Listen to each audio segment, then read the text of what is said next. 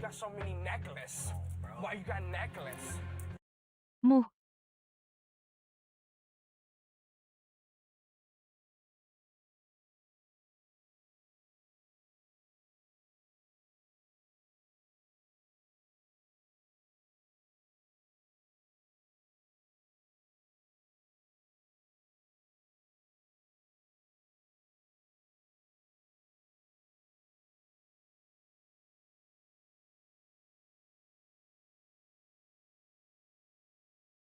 White people be like, Hello.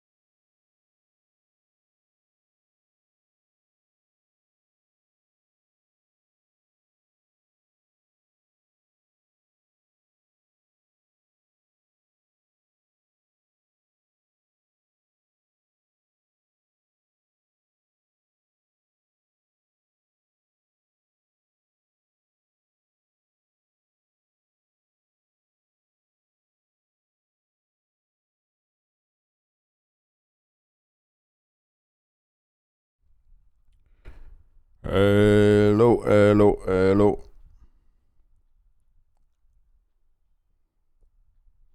Hey guys, welcome.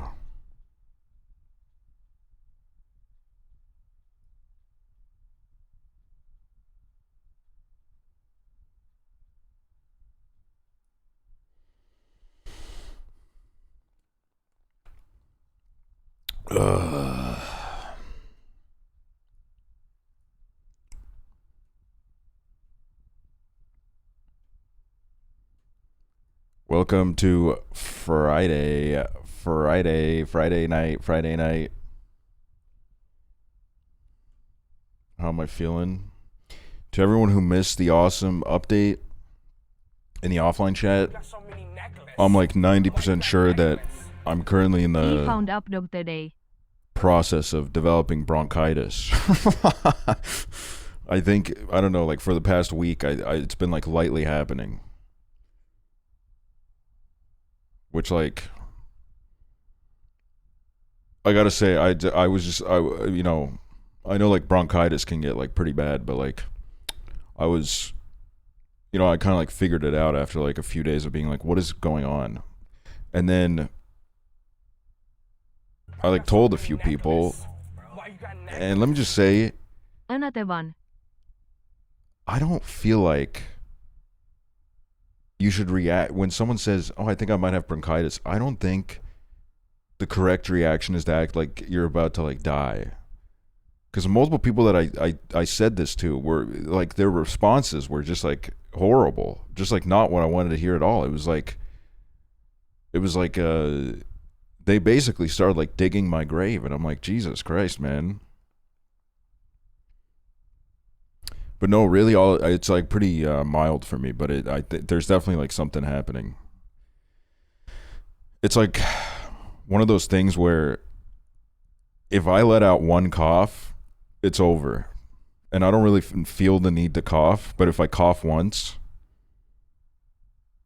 I mean, if you have asthma, it can get pretty bad. Yeah, but I don't have asthma. Like, don't get me wrong, I'm not invalidating the experiences of bronchitis of other people. But I'm like, this is kind of about me right now. So like a bunch of people went like, oh my God, you're cooked. It's over for you. And I was like, Jesus Christ. And then for a second, I actually, like, I was kind of like thinking, like, am I going to die? But I don't know. I think it's probably fine. It's nothing like too serious. It's just, yeah, it's like I got like a little bit of like inflammation that I feel and then sometimes the breath is a little bit heavier, and there's phlegm and there's definitely something existing in my throat. But drinking liquids helps a lot because it like fucking dilutes it a little bit. So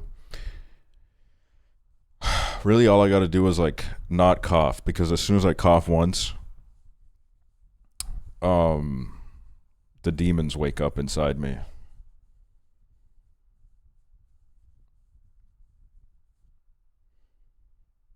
Do you feel crackling in your airway? Yeah, I felt it a little bit earlier.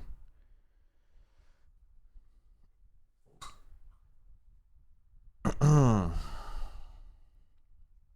gonna be alright tomorrow? I better be. I better be. We're doing this shit tomorrow. Even if it kills me. That's how much this Twilight shit means to me, bro. I'm dead serious. I do not play about Twilight.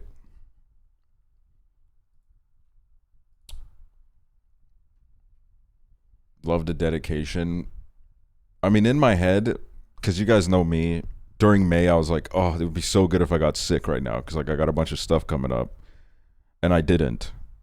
Right now, I'm like, dude, this is the most like beautiful time for this to happen. Even if it gets worse and it becomes hell, because that means I've gotten it out of the way right before Prezzo gets here. So I'm looking at it on the positive side, and I'm saying that we won here.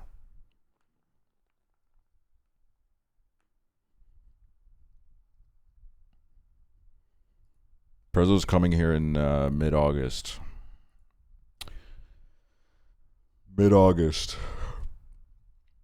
Also, like, I can't think about it too much. I can't think about the fact that there is some like breathing shit happening, because like as soon as I think about it, my brain immediately freaks out and I'm like, I can't breathe, but I can breathe. But it's like I've had that with like any time I get sick and there's like some fucking breathing shit. As soon as I like think about it, my brain goes crazy.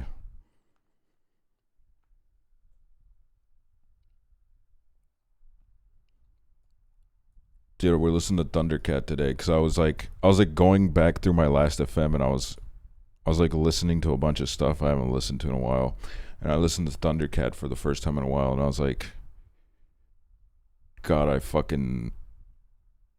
love this shit. I remember, I think it was his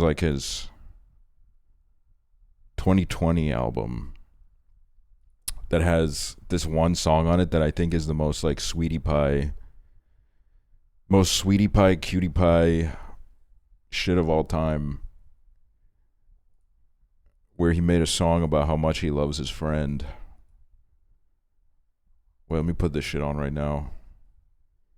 Like, it's just fucking awesome, dude. Imagine, I think the story of the song is literally he had a really good night out with his friend, and then the next day he wrote this song. Like, I think that's so fucking, that's so sweet.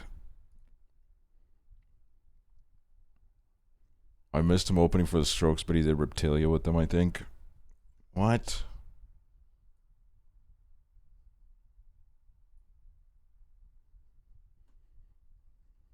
I mean, that's the thing about Thundercat, dude. He's kind of cool with everyone. Morning, my friends. About last night, I don't know how it ended. I can't find my shoes. Everything beats when I party with you.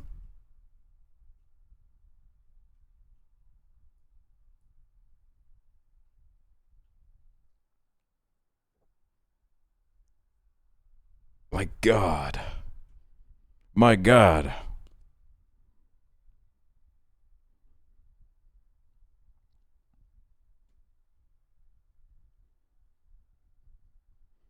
You still listen to this all the time in 2020? Me too. I'm around. If I act up, you let me know that I'm not crazy.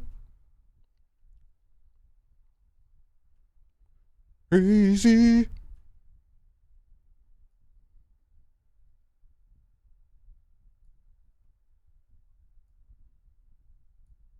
Like, we need more songs about, like, how you love your friends.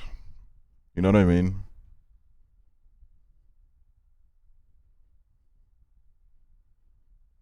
We need more songs about good ass hangs.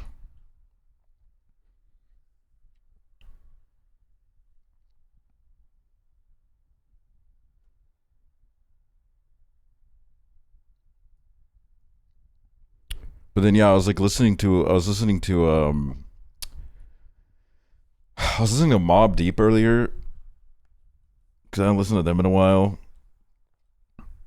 And they have that like one line where one of them says like, "I'm 19," and I was like, "Fuck me, dude," because like when I was like super in my rate your music phase, and I was like going through like the backlog of like all the classic albums of all time, and then you know like one of the great kind of praises that were given for a lot of albums, like Nas's Illmatic, for example, was like, oh my god, they were so young when they made this. Like, it's unbelievable. And at the time, I was like 18 or 19, so I was just thinking in my head like, so what? I'm smart. I'm smart. I'm like 19 and I'm fucking I'm really wise too. But now that I'm like now that it's been like 10 years or close to it, now like I really get it, where I'm like, how the fuck did these people do this?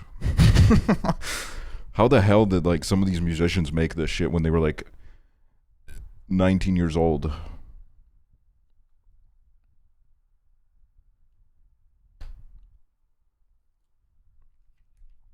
It's kind of unbelievable. But then I was also going through my like Last FM top artists, and I was trying to, because I've had my Last FM for so long that all the top artists are just so out of date, in the sense that I would click on the scrobbles I had for them, and then the chart just showed like a huge drop off post COVID. And I was like, damn, dude, like every single fucking artist, well, not every single, but a lot of them, like the Brockhampton chart was fucking crazy.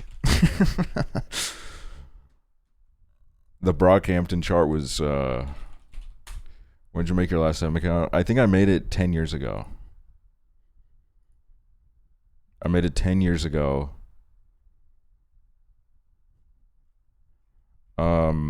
Also, random ass kind of a shout out. There's this person who's been wishing me good night on Last FM for years. Like they don't do it like every night, but like, you know, on occasion they'll message me good night, and then they'll end it with like the number of good nights that they've sent. They were up to 188. And I was like, I don't check my Last FM a lot, so every time I go back and I'm like, oh my god, they still do this. That's so nice. But then I saw that they also craziest place to reach out to me, by the way. But they sent me a DM when my dad died, and it was a very nice DM. It was a very kind DM from this person. They said, I'm a lurker, but I just wanted to say that I saw the news or whatever. I'm like, wow, it's very sweet. So shout out to that person if you're still lurking. But it made me laugh because I was like, dude, Last FM DMs have got to be the most fucking random place. It's got to be the most fucking random place someone has ever reached out to me. But I respect it.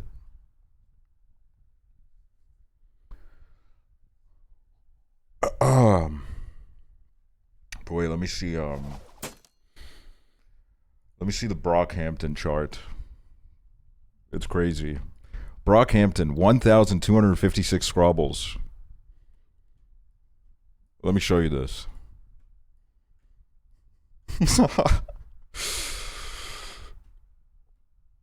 Date range, 2016, obviously 0. 2017, 577. 2018, 224. 2019, 282. 2020, 118. 2021, 35. 2022, 15. 2023, 5. And that was it. That was it.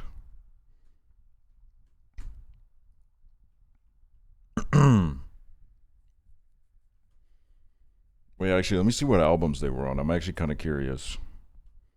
First Saturation.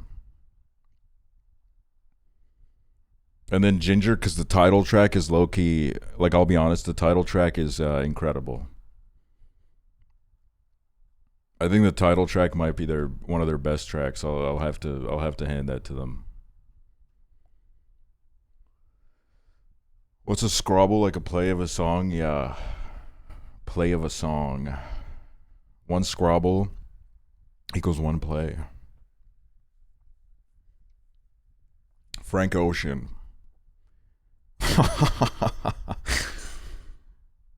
Yeah, I mean this tracks with like what happened in my life. This makes sense actually. Oh my god, dude.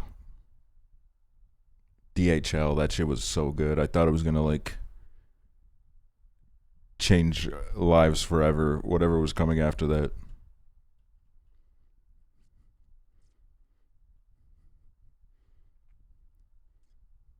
LCD Sound System.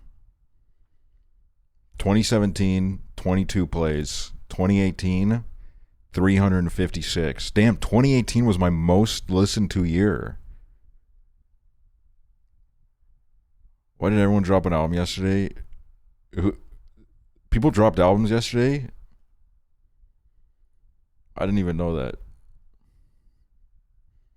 Arca? Wait, really? Okay, but like, you guys are naming one person. Who else? Ariana dropped an album? What?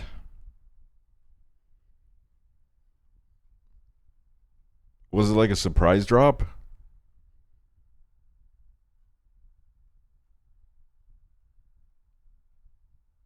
Ari dropped a No One Gaff? Wait, let me look at my Thundercat plays. Damn. Wow, I really went all of 2025 without listening. That's crazy.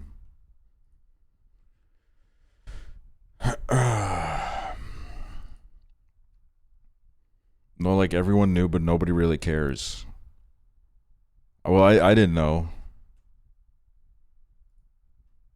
I'll be honest. I didn't know. I don't know how I didn't know. Oh, but look at the Killers. Which, by the way, it actually makes sense that I have bronchitis because I thought that the Strokes and Killers discourse actually put me in some kind of like weird episode because I haven't felt right. I have felt fatigued and weird for like a week now. Like genuinely weird in a way where I'm like, there's something wrong with my brain right now. And I genuinely just attributed it to this. But no, I think it could actually still be true. It could be true that the Killers Strokes conversation gave me bronchitis. Seeing my goats get dogged on like that put me in a horrible state. First recorded death via rage bait. Yeah. Wait, look at my Interpol plays. 2018, I went in and I listened to them 15 times and I said, oh, wow, okay. And then I didn't listen again for 3 years.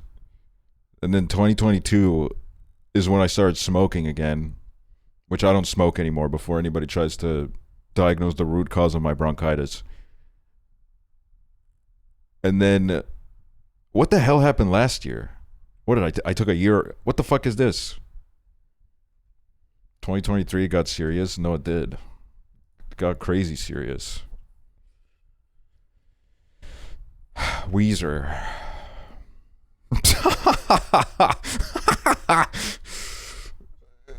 Yeah. Damn, alright.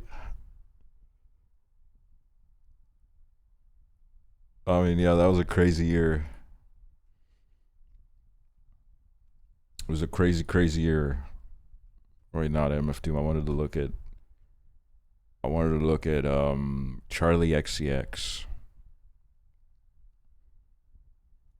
2019, I said, fuck yes. And then I said, hold on a second. I said, give me a second. Your Weezer phase is where you almost lost me as a viewer. The fuck? You guys are fake as hell. You gotta support me. You gotta support me through these moments that I have in my life. Okay, I'm not perfect. I'm not perfect. I stumble sometimes. Dude, my Mitski plays are fucking hilarious. Like, I really just fucked with this album, dude. I won't lie. Like, I loved this album. I was obsessed with it.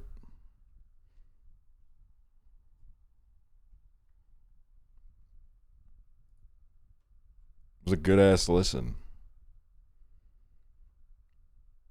Bang, bang, bang.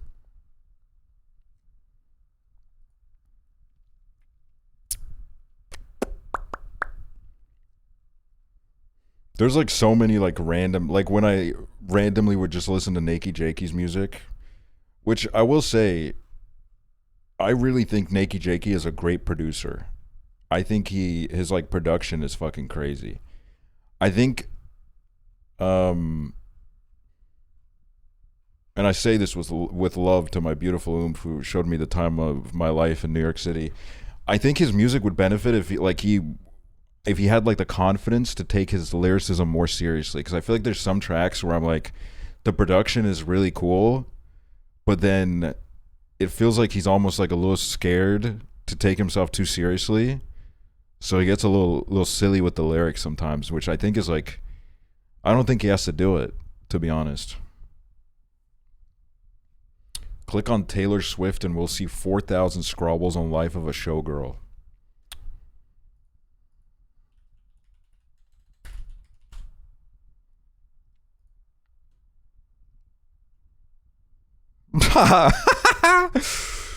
Dude, this song was fucking awesome. What it coulda shoulda was fucking lit. Like, I'll be real. I think Midnights, she still kind of had it during Midnights, to be honest.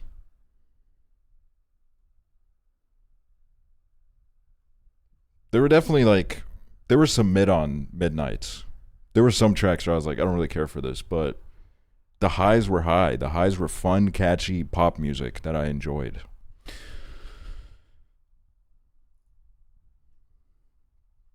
People don't talk enough about would've, coulda, should've. Dude, it was fucking bow, bow, bow, bow, bow, bow.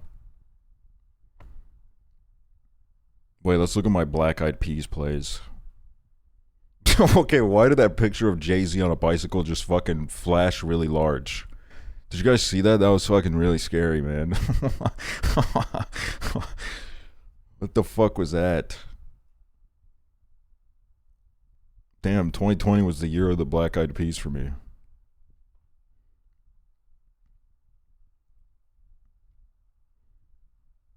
Ring-a-ling having 15 scrobbles, because like, it's like when you get really obsessed with a song, but I don't like putting a song on automatic repeat, because I think that's when the song gets ruined for me.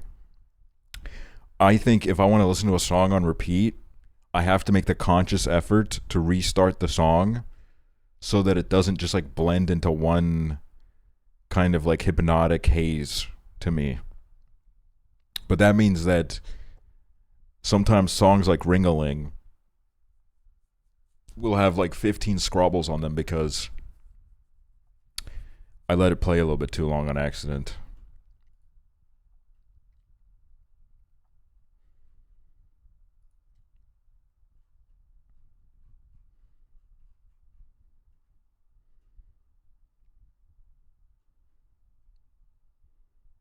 Wait, like look at my Drake plays.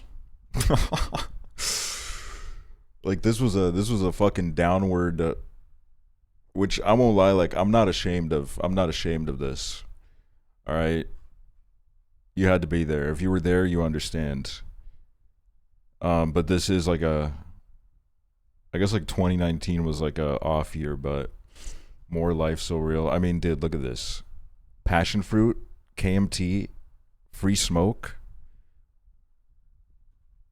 The thing about More Life is it is a dog shit project because it's like filled to the brim with like way too much bullshit, and there's like a lot of garbage on it. But then some of the peaks are like crazy. Now look at your Kendrick plays. Here's my Kendrick Lamar plays. I had exactly 2,000 plays in 2017. Isn't that holy shit, dude. I must have fucking counted. I think a part of the reason why you'll also see me,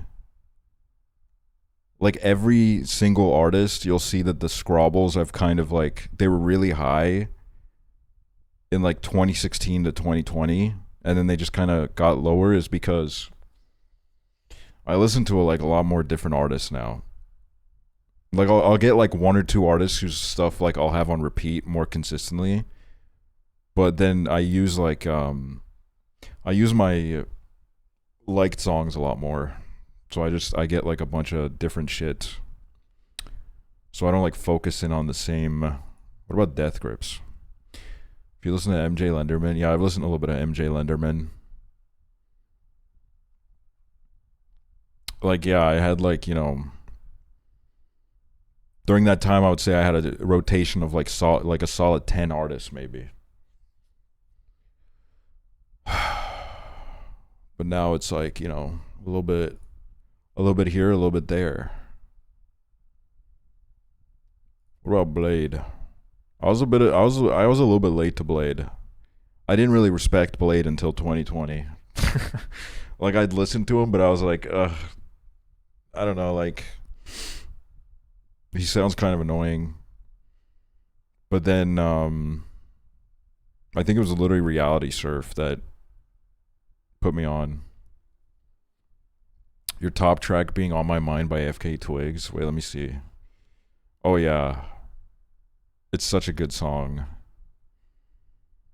Okay, like what the fuck happened here? Why is there two separate?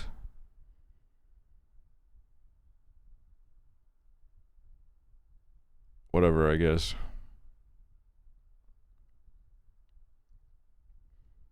Yeah, Wiz Khalifa is on this track. Well, let me see last 365 days. I don't know if I'm copy of a. This is crazy. I thought it would be another Nine Inch Nails song. Honestly, that was.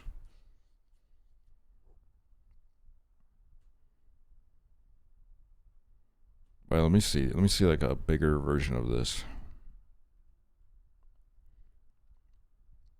Ooh, Townies. Good ass song.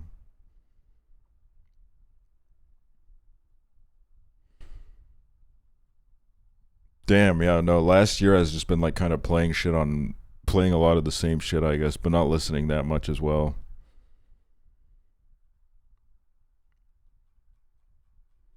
Like honestly feels like most of this is from like the last like few months. What about top albums in the last year? Yeah, that makes sense. That makes a lot of sense. I am like really addicted to this Nine Inch Nails album, like the first one. Like I think the music gets crazier way after that, but this album is like so perfect for what it is. It's really good. It's really like every time I listen to it, I'm like, this is kind of like I don't mean this to like shit on Depeche Mode. Like Depeche Mode has some good songs, but this is like kind of what I wanted Depeche Mode to be when I first started listening to them. Can we talk about Always? Always has some great songs, like After the Earthquake. Who knows? Who remembers this? Who remembers this classic? Listen to this with me.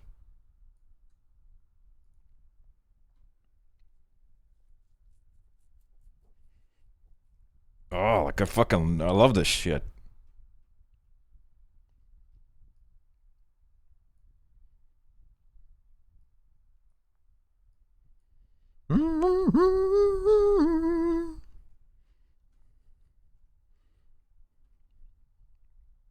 Listening reports. What did my listening report say last year?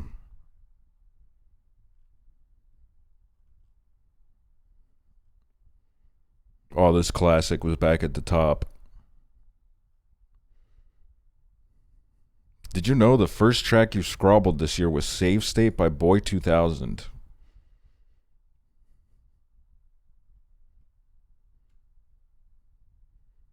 What the hell? What the fuck happened on January 19th that made me listen to so much music? And then this is... See, this shows that, like, I'm not gonna lie, a lot of the music I listen to happens on stream. a lot of because look, this is me going live. this is literally me putting a track on to go live.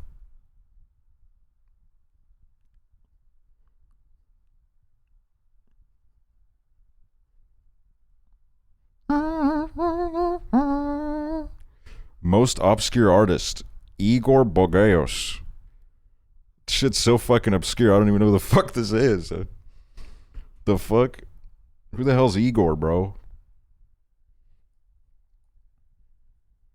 When Discord said you were listening to Thunder, Imagine Dragons for like 2 days, did they also scrobble? No, it was just because the title the title Discord integration like kind of works in the sense that if I pause a track, it'll just keep saying that I'm playing it. But so what happened was I paused an Imagine Dragons track and then walked away from my computer. And then it just looked like I'd been listening to Imagine Dragons for 2 days straight. Pre-1960.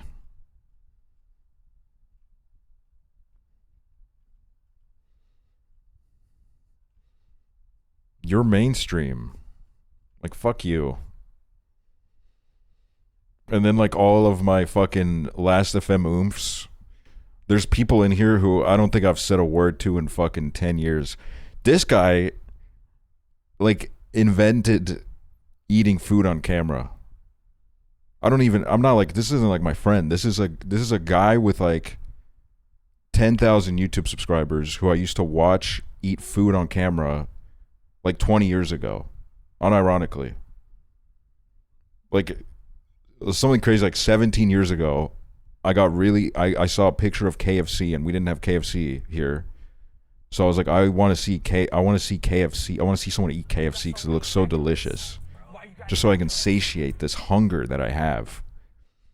So then I looked up guy eating KFC, and he worked at a mall, and he would, during his break, record videos of him eating different foods. It was called Watch Me Eat.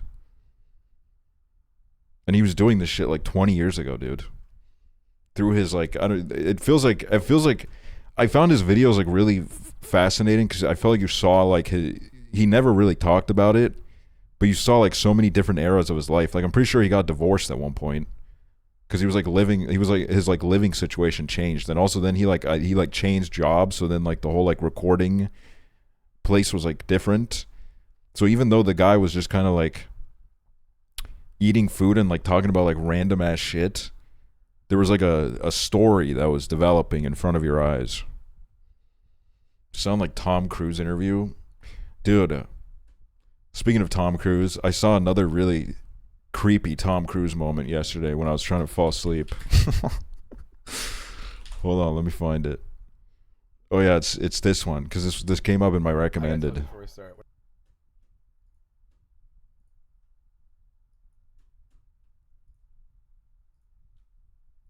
Like, this freaks me out, dude.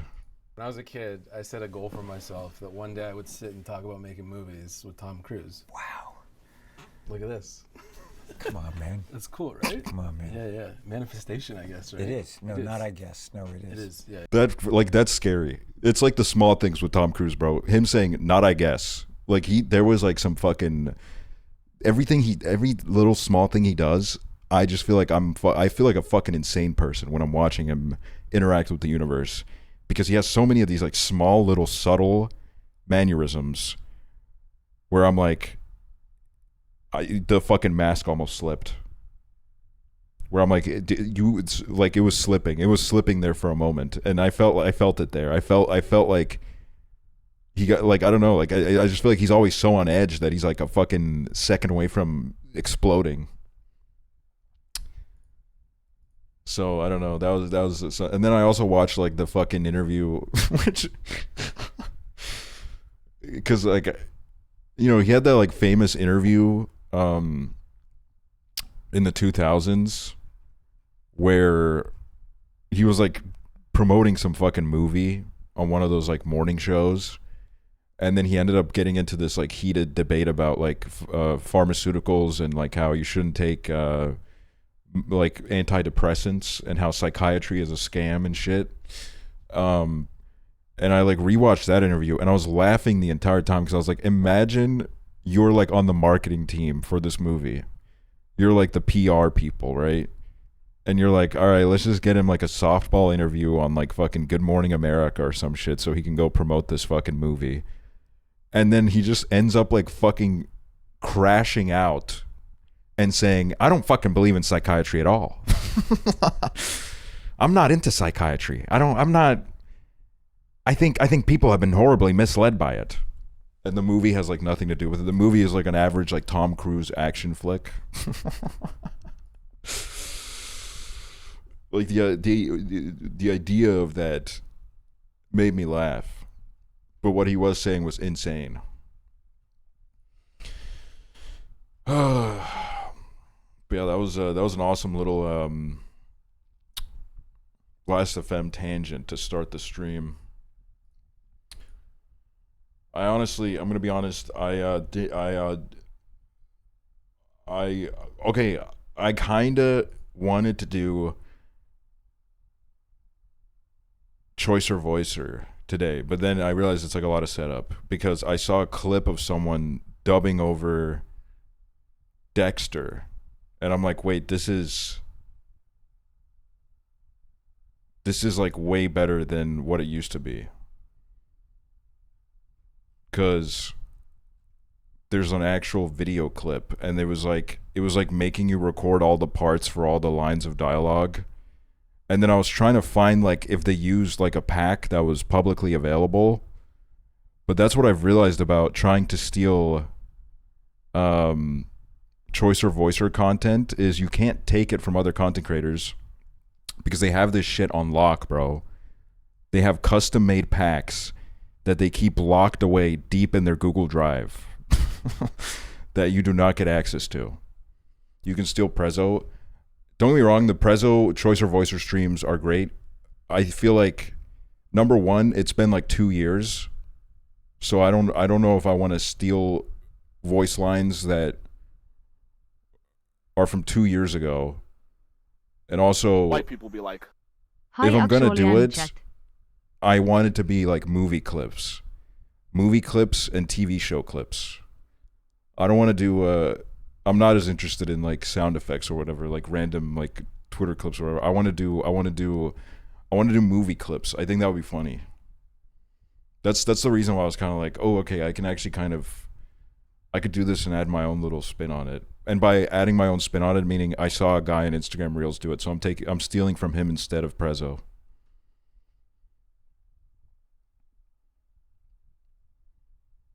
Can we send the Tom Cruise interview? I would absolutely love to do a cover of a Tom Cruise interview.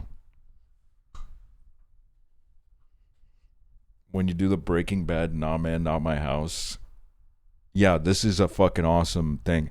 But I got sidetracked because then I started Googling bronchitis symptoms. And then like after I told my friends, I was like, how likely is it that you die from bronchitis? Because I was freaking out because of the fucking horrible people skills that my friends have. And then I was like,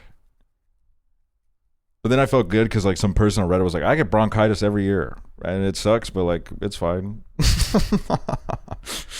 So I was like, okay, I'm going to go with this. And then obviously like next week, if it's like gets bad, I'm going to go to like a doctor or something. But like right now it's fine. Like you wouldn't even be able to tell if I hadn't peeled away the layers of myself and revealed what's really happening inside of me right now. You know what I mean?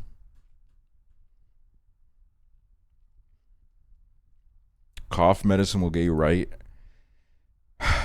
Last time I was sick, I was taking like a bunch of cough syrup and I fucking hated it because that shit got me high as fuck.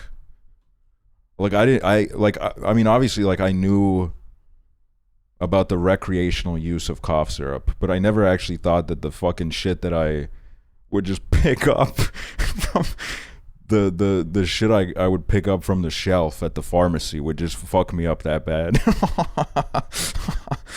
Cause I would do one spoonful. I remember I would do it before stream because I was like, I gotta get myself right. And then like 20 minutes before stream, I was like, bro, I can't even like put together a fucking sentence right now. Like it like disassociated me so fucking bad that I was like, I need to like fucking lay down. So no, I honestly kind of didn't like it. It's kind of like how I don't really care for like ketamine. I'm like, ugh, I don't need to fucking feel this.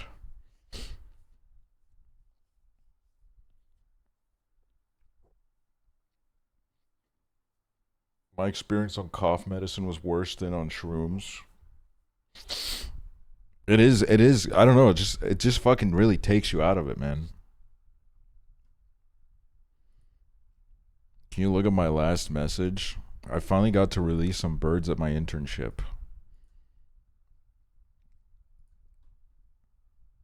Angel, I thought you said the idea of being in a K-hole seems so fun.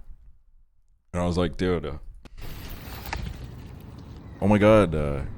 Wait, this is crazy.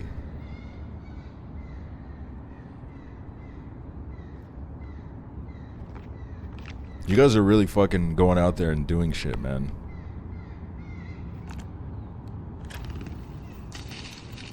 I'm gonna do this to Chiblee one day. I'm gonna release Chiblee into the wild.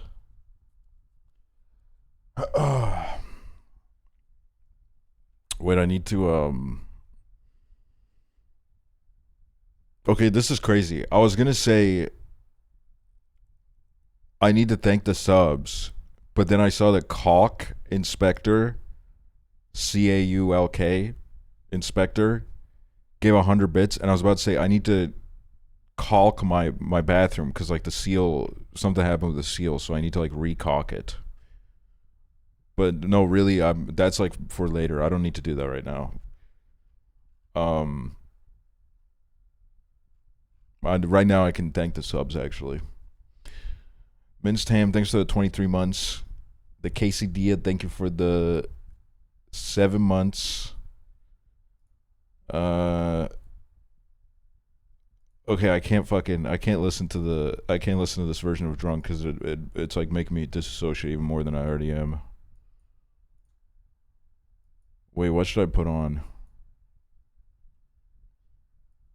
He's already losing brain function. Yeah, I'm deteriorating at a crazy rate. No, guys, I feel fine. I feel fine. Arc, a new album. Is it good as like background sounds do you think? Because I've listened to Arca's music before, and some of this I'm like, this is great, but like this isn't really like some of this I'm like, I wouldn't really put this on in the background. This is more of like a I got to be there to like feel it kind of shit.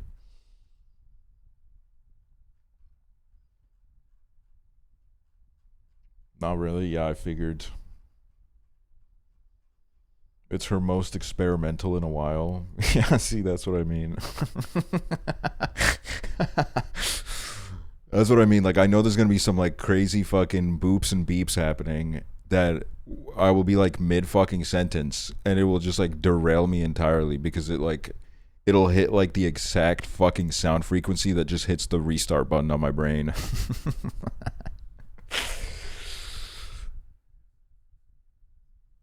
Cocteau Twins, let's do the classics. Alright, fuck it, man. It's been a while since I've listened to the Cocteau Twins.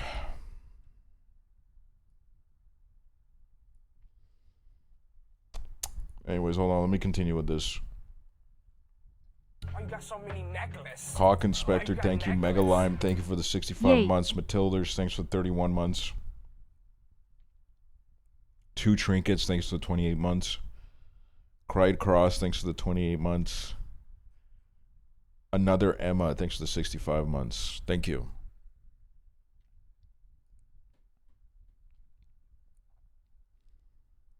Also, guys, look at what I'm wearing today. The classic, dude. Why you got so many necklaces? Why you got necklace? Big 5-0. What's up, Mega Angeline? Thanks for the 50 months. My favorite sweatshirt that I own, I still have mine. Dude, that's awesome. That's yeah, I do still wear these a lot. If you were to do merch today, would you still do egg theme? No, because like I like the Yolk name, but I mean, we didn't really do eggs that much. We did like a couple drops with eggs and then, or a few, and then we just kind of did whatever. Like this is about like a Otter branded Alaskan fishing company. I used to get really pissed off because sometimes I'd get comments about Yolk where they were like, "You're ripping off Tyler the Creator," because I guess they were like drawing comparisons to golf, and I swear to God, like on Quabi's life, on like Chibley's life, I did not think about golf at all when I came up with Yolk. I just kind of thought about like eggs, and then I was like, what would be like a good name for like egg? But at one point I was getting like so many comments about it that it was genuinely fucking, it was like tilting me so hard. But now I'm like older and I'm more chill. Why eggs though? Because everybody, I don't know, it was like the easiest thing for my brain to like kind of draw a line from. Because everybody called me an egg. And I'm sure you can assume why.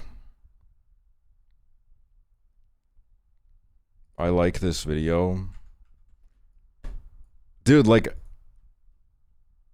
can we be honest? Like, we made history. We made history. You weren't even bald back then, though? No, I was. I was bald in 2018. Or I had, like, a buzz cut. But I was bald. 2018, 2019, when it was, like, when I made it. I was, and then I grew it back. But yeah, we made history. We made history with this. Shout out to Stu. Like 6 months after this happened, his house was raided by the FBI for infringing on Disney's trademark. And Stu, we will always love you and miss you. Hello everyone, and welcome back to Wait, I didn't realize that Penguin commentary. Rewritten. So today I bring you here Dude, yet another code for you to wait, use. dude. So without further ado, I've watched this fucking channel before when I was like trying to figure out some like tips and tricks to get coins.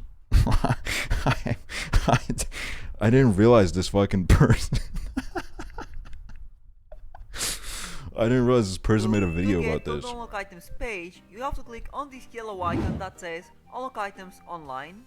Then you choose the penguin that you want to use. And right over here you have to type down your family.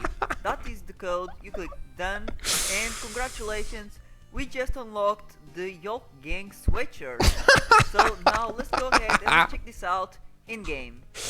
Alright everybody, so here we are, and check it out. This is how the sweatshirt looks in our penguin. Looks pretty cool, and it says over here the Yolk family and everything. So yeah, pretty awesome. And by the way, yesterday I made a new video talking about all the secrets and new items from the Okay, wow, you moved on fast. catalog. What do If you want think to about know it? every single secret from this catalog, then make sure you check out the link that I'll leave in the description and at the end of the video. It is pretty awesome. And yes, that is pretty much it, everybody. I really hope you all enjoyed watching. If you did, If you don't- make sure you hit don't that like gaff, button. It OMG. is very much appreciated. And subscribe. Wait, what do the comments say? To be honest, I never thought CPR would do something like this, yet here we are. The sweatshirt looks quite cool, although I think I'll stick with my current look. You know what, I'll take it. I'll take it. I did not understand the reference. Are you a boy or girl? It's Aksually's merch. He's a Twitch streamer / YouTuber. Wow, people were out here representing me. That's crazy.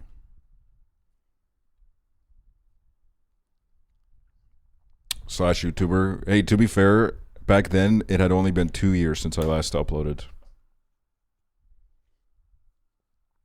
And now it's been 7. Or it's going to be 7. At some point. Why are you making your voice so deep? What the fuck? Who the fuck is this? Following since 2018.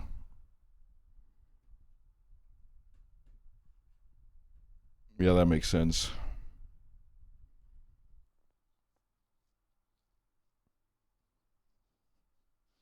They remember your gay voice? Yeah, they probably do. They miss the good old times.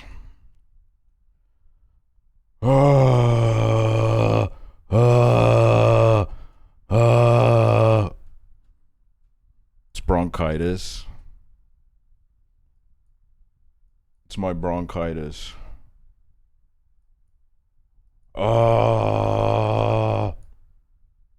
Ava Elizabeth, thanks for the 22 months. Hope you feel better. I heard honey helps. Yeah, I'll come back like next week. I'll sound a little bit, I'll be a little bit more zesty.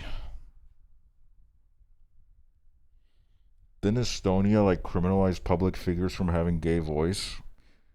If Estonia criminalized public figures having gay voices, then who's gonna host your TV shows? Estonia? Because I won't lie, like I think 90% of the gay population in Estonia is on daytime TV.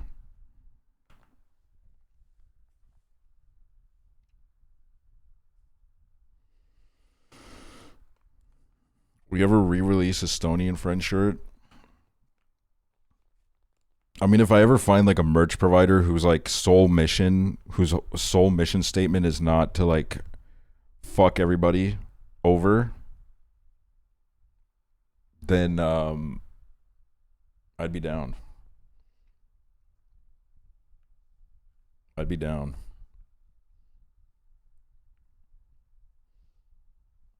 Should sell a cozy scarf. I can't think about scarves right now. It's fucking boiling. It's boiling hot. I'll do it. I'll sew all the clothes by hand. See, that feels like that feels like a labor violation to some extent, somehow, on my part. So then I'm kind of like the merch company in that situation that's like breaking laws and ruining people. Oh, that song is so good.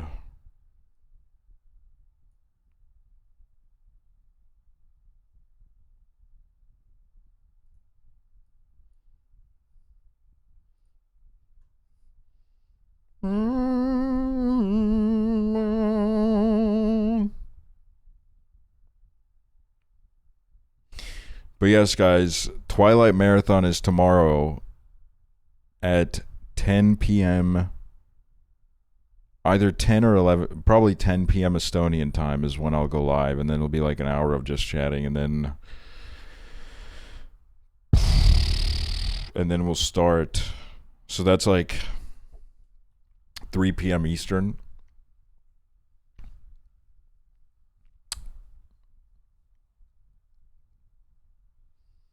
Three p.m. Eastern, yeah.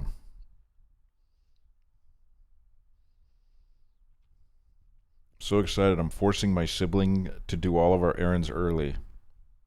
Just so I don't miss a single second. Fuck yes, dude. Keep the talking bit long. I'll be at the theater watching Odyssey. Bro, I do not have a 10-hour just chatting section in me.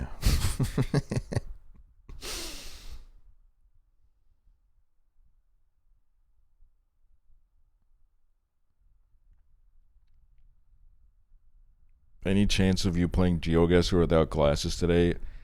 Yeah. Yes. White people be like, Yes, I will do it. Hickory nut. Thanks to Prime. Okay, now that I'm like sitting here, I'm realizing like my brain is a little bit cooked. So if I'm like moving a little bit slow, just trust the process. I will reach the destination. I will get there.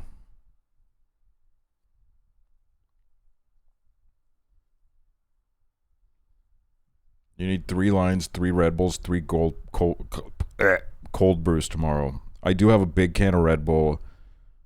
I'm gonna get like a bunch of easy foods that I can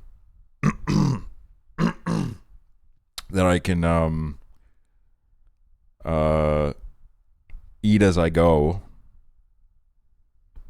And I will be taking little breaks between the movies where I go like walk around and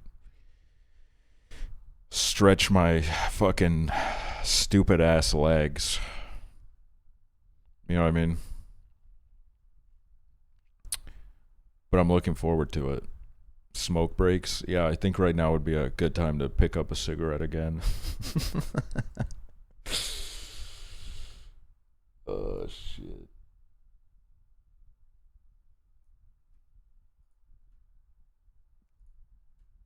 Okay. Hold on. I work out tomorrow, so I'm going to have to be doing yoga during the baseball scene. Wait, that's kind of awesome, though.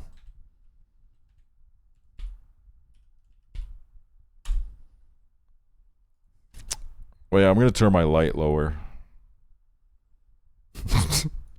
Oh my god. What the hell? Fuck you, Elgato, with your stupid ass prompt. Okay, hold on. You're glowing?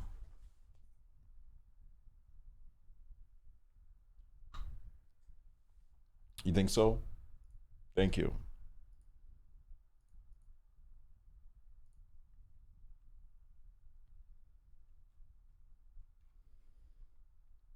Also, I was like sorting through more like old pictures, and I was sorting through like some of the art that I made as a kid. And my overwhelming sentiment was like, oh my god, I was so bad. Like, I'm gonna be honest, like my art was horrible. It was like really bad. Life begins at 40. And the amount of artworks where I would turn the paper around and the teacher had written, "Can you please try to paint inside the lines?" Because that's something that I had a lot of trouble with. Now I'm going to be honest, this sounds like these are things that I did when I was like 5. I feel like I was like 11. Like, I feel like I was like a little bit too old to be that bad at it. But it was they're bad. They're very bad. Why you got so many necklaces? Why you got necklaces? Hunter. Sexo, sexo, sexo, sexo. Hunter, thank you so much. I love you, Hunter. And Danny Boy, thanks for the 8 months. Thank you. Thank you.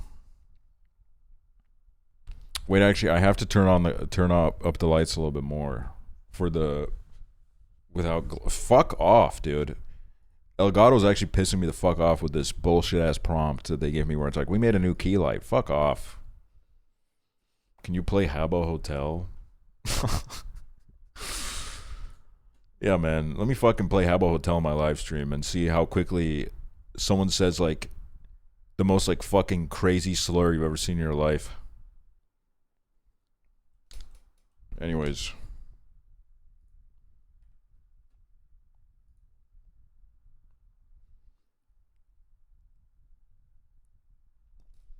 If you guys have not seen this before, this is a brand new segment we do on the stream where I do the GeoGuessr Daily Challenge without my glasses on because my vision is really bad and I can't see without them. Like I can't read the chat like at all right now. I can't even make out emotes. Like I can see that someone just put like something yellow in the chat, but I don't really know what it is. Now there's like some like white shit, but like I don't know what's going on. All right.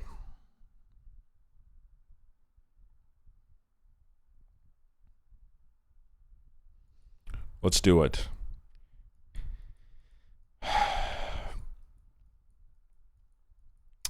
Is this the US or Estonia? I can't fucking tell. It's very green.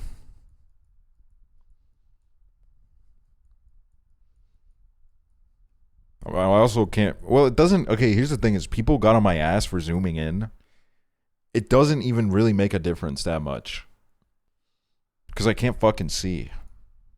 Even if I zoom in on a sign. Which, like, I do kind of really want to zoom in on that sign. It's a green sign, which is confusing me a little bit. But let me see if I can... Let me see if I can make out like anything on like a truck here or something.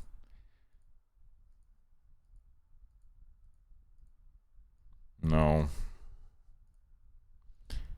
I mean, it doesn't help that we seem to be like kind of like in the middle of nowhere.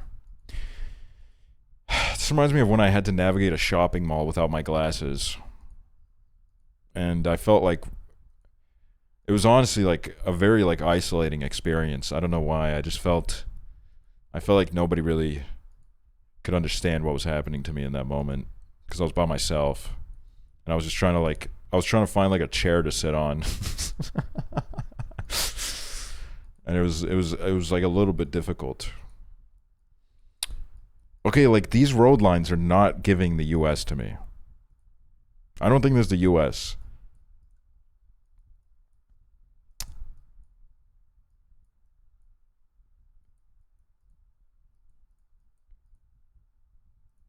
And that, yeah, I mean, that's definitely a European truck.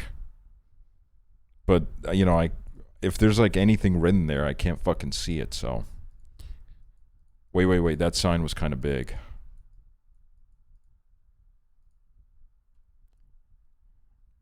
It's just like one big white blob. Like I can't fucking see anything. Okay, wait. This fencing is giving major like maybe Poland vibes.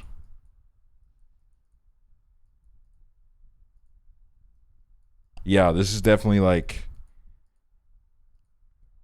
either like Poland or like the Balkans or like somewhere thereabouts, like somewhere around there maybe. If I had to guess. I can't. Okay, this is where it gets kind of confusing because there's like too many countries here and I fucking didn't realize the time was running out. Where the fuck is this? Okay, that's the UK. So this is like France. It was in France. I can't see my cursor. Okay, there it is. Okay, this has got to be like the UK, bro. What the fuck is this? Is this like Ireland or the UK? Or you know what? Maybe it's like fucking Denmark. Denmark sometimes I'm not gonna cough. If I cough, it's over. If I cough, it's actually so over. I can't cough. That's like a church.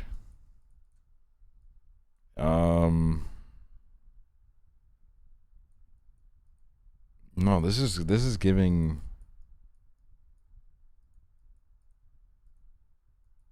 It's giving the UK kind of, no? I don't know though. That one building looked like kind of weirdly Danish. But this also could be like Netherlands or Belgium, because sometimes if you get like UK vibes, it's actually that instead. All right, let's just you know, it doesn't really matter. If I put it here, it'll be in the middle of where it could be. Okay, so I was right, I think.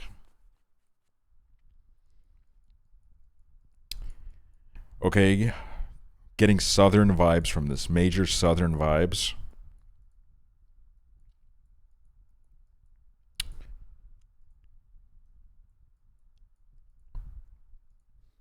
This could be either like Spain or Italy.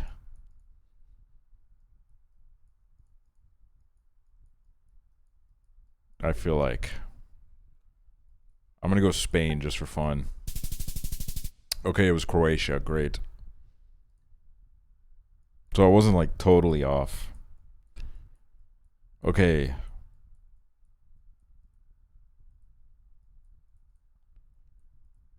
Let me see.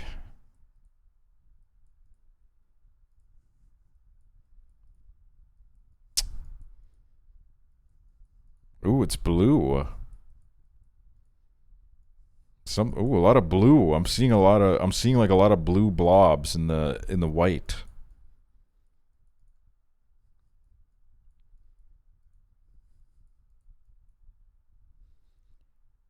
Tell me that's a Turkish flag.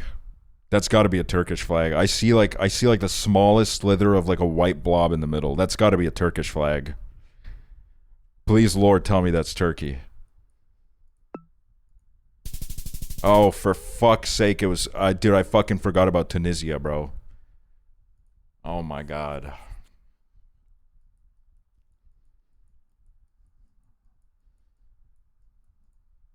I could have gotten that if I just like remembered Tunisia for 2 seconds.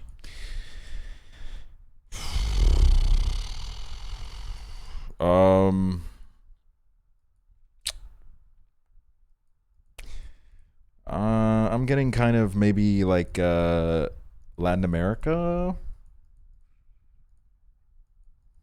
I'm getting maybe...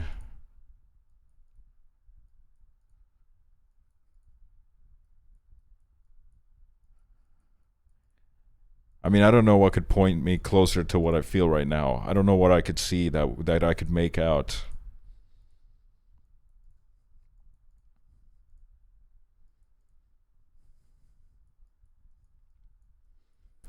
Is that like a stadium? What is that? That looks like a stadium to me.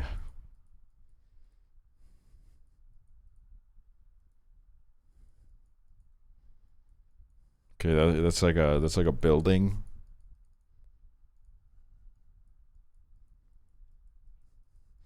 That's really the level we're at right now, where I have to say that's a building. No, it's not that bad. I can make out a building pretty good. But like, for example, let me see if I can get close enough to make out something on this billboard. No, I can't. There's something like red here. And then I guess like in the middle of this white, I think I can, there's like some text, but oh my god, dude, like this is so fucked. Fuck LASIK, dude. I need an eye transplant. I need to get myself some new fucking eyes. This is ridiculous. Like I can't fucking... Wait.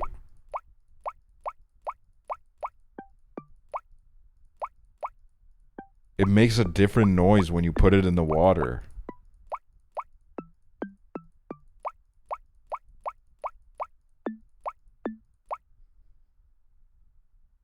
That's amazing. Anyways.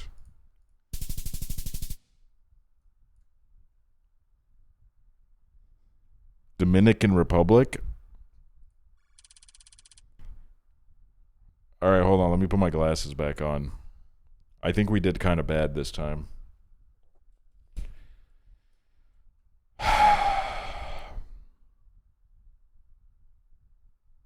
Yeah, we kind of flopped. Last time was like really good because I got all the places. Pretty close.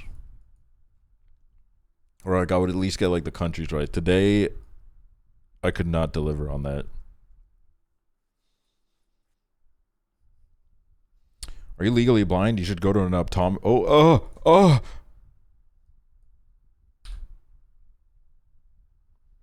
You should go to an optometrist if you can't even find a seat in a mall. You could probably get some kind of benefits.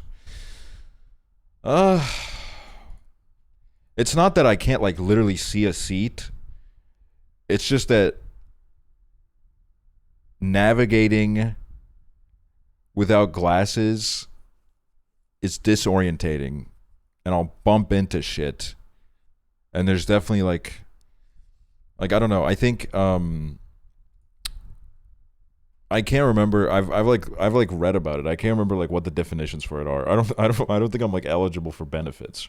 But my eyesight was so bad that it was like one of the reasons why, because you know, all the men in this country have to do like a mandatory military thing for like 9 months to a year, and they had fortunately no interest in me because of my antidepressants and also my really bad eyesight. I forget like what the limit was for the eyesight. I think it was like -7 or something. If it was above -7, or maybe it was even less than that, then you couldn't go to the army, which is kind of funny because there's like, for me, I was like, thank fucking God. But then there was like a bunch of every now and then I'll see a post from someone that's like, my life is fucking ruined. My life is fucking ruined. It was my dream to serve. What is that out of 20? I'm going to be honest. We don't do the whole like 20/20 thing here. I've never been told like what my eyesight is on that kind of scale. I'm surprised they don't have desk jobs for those that fail medical. They do have like replacement service, but I think it's kind of more for people who, I don't know. There's like some things that like disqualify you where they do send you to like volunteer at like a hospital. You have to do like a year of like working minimum wage at like a hospital or like an old people's home or whatever. But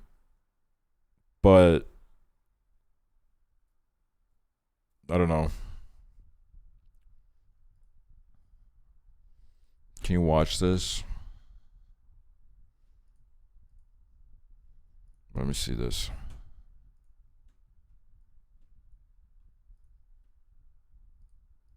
Is that like a stadium? What is that? Wait, what the fuck?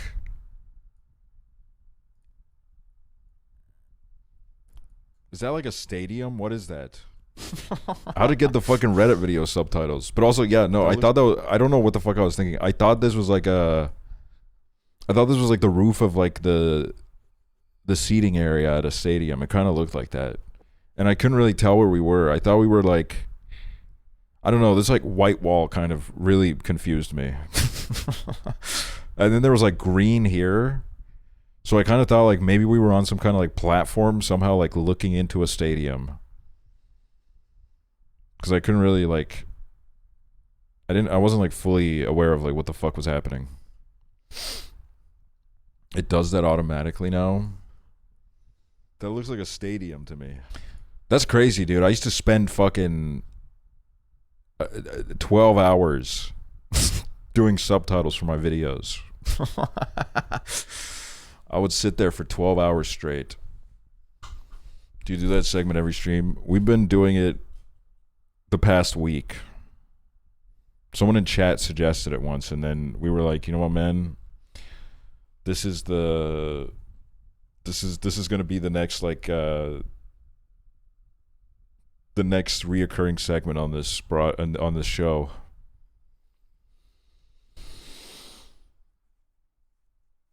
(80/20) means you can see something 80 feet away that a normal person can see at 20 feet. I feel like that system is, I'm sorry, like that system is crazy to me. Because here it's like, you know, and I mean, I feel like you guys probably get those too, like the minuses and the positives or whatever. You know, you get your prescription, it's like minus, like mine's like -8 or some fucking shit. Plus like, whatever the fuck. And I feel like everybody kind of like knows what that means.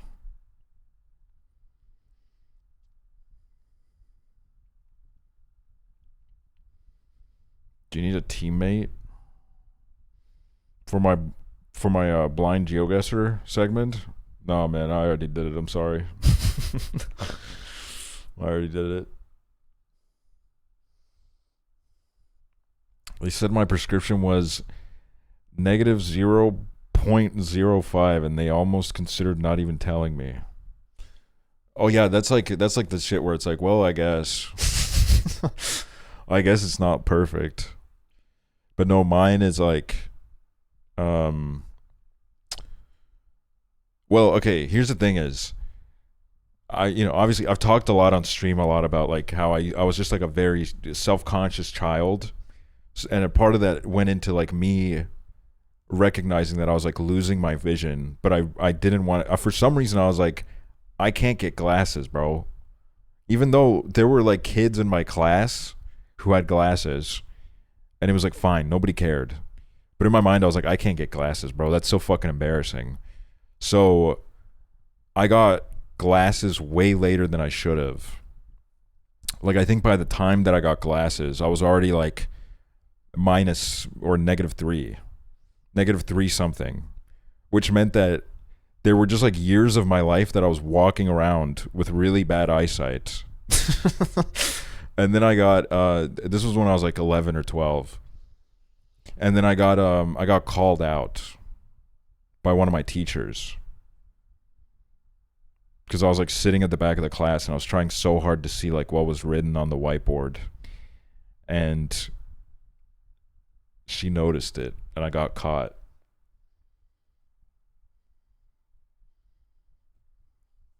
I've had glasses since I was 2 years old. I have really bad astigmatism too. Yeah, I think I have that too. I forget the fucking nitty gritty of it every time it's like been like 4 days since I got my prescription. I like forget it.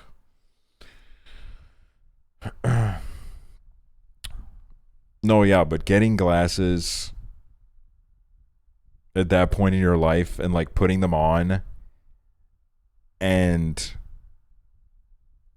seeing the detail and everything is fucking beautiful. The only thing I wish looking back is that I wish that I hadn't gotten these like really fucking stupid looking green glasses. I went from like being too self-conscious to have glasses to I was in the glasses store and I saw these like green frames and I was like, yeah, I think this would be funny if I had green glasses. And I remember the lady, like the sales lady, was like trying to talk me out of it. And I was like, no, you just don't fucking get it.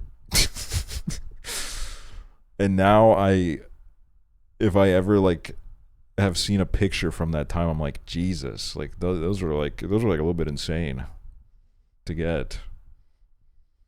But then I remember in 2014, I watched Birdman. You guys know the movie. You guys obviously know the movie Birdman. Zach Galifianakis in Birdman had green glasses. And for some reason, like, dude, I was looking for like any reason to be seen. I was like, I felt seen in that moment. I was like, oh my God. Zach Galifianakis in this movie also has green glasses.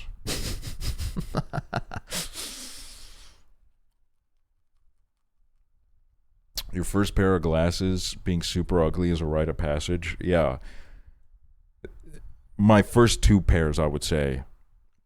Because it took me two pairs of glasses to figure out that the whole like square or like rectangle shape is not for me, not for really like my face shape or for my prescription. Because if you have a higher prescription, you want edges that are more rounded. Otherwise, it like, you know, the distortion on the edges is going to get like kind of crazy. So then I got, you know, my third pair of glasses were my first like kind of rounder ones. And I never looked back. I think for me on my face the glasses are best when they're round.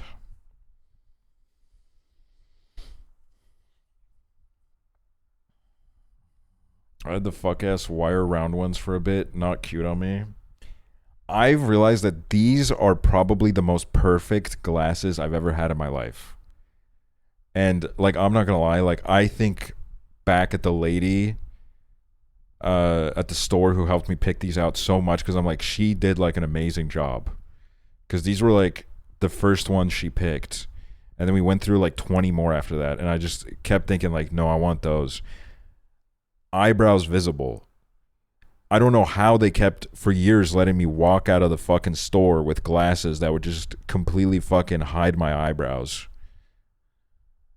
Losing your eyebrows is rough.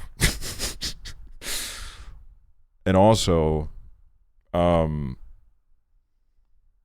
about my, like, you see it kind of at the bottom here. There's like a little bit of distortion. This distortion is way more noticeable if you have like frames that kind of don't work with it. In these ones, the distortion isn't as noticeable at all because it kind of like blends in with the frames. But I've had some glasses where it was like, you know, I had like the ones I had like a few years ago were like, they were like really thin Ray-Bans frames, and I would like keep like every picture I would see myself and I'd be like, holy fuck, like the glasses distortion is insane. Which I feel like the glasses distortion is something that like people who don't really have glasses don't notice at all. But then I got like a really high prescription and I would just notice it on myself like all the fucking time. How thick is the glass in your glasses? So there's like different kinds of lenses you can get, and there's like higher index lenses. Like I think mine are like 1.75 or something. I forget like what they, or like 1.78 or something like that. Where like if I were to get like the normal index that I feel like a lot of people with like a smaller prescription get, they would be like, bro, they'd probably be like this. Like they'd probably be this fucking thick.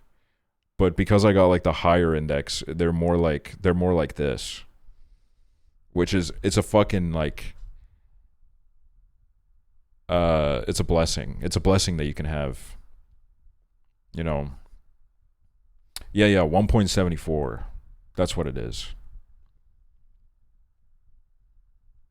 Because I had like one of the pairs of glasses I had was it was like this like awkward transitional phase where like my prescription was going up, but it like hadn't gone up enough, so they didn't really think to like recommend a higher index. So like one of them did have like kind of a thick glass on. I just remember being like, ugh,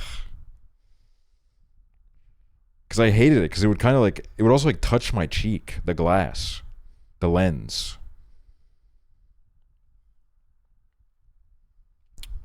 Your glasses, I felt, have always suited you well, but I do think these are like natural on you. It feels like you have spawned into the world with these. That is such a beautiful thing to say. I really appreciate you saying that. Thank you. Because we all want to feel comfortable. You know what I mean? I used to work in optometry, and the worst RX I've ever seen was like -16. My aunt has I think negative, like either -12 or -14.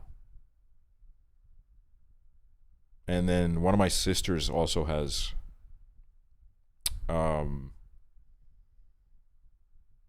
like -8.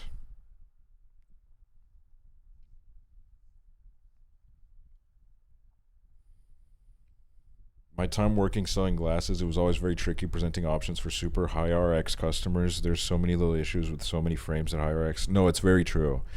It's very true.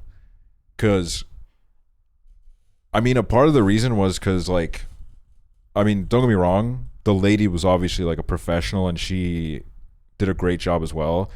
But I was like, I think one of the reasons why I kept getting frames that I was kind of unhappy with was because I kind of like didn't even know what to look for myself.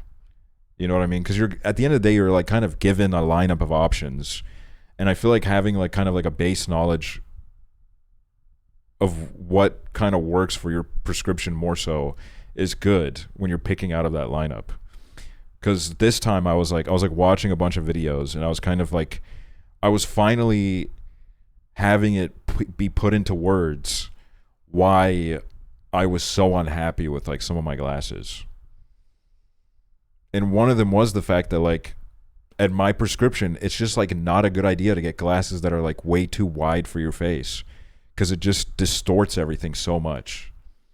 Because with this, it's like, you know, the lens doesn't leave like enough space to really like create some like really crazy shit. Like obviously there's going to be distortion because the prescription's like high as hell. But like if I had like glasses that like kind of extended out even more and lenses that like were bigger, it would be kind of a mess.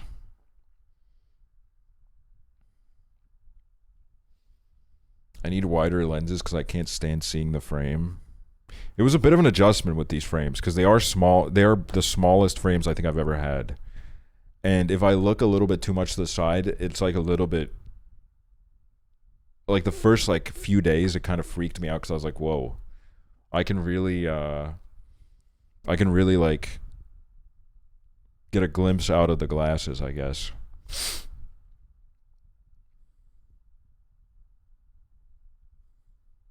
I also have a big ass head. I've never really figured out if my head is big. I think it's more so, it is kind of big, I think. I'm like kind of tall. My head doesn't look that big because I have a really long neck. But then my head is like also like a little bit like long. It's like a little bit like, you know, hence like the whole egg. Listening to this conversation, having White never people even be been like- to the eye doctor. Bello. It's fun, bro. It's fun. Isn't everyone's head big? No, dude. Have you seen Hassan? Fly Fisher, thank you. Thanks for 2 years. Thanks so much.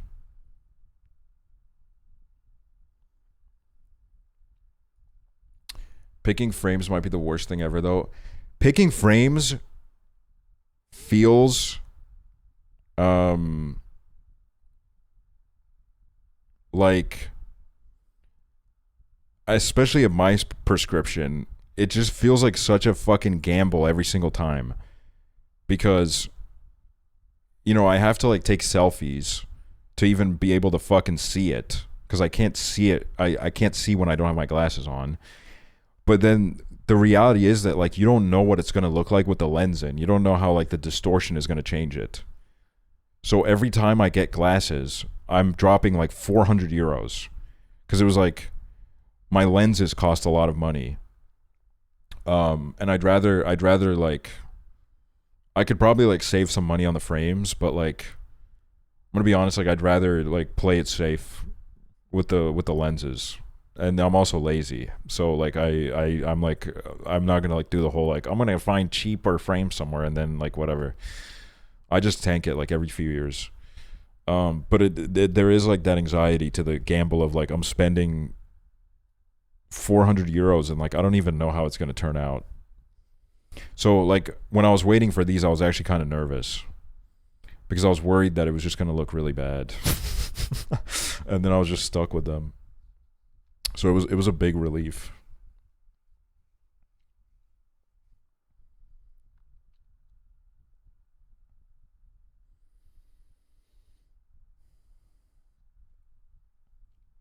Why do they make the vision test so dreamlike with the farm and all that?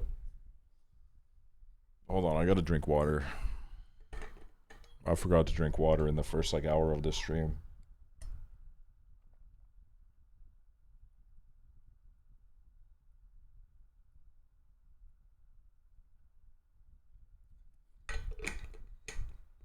You know what was one sign where I was kind of like, these frames I think are actually kind of good? Was there were people that I'd seen a few days before I picked the glasses up. And then I saw them again a couple days after I got the glasses. And low-key, like, they didn't notice. They didn't even notice the glasses on my face. Like, someone, like, 2 hours into me hanging out with them was like, oh my god, wait, did you get new glasses? And a part of me was like, fucking finally, dude. I spent 400 fucking euros on this, dude. I spent 400 euros into this, and I walked into the function thinking, like, holy shit, I'm about to get showered with, like, compliments. Like, people are about to, like, fucking do tricks on it. It's gonna be crazy. And then people didn't notice. You guys ever get the balloon? I'm trying to remember what I had last time. I think it was like the farmhouse. I don't remember the balloon being there this time.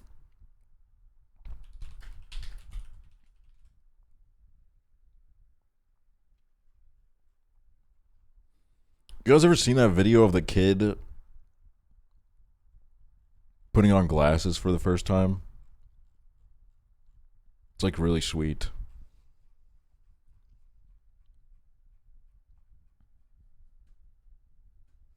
Which one? I mean, I guess there is all. It's this one. Look at this.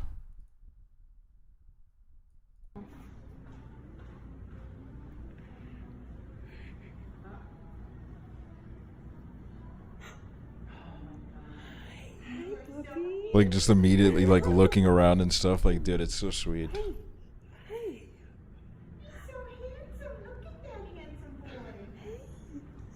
A whole fucking world opening up, man. It's beautiful.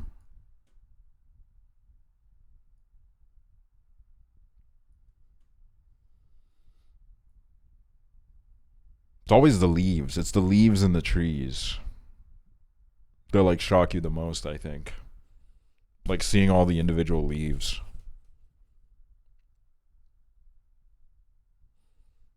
Can we watch Logan Paul color glasses video now? Wait, I kind of actually do want to watch that. Him, like, randomly lying about being colorblind. These glasses cured my color blindness. Okay, sorry, I didn't mean to let that, like, loud-ass Logan Paul moan into your ear. I apologize for that.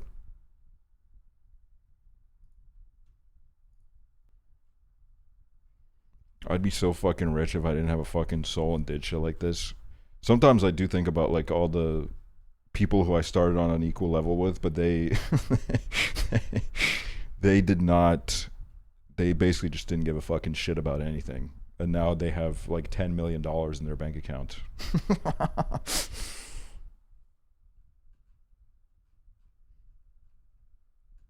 Why you got so many necklaces? Why you got necklace? My hair is really dead. Should I go bald? Yeah, join us. Kinaroo, thanks to 11 months. Thank you. I would have mentioned this earlier, but we moved on from the topic. There's actually a new horror video game coming about eye exams. It's called Farsight. Wait.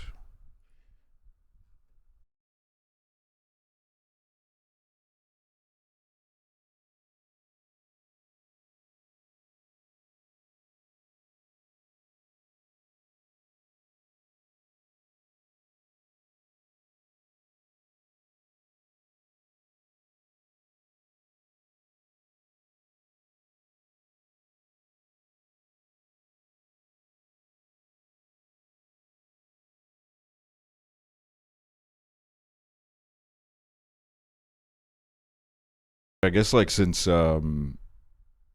this house right here is where I stayed at in LA. This house on the left. This was the haunted house. This is the house where I unleashed the Ouija board. And sometimes when I'd be in the backyard, I'd like peek over the fence to see if like this house was still like if there was anyone in it. And I never saw anybody. But I was, dude, it was literally this balcony. Okay, let me describe the events to you. No, it was this balcony. Through this, you would go into the backyard, because the backyard was like kind of like elevated. And then I went in from I took a bunch of shrooms in the backyard. I went into the bathroom because I was like, damn, I gotta take a dump.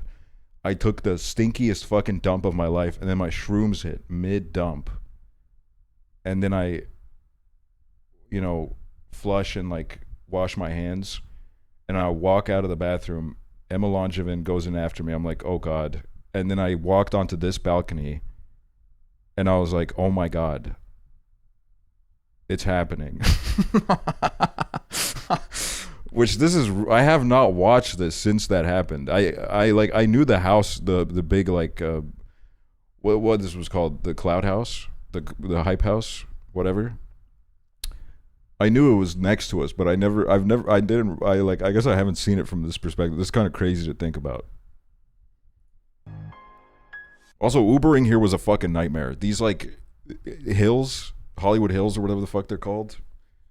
It's like first of all, it takes like 40 minutes to get up the fucking hills because it's like windy as hell. And also they're really confusing. Like I don't blame any of my Uber drivers for getting lost. They got lost a lot. And I was like, you know what, man, I fucking get it because like I can't off. One of my IRLs was invited to a party there because one of the members was into her and she met Shane Dawson there. What? What the fuck? No, it's a house where, like, I'm not gonna lie, like, sometimes when I'd be, like, Ubering off, when I was waiting for my Uber, like, I'd go, like, walk in front of the house and, like, look at it, and I'd be like, wow, that's, this is like YouTube history of extra, I forgot to talk about it, this house. The Weeknd used to live in this house, and he moved out of it because he said it was haunted. He moved out of it. He said it was haunted. He said, fuck this shit. I don't want to live here anymore. So then I go in like years after with the Ouija board. Because there's a kitchen on this. Apparently someone like had a heart attack. I don't know how much of this is true. So much of this read like a fucking like some like myth bullshit. Because I'd walk into the house and everybody in the house was like, I feel, you know, this house sometimes at night I feel very weird. Like there's lights that will randomly turn off and... Also, this house has an elevator, which is fucking insane. I'd never experienced that before. Like just being in a house where you don't have to go up the stairs. You can just fucking go in the elevator. But yeah, it was literally on this floor that I unleashed the fucking demon with the Ouija board. Was it actually haunted when you went? Well, what happened was that one night when I was like really drunk and high, went up to this floor and I found an Ouija board somewhere. And I was just kind of like, me and my friend, we were like kind of thinking about like, okay, like what if we try it out? Like it was a genuine earnest attempt. Like we weren't even fucking around. We were just kind of like, well, I've never had an Ouija board in front of me. Like I kind of just want to try it. And then we tried it. We were like so serious about it. Like neither of us were pushing the thing around. We said like hello, and we were like sitting there holding it and like waiting for anything to happen, and nothing happened. But I didn't say goodbye. We just kind of said, well, never mind. I guess it doesn't work. We didn't say goodbye. And then like four days later, at like 2 a.m., I get a FaceTime where I'm told, I'm calling you an Uber. You need to come back right now and close the portal. You need to come back and redo what you did with the Ouija board. You need to close the portal. So then at like 1 or 2 a.m. in the middle of the night, I had to take an hour-long Uber. Because I was like, dude, can't this fucking wait till the morning, man? I'm like an hour away, bro. But no, like, it was like Minx and the Botes twins were on fucking FaceTime. Not twins. They're not twins. They're sisters. I don't know why I call them twins. They were on FaceTime yelling at me, being like, you need to come back right fucking now. And I was like, okay. So then I went back and I had to redo the ritual, and everybody who lived in the house was like standing around me, staring at me while I did it to make sure that I did it right. I was like, shit, man. Okay. I hope it worked. I don't really remember like what they said had happened. They like kept like telling me like stories. Like they gave me like a house tour of like everything like haunted that had happened in the past like few days. Like showing me exactly where it happened, and then they led me up to where was this? This was 2022, 4 years ago. So I remember the 420 stream you did in this house so vividly. That was a horrible idea, by the way. I don't know why I agreed to that, because like I know what I'm like with weed. I take one hit and like I'm good. like that's good enough for me. A whole like you laugh, you smoke, dude. I was beyond cooked. It was horrible. It was really bad. Also, I almost had like a nightmare experience one time when I came here, because I pulled up in an Uber and then I just went into the house, and then someone went out and was like, oh my God, like right after me went out, and I was like, oh my God, there's a snake right in front of the door. And I like shit my pants, because I was like, oh my God, I didn't even fucking see it. And I just like, thank God. Well, that could have been like really bad. I could have gone like bit or something, but like, I just like think about it all the time where I'm like, damn, I did not see anything at all. And if I would have screamed. Like I genuinely, like if I would have randomly seen a snake like that, I would have started screaming next to the fucking hype house. I would have been in the background of someone's like Blue Yeti microphone on their Twitch stream. Just me screaming. Do you know what snake it was? I don't know. I don't even know if like, do they have like rattlesnakes here? I feel like if it was a rattlesnake, I would have maybe heard it, because they love, you know, rattling that little thing, right? But like, I don't know. I don't remember what snake they said it was. They do have snakes. Well, yeah, I know they have snakes, but I was more so like asking about like rattlesnakes, I guess. Rattlesnakes are everywhere in the West Coast. Great. But like rattlesnakes are kind of good because they let you know. Why are we staying in that house again? Because I was in LA for like a month and a half, and I was just kind of taking turns sleeping on people's couches. I would stay with people for like a week and a half at a time, and then I'd be like, well, now I want to explore a different part of LA, because you know LA is very wide. Yeah, and this house is so big that I think it was like Minx at one point. Like I think Minx went to Coachella, and I was like, I texted her and I was like, is it cool if like I sleep on the couch? Because like I'm like in the area and I don't really want to spend like $100 on an Uber to go to sleep on another couch. And she was like, yeah, sure, yeah, I'll let everybody know. And then she like gave me the code for the door, so I just kind of went in and slept on the couch. And then oh my God, what's her name? Code Miko. She was also in this house.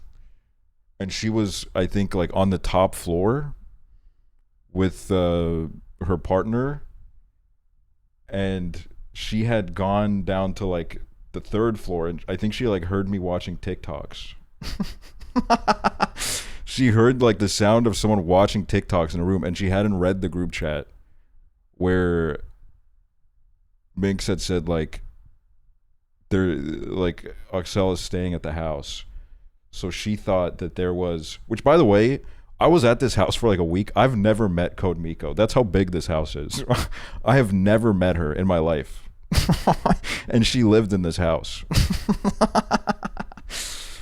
I met her partner, who was very nice, who at one point like knocked on the door and was like, "Oh my God, man, I'm so relieved to find out it's you." Because like, I'm not gonna lie, we were about to call the police because like we didn't actually know that someone was in here because we didn't read the group chat.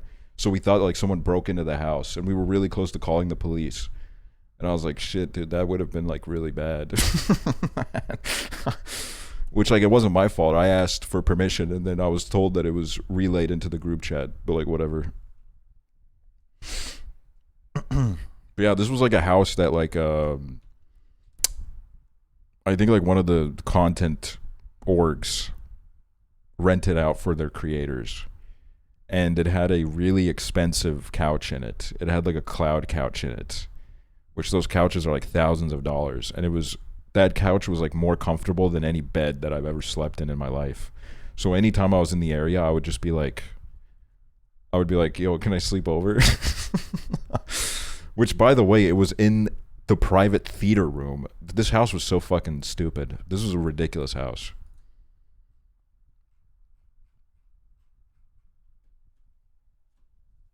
Like, it definitely one of those houses where the whole time I was in it, I was just thinking, like, I just, like, who lives in a house like this by themselves? You know what I mean? Is it on Zillow? Yeah, I think it is, but I can't remember the address.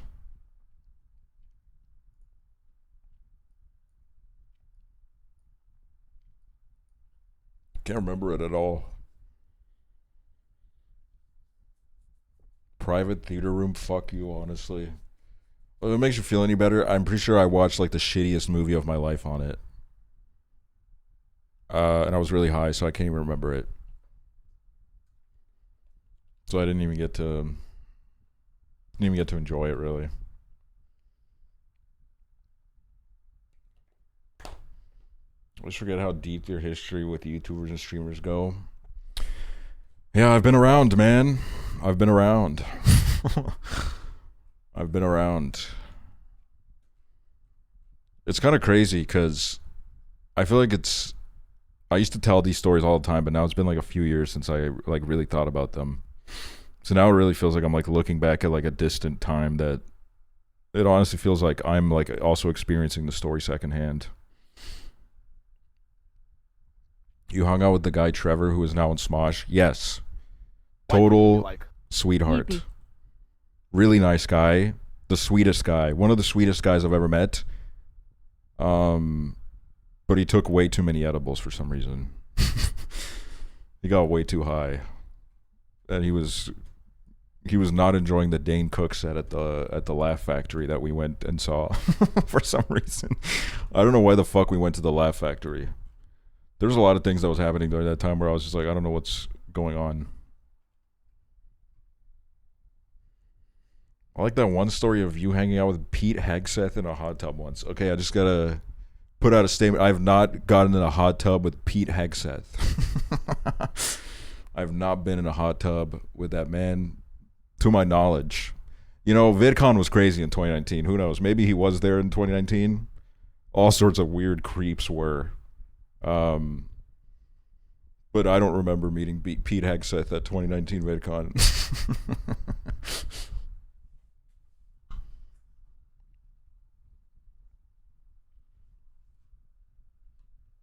So yeah, I don't know. It's weird. That's weird, man. Because I mean, like 9 years in the like this sphere, I feel like it's like 100 years in real time. You know what I mean? Like so much happens. It's a fast moving thing. People come and go very fast. when you did a You Laugh, You Lose stream with Boogie. Boogie had the honor of, I think, being like the first creep I ever met through YouTube. I'll give him that. Just immediate bad vibes immediately. Did you ever meet Tumed? Oh boy, did I. I did meet Tumed. I met Tumed at 2019 TwitchCon. He messaged, I didn't know who he was. He messaged me and said, "Where are you?" And I didn't know who he was. So I had to ask someone. I'd be like, who is this? Who's asking me where I am right now? And then I guess it kind of, like that whole weekend kind of demonstrated like every side of Tumed, because the first 2 days were actually really fun and he was really nice. And he like didn't do anything that like made me think like, oh, that's weird. And then the last day I just remember like, I don't know why, like he just started like provoking people. Like out of nowhere, he just like, he wanted to like get into fights with people or whatever. It was weird. And then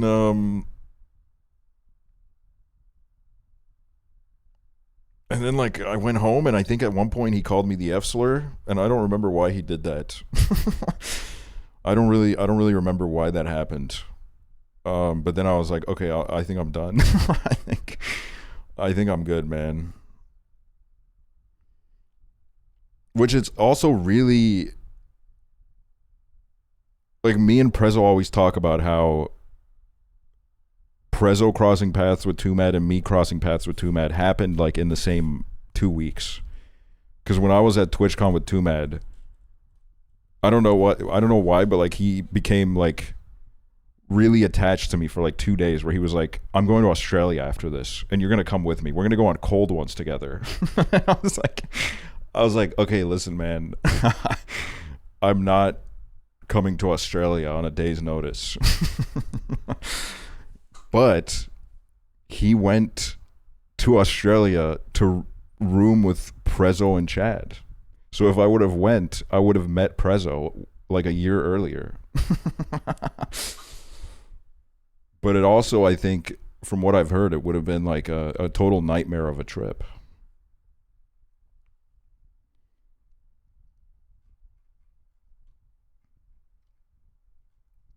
It would have been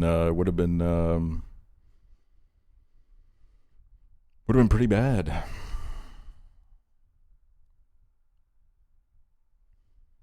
These background songs are triggering me between this Mazzy Star pulls me into my feels. Yeah, I can see that being the case. For me, Cocteau Twins is my walking music, so really it just kind of inspires me and makes me want to walk. I've never really listened to Cocteau Twins in like a sad moment in my life, for some reason. Even though the songs, I think, are more so like made for that a little bit.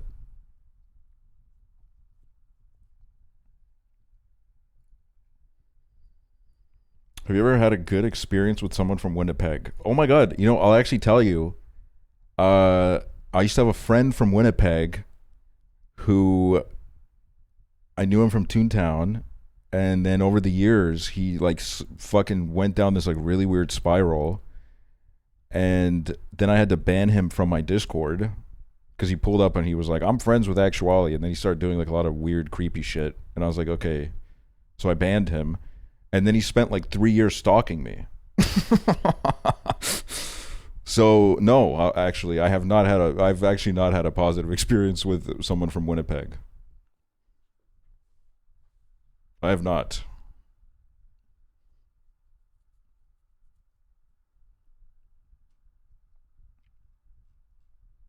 That's about typical. But it does make me like, every time I like want to name like a random location in Canada, I always say Winnipeg. It's like, for some reason, Winnipeg has been like hard coded into my memory.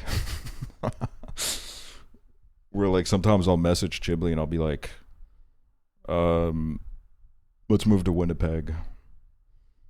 Have you had any positive experiences with people from Washington State? Ooh.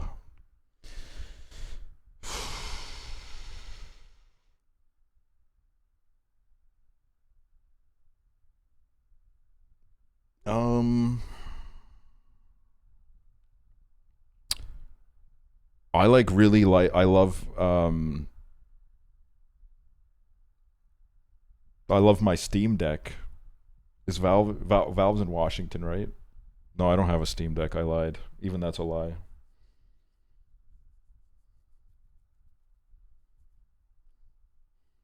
Got any experiences at all with someone from Minnesota? See, this is the thing is, I like, even for Washington, which of course you, Quabi, of course. I was just kidding around. But I was like gonna name some other streamers, and I was like, am I gonna dox this person? Like, I don't know what I can say or what I can't say, because I have had a beautiful experience with someone from Minnesota, but like, I don't know if people know that they're from Minnesota. So like, I don't know. Have you met anyone from Michigan? I don't think so. Have you had any good experiences with someone from Perth, Western Australia? In the 90s, my mom's cousin, I don't know what that makes them to me, fucking cousin, second cousin, I don't know. That doesn't matter to me. Mom's cousins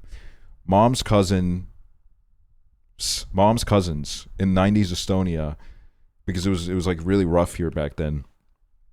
They moved to Perth, and they've lived in Perth ever since. So I have family in Perth. I've never spoken to them, but I have relatives who are like Estonian Australians. Like, I looked on one of the Instagrams, and there was a clip of them talking, and they were just Australian, and I was like, what the hell? I was like, damn, dude, that's like straight up the fucking Australian accent.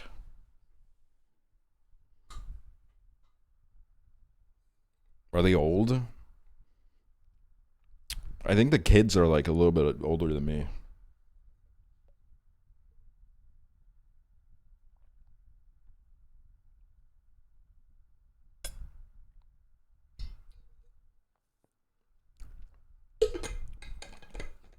What happened to you and Shibley moving to Australia? Let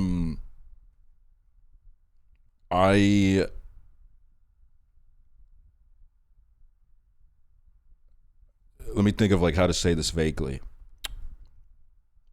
I had an opportunity to use my savings to help someone in my family, so I used it on that instead, and that was like the Australia money. And then since then, I just like haven't really thought about it as much. I haven't I still want to visit though. Do Estonians have a version of pierogi? I'm eating them right now and I'm curious. Yes. Yeah, we fuck with that. We do fuck with that heavy. Goodbye, Emiliano. But yeah, I don't know. I think it's still like a nice idea. I just like I don't know, life got in the way, I guess. After I gave my savings away. Just ever want to move outside of Estonia? I think yes. But you know, it used to be a lot easier to plan a move out of Estonia because this used to be a cheap country. This used to be a very cheap country to live in. So it was like, well, number one, I was making a lot of money back then, but also it was a cheap country. So it was like really easy to save money, build up savings. And now it feels like, and this isn't me being like, boo-hoo, I'm fucking broke. Like I live a very nice and comfortable life, thanks to you guys, of course, but the savings don't pile up as easy as they used to. because the prices have just like fucking, they have exploded in the last like 6 years. Ever since COVID, it's just been like, it's been crazy.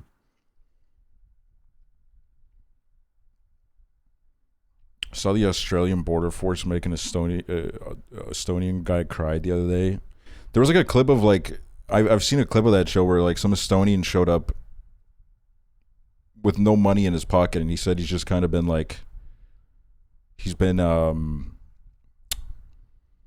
he was like a missionary or something of his own volition. He was like, I've just been like kind of traveling with no money in my pocket and hoping to get by with the kindness of strangers, and he had somehow made it from Estonia to like Indonesia with no money. It was, and I was like, damn. I mean, honestly, like I'd be like, I trust you. Like if you made it to fucking from Estonia to Indonesia with no money, clearly you have a meta that works, bro. Like that's a pretty fucking long distance. So, you know,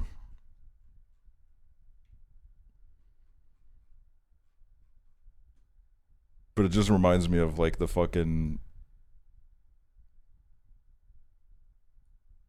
Canadian border guys. Like I thought the whole like having to show your bank account was like a myth, because I always heard people talk about it. But then when I had to pull mine out, I was like, damn. And it was like right after I'd paid like a shit ton of money in taxes. So like some like fucking like grind set brain took over, and I was like, oh my god, this like I have like an embarrassingly small amount of money in my bank account right now. I'm like, he's gonna judge me for like being broke, when really I should have been worried that he was gonna be like, wow, I don't want you to come in here because you don't have enough money in your account, which thankfully it was enough. Did the Australian Border Force confiscated the Norwegian dog treat advent calendar I bought for my dog? I'm still so mad. No, yeah, Australians don't fuck around. I've sent packages to Australia before, and holy fuck, like half of the things I wanted to send got rejected.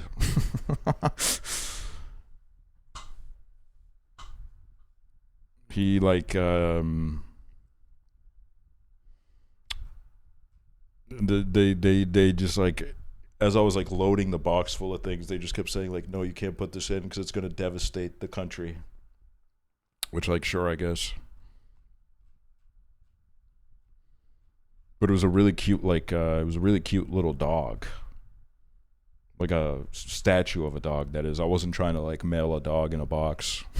That would actually be quite terrible. I need to like take note of like what I need to get for tomorrow. Definitely need to get some more popcorn, because I think at some point I'll want some popcorn. Some like various snacks. Some easy meals that I can maybe pop in the microwave and have them ready. Is Prezzo going to be there tomorrow? No, Prezzo's like seeing Lord. Prezzo's seeing Lord. What's happening tomorrow? Tomorrow I'm going live at 3 p.m. Eastern time. White people be like, Emole. And we're watching every single Twilight movie in one stream.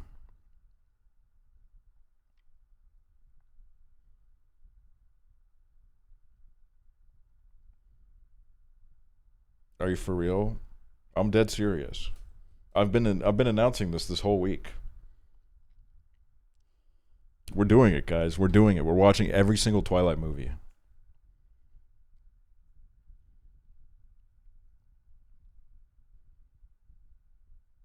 Which, like, a part of me is like, I think it, like, you can pull up because it'll be kind of like a, it'll be like one of those, like, when an artist gives like a really intimate acoustic set, because so far, like, literally all I've seen people say is like, I can't watch tomorrow, I got like something happening.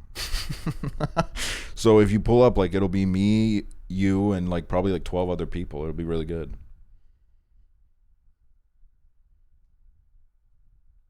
Guys, Lord and I had a moment during David at her/their show in Minneapolis. I just need everyone to know. Wait, that's awesome.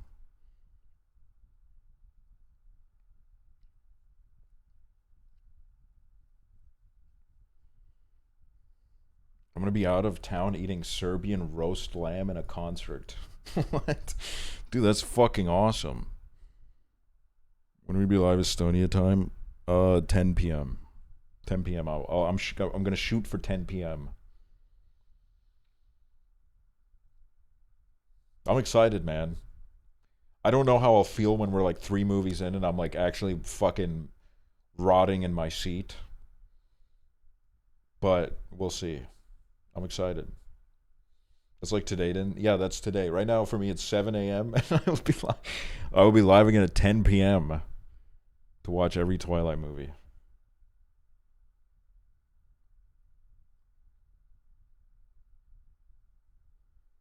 You done a serious marathon before?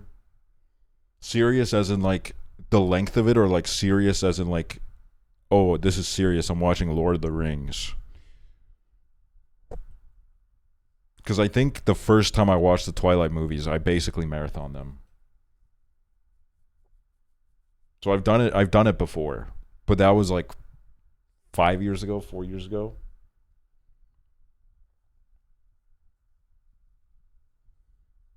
Resident Evil 9.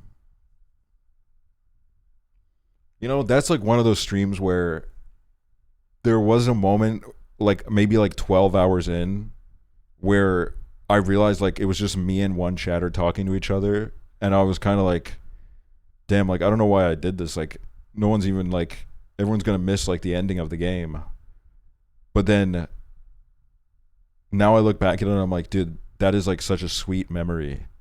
Me and the chatters who stuck through and finished it together. It's like I think it's one of my favorite streams I've ever done, to be honest.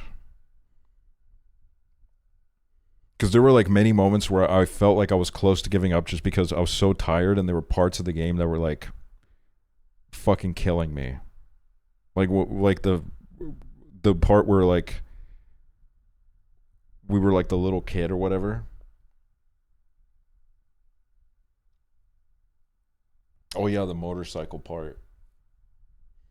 Wait.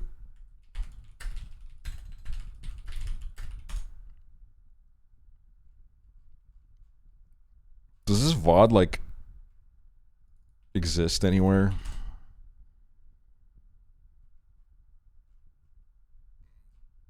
I kind of want to like look back at it.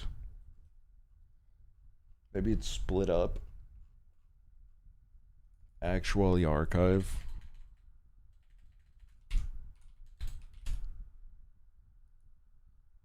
Let me see.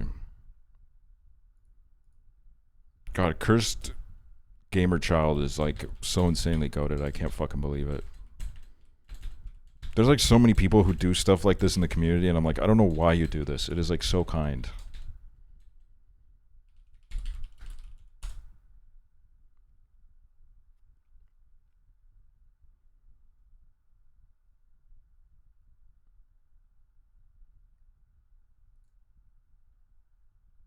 What is this?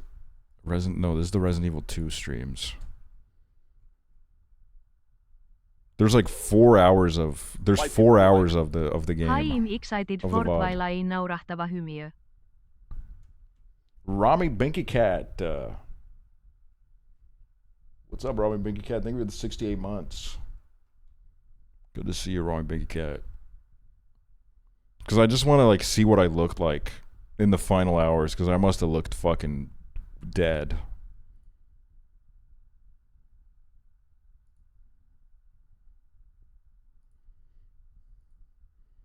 I should have done like a clean shaven look for it to see how much my beard grew.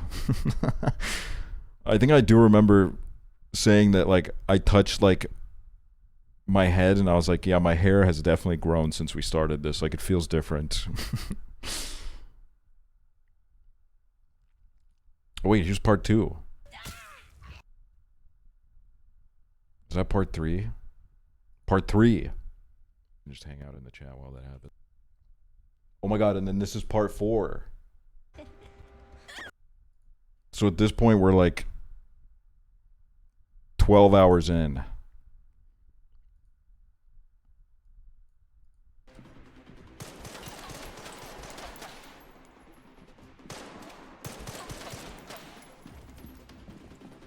Where are they?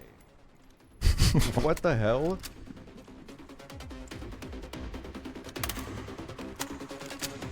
Move your camera. Oh yeah, you're right. I'm covering myself. You're mad as fuck at this. Oh yeah, this was the part where I was like, this is the part where I was like, it's actually over. This fucking guy. Oh my god, it was this guy. I heard you were a smartass. See that? Like what? Hey, we gotta play defensive. Like I do think this part of the game was like a little bit annoying. That's brilliant. Look at this fucking clown. Hannah in chat. Yeah, after she did the same thing that I did, where she did it all in one stream.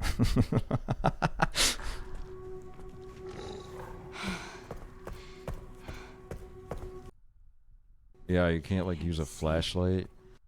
Wait, hold on. Let me go back to the last part, because I think the last part had something while that happens. What kind of video should I put on? Oh my god, what the fuck happened there?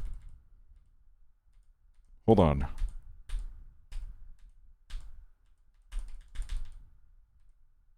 Hold on. Oh my god. Oh my god, dude. I was getting fucking possessed. What the fuck is this shit?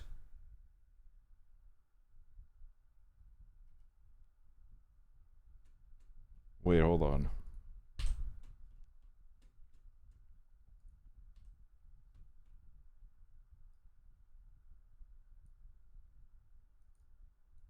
What the hell? I just took a screenshot and accidentally started uploading it to Flickr. I don't mean to do that.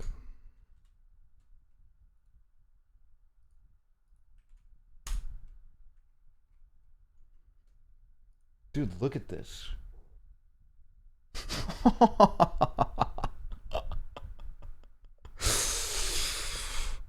That's fucked up. That is so fucked up.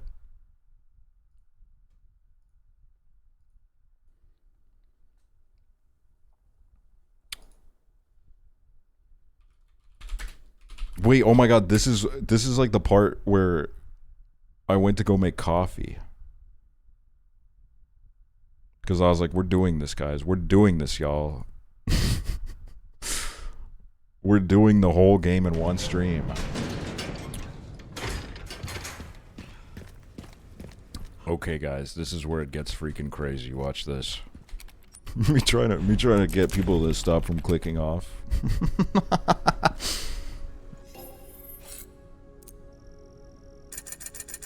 Oh my goodness gracious. All right. Ooh. Guys, what should we buy? Holy fucking shit. Body armor level 1. 8,000. I just love a fucking Deadeye sound. 3A1. 990 tac. Silencer 9.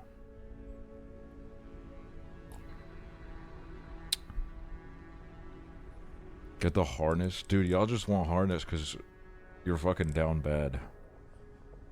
I'm trying to find the part with the motorcycle. I don't know how much. Fortified blade. A custom part for the hatchet. Ooh, this makes the power crazy.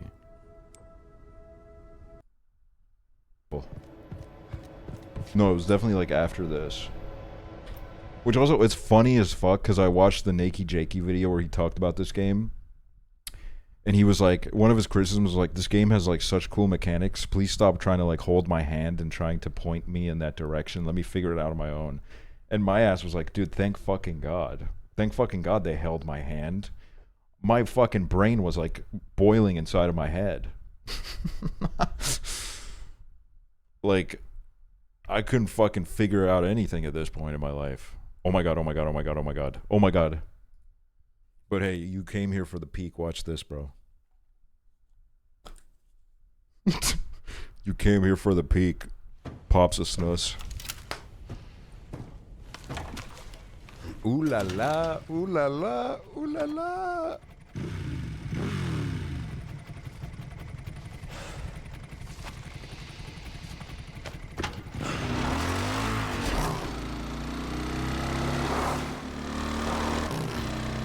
God, we're actually gonna watch this full part, dude. This part is crazy. What the? Oh my god, guys, I'm driving. I'm driving, by the way. All right. Should make it there in no time. Good to hear. How are the roads? Leon? I gotta drive 14 miles in these conditions? Bro, you gotta understand, for an Estonian, that's like a fucking cross-country road trip. Dude, this guy's fucking hilarious. Fuck off, bro. No. Oh, you gotta be... What? Yeah, that's not gonna stop us. Oh my god, no. No, no. I literally said that I don't want these in the game.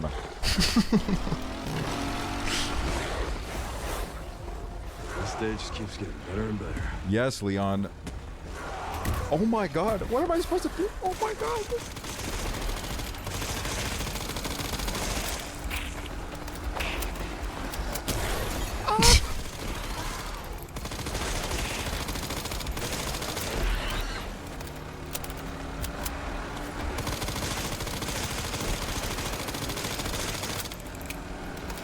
What the hell?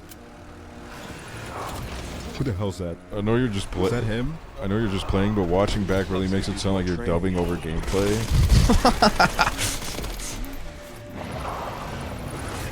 Dude, I was driving this motorcycle and shit. Leon Kennedy had this somewhere, and I had to fucking fight tooth and nail. Did you guys hear that? The gay popped out a little bit. Literally, you're telling me Leon Kennedy had this somewhere?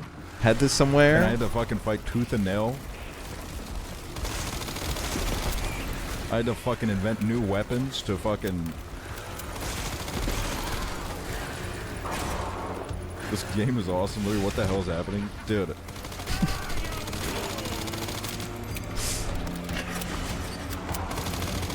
But I love this part because it woke me the fuck up.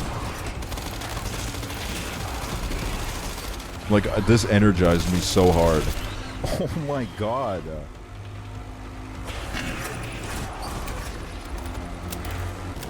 Leon.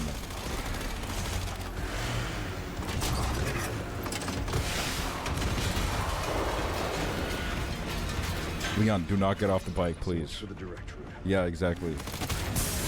Go, go, go. Keep driving.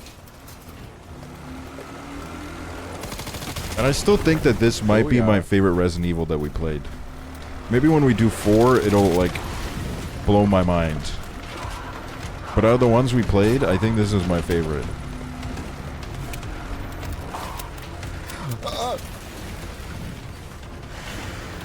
Because, like, I'll be honest, like, I don't know.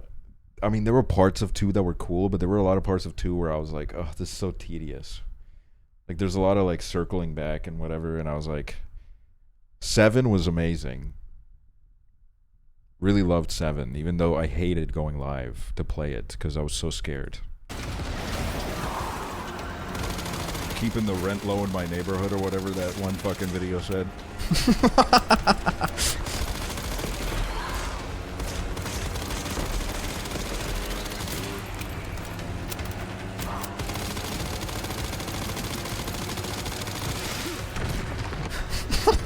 This is so ridiculous, dude. Bro. This guy's such a fucking asshole. Don't give up that Oh my god, that is so unnecessary. That's...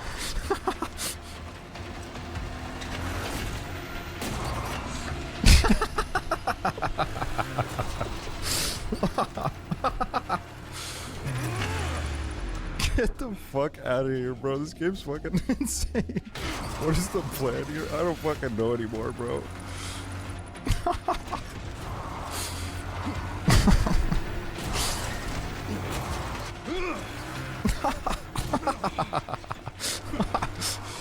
You know, this kind of reminds me of like how I used to I didn't really understand action movies. Like I'm not even kidding. I watched Fast and Furious for like the story. I hated the action parts because I thought they were so boring. I was just so invested in the crew. I would go to the theater and I would go see Fast and Furious. And I was just sitting there the whole time wishing I could like fast forward when like The Rock would be chasing down Vin Diesel or whatever. But then I started watching like other action movies which you know, Fast and Furious progressively moved towards that point where they kept getting more and more ridiculous with it, where you could see that, okay, they're just having fun with it now. And I forget like which, it honestly might have been Crank. When I watched Crank, because that's an action movie where like just immediately off the bat it's like this is a ridiculous concept and we know, so we're gonna do like a bunch of like really insane shit. And I watched that movie and it just like all of a sudden it all started clicking in my head. And that can also be kind of like, that can obviously be applied to Resident Evil in the sense of like, I love how ridiculous this fucking scene is, and they know that they can just kind of do that as long as they make it look cool. And it was like this late into the game where I was just like begging for something to like energize me a little bit. Leon Kennedy doing like a wheelie and then flying, using the building as like a fucking ramp. Holy shit, it is so fucking stupid and I love it. I'm not gonna lie, this might be one of the best games I've ever fucking played. Ever seen Hardcore Henry? No, but I've like read a lot about Hardcore Henry. Oh my god, bro, he's gonna headshot me with an RPG, bro. What kind of shit is that? And I have seen Mad Max. Mad Max is really good.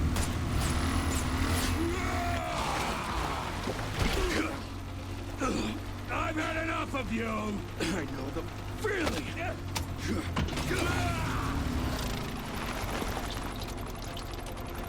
Oh yeah, this fucking part, dude. Oh god. Oh goodness gracious. Oh goodness gracious.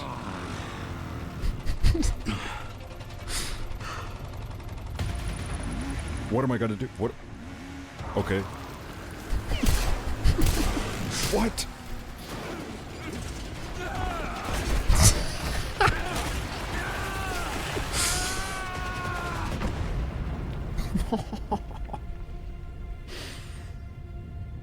That's what kills him. A little freaking derpy explosion is what kills him. Should've worn it. Should've worn a helmet, dude. I don't know. I don't know, Leon. Should have worn a helmet. Like, I just love it. From SpongeBob.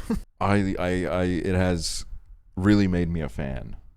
Both, like, you know, playing the Resident Evil games, because the Resident Evil games are games that, I'm gonna be honest, I don't know if I would ever play by myself because I can't play horror alone. Okay, I get scared. Horror games and horror movies are too scary for me to take on alone. So I need to, you know, I kind of need to, like, I need to have someone there. In a lot of cases, it's you guys, the chat.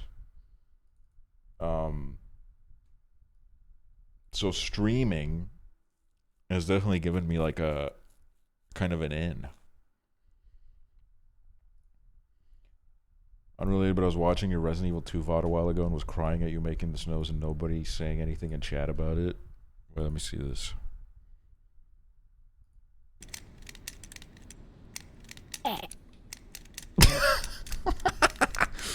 What the fuck? It's fucking awesome.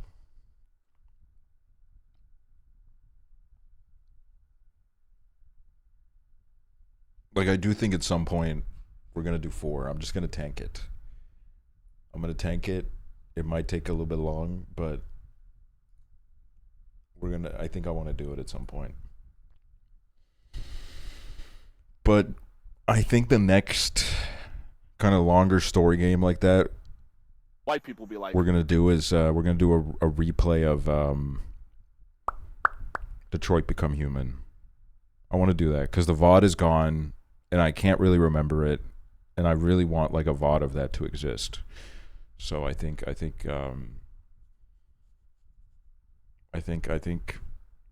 what we're gonna do at some point. Because I would love for Prezzo to do it, but like, holy shit, dude, I've been waiting for years.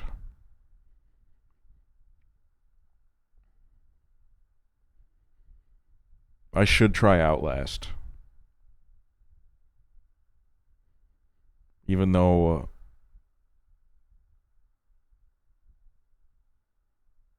God, I feel like Outlast is so scary.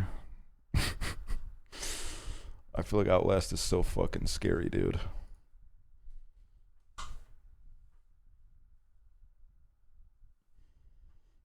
Heavy rain again when? Jason! Let's run up Cry of Fear co-op. Quabi, I'm down to run up anything with you in co-op. Because streaming with you is really fun, Quabi. I really enjoy streaming with you.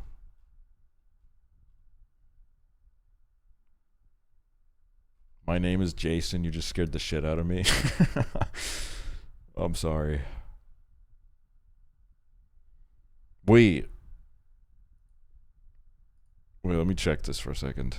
What the? Wait. Speak. Let me hear that again. Feeling better from yesterday. I feel amazing. I feel like $1 million compared to yesterday. Can I get it's because I was sick. In chat? I was like, what the hell? Why did I sound like that? Yippee! Ooh. Yippee! Oh. God damn, dude. I look kind of sexy here. I look kind of attractive. Oh, I clicked on it because in the thumbnail, I was like, is this from the fucking time where like my webcam would just be the top half of my face? Oh my god, wait. Birthday Canito Pet. Holy shit, 124 subs? That day? Wow. Thanks, guys. Wait, I want to see the birthday part. Oh my god, wait. Am I the 1000th view of this?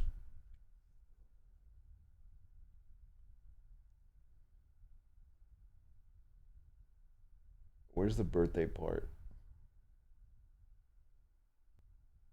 Like, is that it? No, that's just like a... Like, I wonder if it's like kind of early into the... Bro, what the fuck? Why did I open up Toontown at one point? What the hell was that?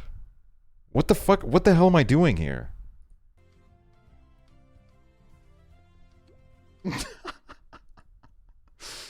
Oh my god, when I did my Windows Vista makeover for Windows 10 and I kept having people come into my chat and say, it's really unsafe that you're still running Windows Vista. Your computer could be compromised at any moment.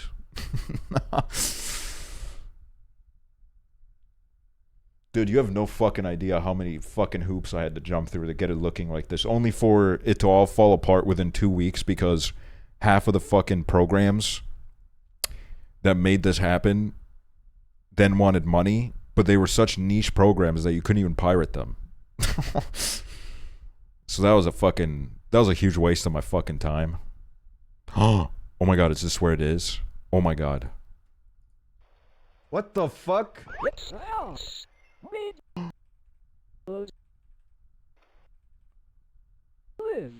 Remember when you answered my questions before? It's the You field. said this was your preferred environment. Wow. Now I'm covering myself Who again. remembered? And I have another Like, why can't I surprise just keep for the you. camera in No one way. place? Come and stand here on this X. Trust me, this will be worth it. Oh my god, what are you gonna give me? He's actually such a good friend. No, he is literally like, I think one of the greatest people I've ever met in my life. Okay, now. Is Jimmy Carter, did Jimmy Carter turn into Jimmy John's? Like, is that the same chatter or is that a different person? I'm like reading some of these names and I'm like, I don't know who changed their usernames and who didn't. Now, please could you close your eyes? Okay, I'm closing my eyes. No peeking. Okay.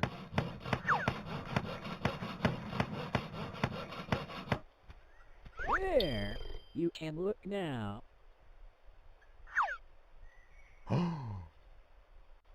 What the fuck? It's a house. Made just for you. What's with the smiley I really face? wanted you to feel at home, so I built one for you. How Why are my eyes so amazing. fucking I red? really took the time to personalize this, even the weather was to your preference. So I hope you enjoy. Okay. Oh. Oh my god, is that my fan? Oh my god! Holy shit! I almost started crying when I don't know. I can't remember if I did start crying, but I remember that I almost did start crying. I almost teared up. What the fuck?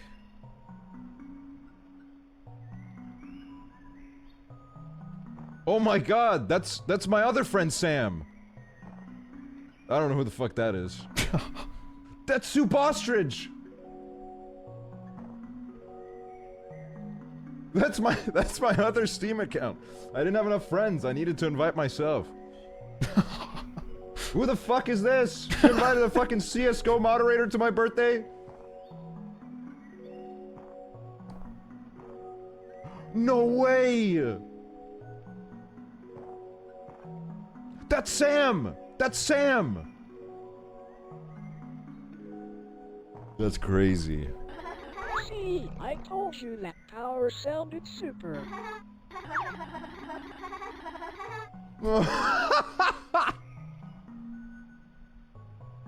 This wasn't that long ago. Why is your voice kind of gay? I'm becoming straighter every single year.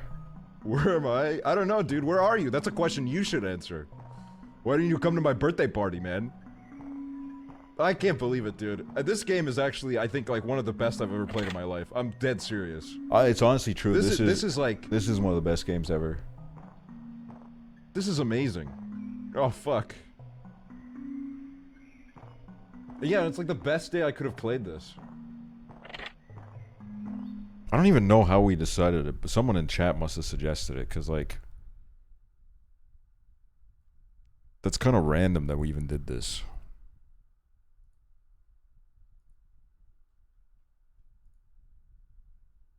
Little Miss Sunshine movie night. Is this people clicking on this thinking that the movie night is like uploaded to YouTube? Holy fuck, dude. No, it is. It is, though. No, okay, for a second I was like, this actually does look like a scene from Little Miss Sunshine. Wait, no, what the fuck is this? Did I click on the wrong... What the hell? Oh. How did we... What the fuck? Wait, how is this on YouTube? What?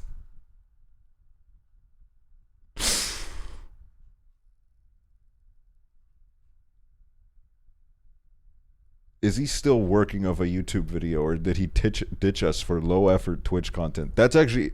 You know what? This is actually a really nice thing to say, because they're acknowledging that my YouTube videos were high effort. I don't know if it's because I'm in a good mood right now, but like I really see the positivity in this comment. Like I think this is one of the nicest comments I've ever gotten. You're right about that, because it's the same actor that played Michael Scott in The Office. It's Steve Carell. Sorry, dude. It just looked too much like Michael Scott.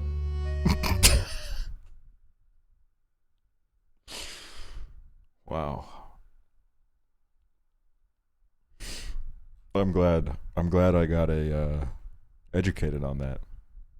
Thank you.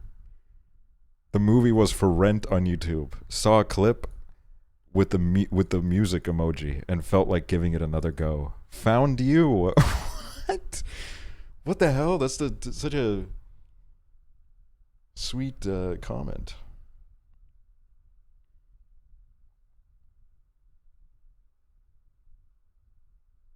That's the guy from Malcolm in the Middle. Boy, he's from Breaking Bad.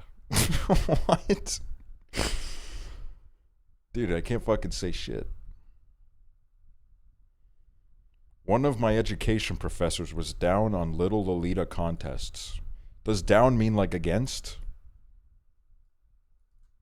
Because I guess otherwise it'd be like down for. Or down on. What does down on mean? Yeah, down against. Okay, that's good. I wonder if he ever saw this movie, and if so, what he thought of it.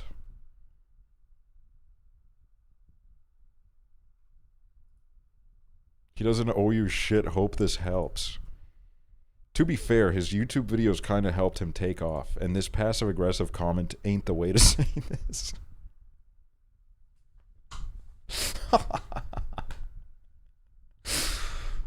Damn, Cursed Gamer Child was fucking fighting my wars.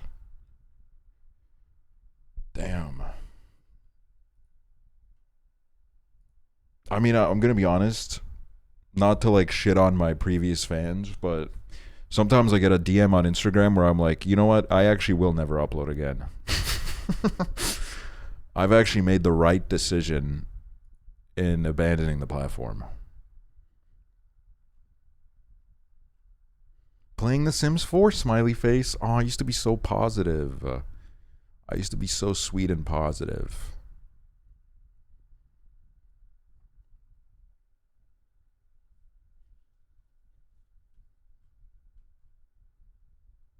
Aksel dates everything. That was a good stream.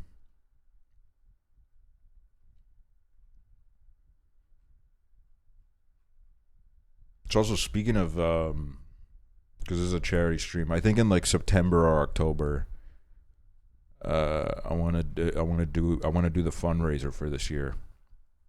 But we'll have like a moment where we talk about it and figure out what we should do and where we should put it.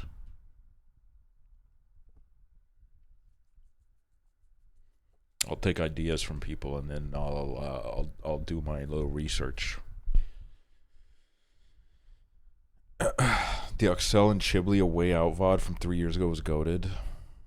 It's actually funny as fuck that we did have a lot of fun, but I think both of us hit like a record low view count. So when we ended the stream, I think without even saying anything, we both agreed that we would not continue, because that's when we were very analytics pilled.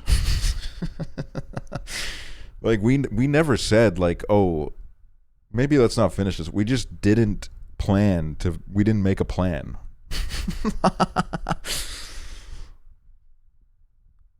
Which it's kind of hilarious to look back at, because back then, you know, like my average view count was higher. So like when I'd get to my average view count now, I'd be like, oh my fucking God, my life is fucking ruined. I don't know how anybody can survive in these low view counts. And it would be the view count like I probably have right now. It would go viral if y'all played in 2026. Can I tell you guys a secret? I played A Way Out with my friend a few months ago. With my friend Sam, we played it. And the whole time I was thinking like, damn, this game's kind of fucking ass. I was thinking, man, this shit is kind of shit. This game sucks.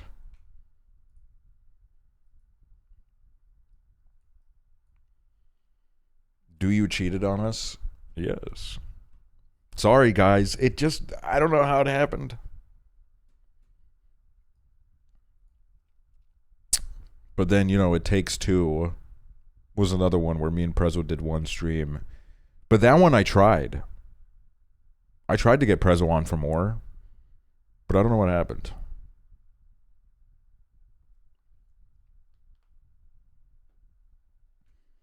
The shit kind of ass when you don't got a chat in your ear telling you it's peak. I think, well, from what I've played of It Takes Two, it feels like they figured out a lot from A Way Out. Because A Way Out really did feel, I mean, I kind of enjoyed it for the shittiness, like the story. And I enjoyed, there were like some aspects I really enjoyed, like the little mini games you could do in the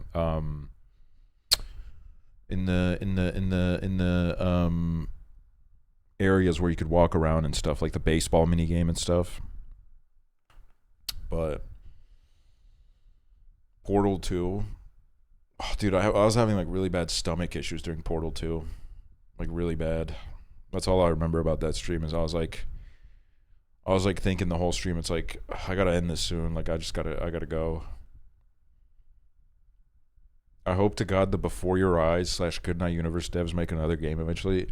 All right, who here saw the fucking Liam playthrough of Before Your Eyes last night? I've never in my fucking life seen anything like what I saw on that stream, bro. Like that shit was actually, it was like a case study. Like it was like I cannot believe that. Are you a regular Liam viewer? I would say about as regular as I get on Twitch, where like I click on his stream like once a week, and then I watch like an hour.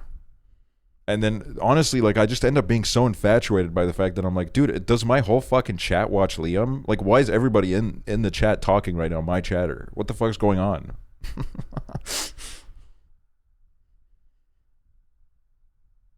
Like I just keep seeing chat and I'm like, dude, everyone's here. What the hell? He's the only person live that late. No, yeah, he is. He is. But I do kind of I mean, I think I first time I watched Liam was like, God, I've been talking about Liam a lot recently. But I have been watching his streams a lot, relatively speaking. And first time I watched was like years ago, and I just remember looking at his chat and being like, yeah, I fucking hate this. But then there's definitely been a shift where I feel like his audience has gone like a lot gayer. A lot of like gay people have come in and changed the vibe of the chat a little bit. Although there's still, you know, there's still some chuds. We see them.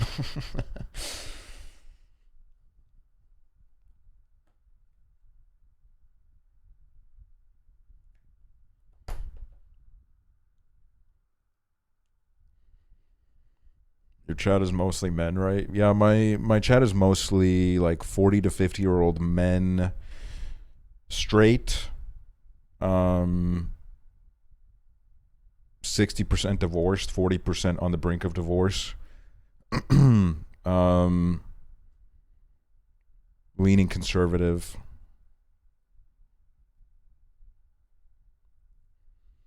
Estonian uncle's pocket watching you, bro.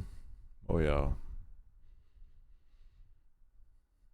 If I did have an Estonian audience, it would be probably would be all men, and men who would be like oh no way, my fucking my card at the store is gonna expire. Fuck. My customer card. My customer loyalty card, whatever the fuck you call it. Watching this with my wife and her boyfriend. They're loving the vibes tonight. Can you play Toontown now? You know, I admire you for being like a 2018 viewer and sticking it through all of this and asking for Toontown 3 hours into the stream. Like, I do admire you. But you missed it. I did do Toontown like a couple weeks ago, man. You missed it. It was lit.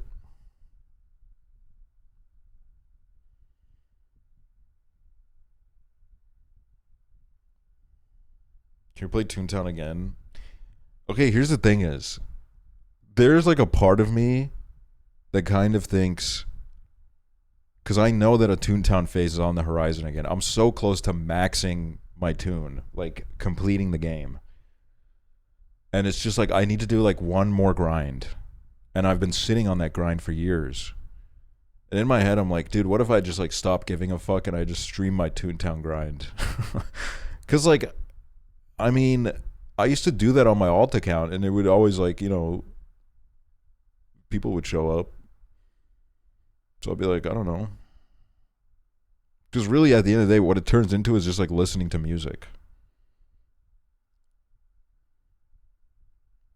Oh yeah, the Discover Weekly streams. I miss alt streams so fucking bad.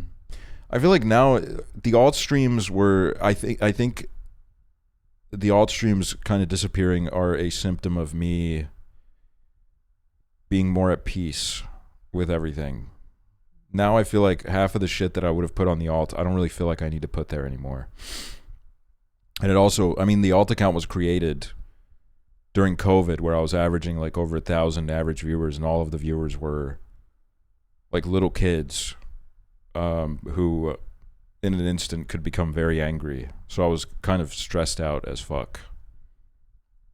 So it was kind of, the alt was kind of used to, as a place to bring some of the more chill people from the chat. What is the alt? The alt is Super Monkey Balls in 1999. $19.99 Super Monkey Balls. Yeah, I played Imvu there. It's okay awesome when you wouldn't say anything on alt stream for like 4 minutes just listening to music. Dude, one time I went live and I just played Peggle and I never unmuted my mic. I was muted the whole fucking time. But there are some, you know what? There are days where I'm like, I kind of like, I feel like I should start doing some streams without face cam. Like there are days where I'm like, kind of like, I don't fucking feel like,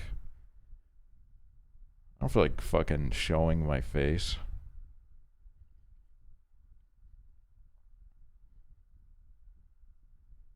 Bring back your VTuber. I think it's like somewhere on my hard drive. Wait, let me see if I can find it. Hold on. It would be like here. No, it would be here.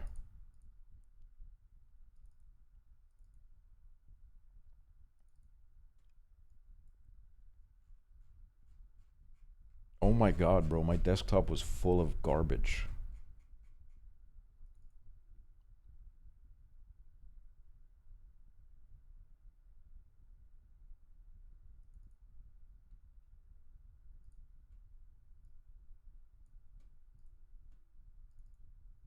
It was like, there were like two variations of it. There was one that was like,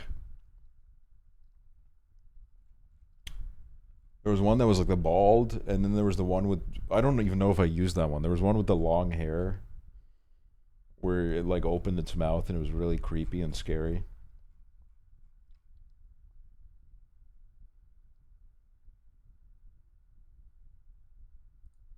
I don't know where it is though.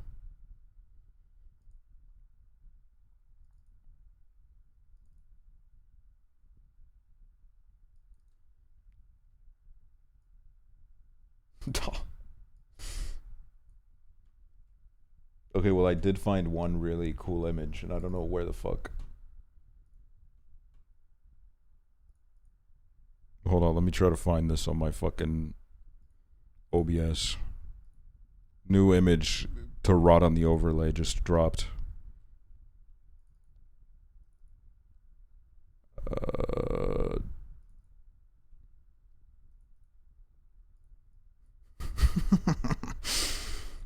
I forgot about this picture.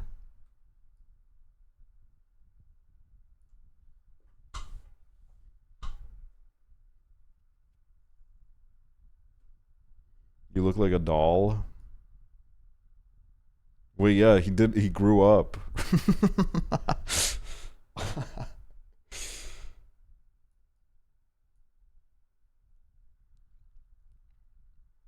You look like my uncle. So how's school going, champ? You kind of look like the hydraulic press channel guy. I do look really fucking Finnish.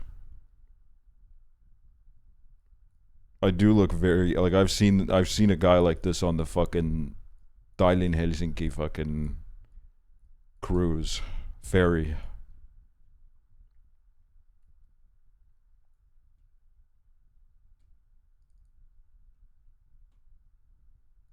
Oh wait, and then there's like a really cute one. Hold on. Now I'm just like showing random. Look at this. Me and my friend James at a steakhouse in Estonia.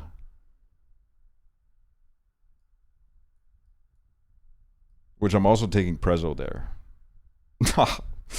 I won't lie, like Prezzo's getting the 100. Like there's this one place where I've actually stopped taking people to because I was like I've taken like too many people here. Like at this point, like I really am like painting by the numbers, bro. But that steakhouse is good as fuck. It's yummy. It's an Argentinian steakhouse.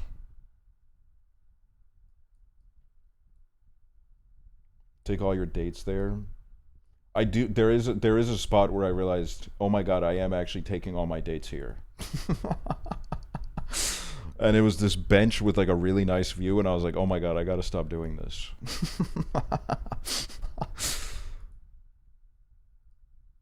But it is like a really nice view.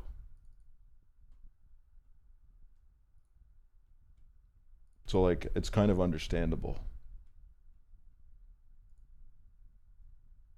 Dude, I don't know what happened to my OBS. Like, I can't drop and drag things onto it anymore, which makes everything like way more fucking annoying.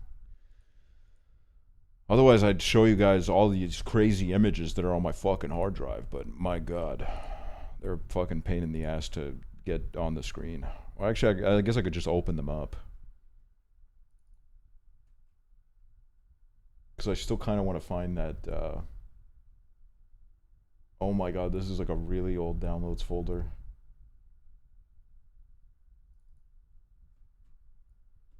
Wait, this classic. Just had to pull this up. For some reason, I have 3 copies of that in that folder.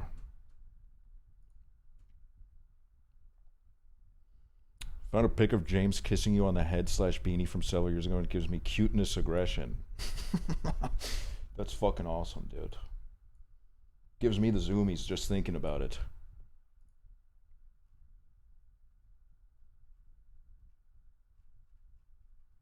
Well, let me see what else there is here. Oh my god, this is like a downloads folder from like when I was uploading YouTube videos. So it's like all the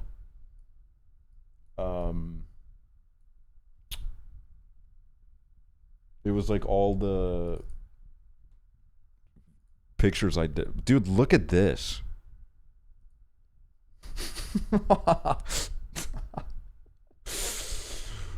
Like, damn, bro.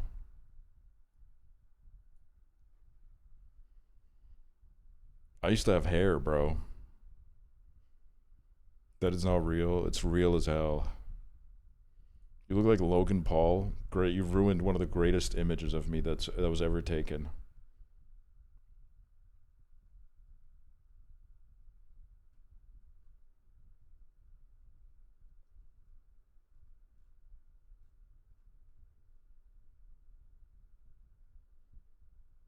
Oh my god, dude. Oh my god, who remembers this era of mine during COVID? Life was good back then, bro. My life was fucking beautiful. Dude, like this, because my goal is to kind of look like this by the time I'm like 50. And I'm fucking with this. Like, I look friendly. I look like I would let out a good laugh.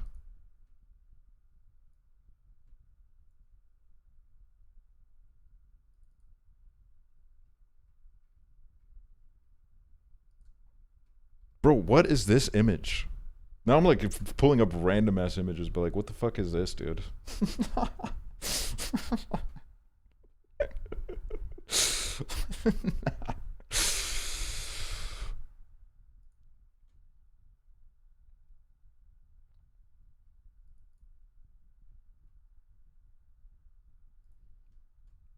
Oh my god, this picture from my film camera that I love.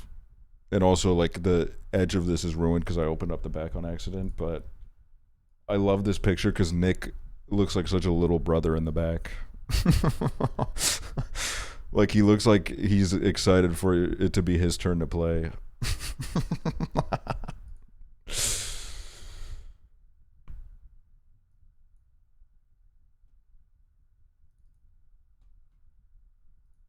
Wait, but then who remembers this era? Who remembers this?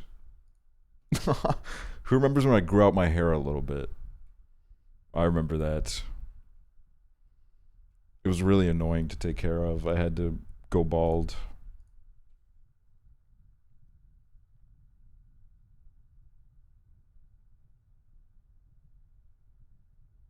I had to go bald and get rid of it.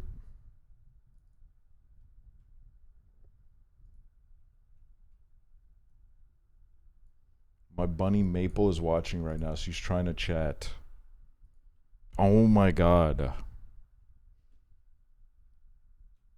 By the way, Angie, I gotta give you like a gold star. Love your participation in the Tumblr community. I see you commenting on like everyone's posts and giving positive feedback. It's very nice. Or at least I think that's your account. I don't know.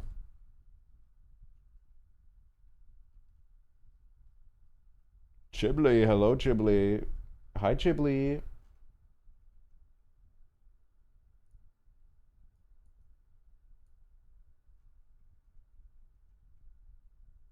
Wait.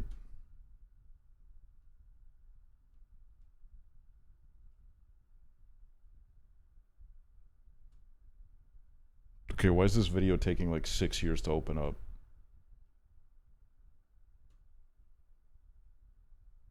Guys so much, and I'll see you guys. Oh my god. Dude, I've been searching for this video, and you're telling me it was just on my hard drive the whole time? Guys so much, and I'll see you guys. Good night. Deuces. Oh my.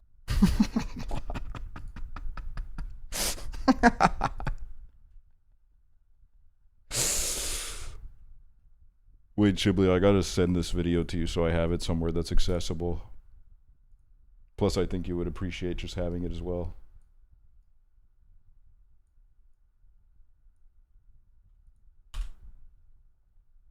Deuces.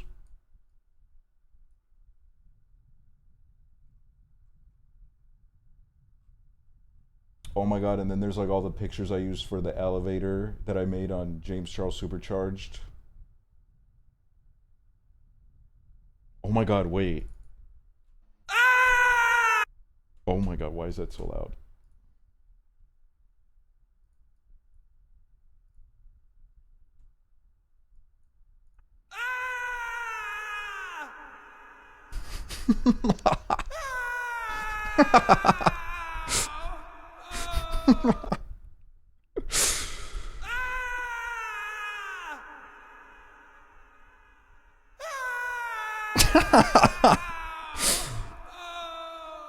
This was from my COVID routine of when I'd finish streaming and I'd get really fucking high and I'd just take a bunch of selfies of myself and look at them. I'd be like, what the fuck is wrong with me? Why do I look like that?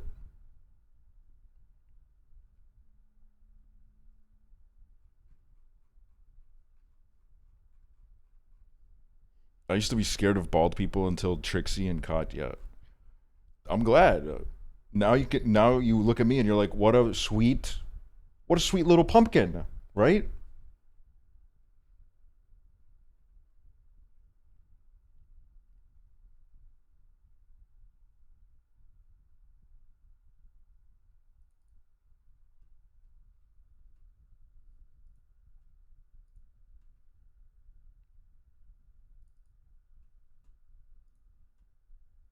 Sorry, I'm just like browsing this fucking folder now.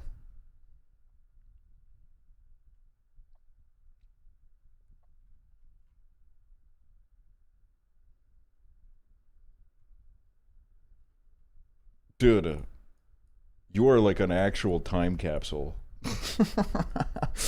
The fact that you tried typing it in and it said, no dice, brother, and then you went around it, like, that's crazy.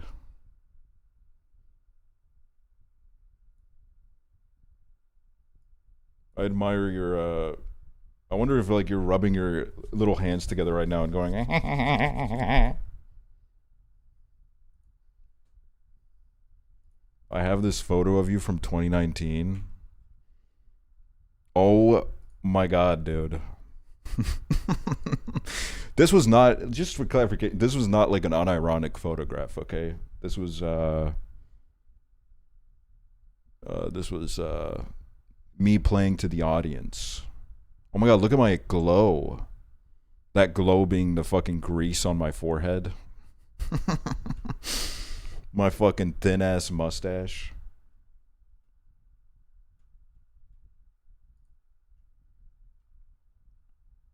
Looks like your forehead growing out of the cap hole.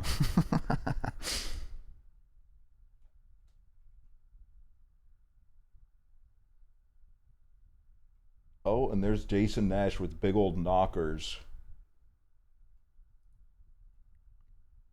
Okay, what the hell? Okay, these are edited. My nostrils are fucking edited, dude. And also, I was showing my sub count. I was saying, thank you so much for 300,000 subscribers, guys. I did not know that this image was on my phone. I was saying, thank you to my amazing viewers. Thank you to my amazing viewers, and it's two guys kissing.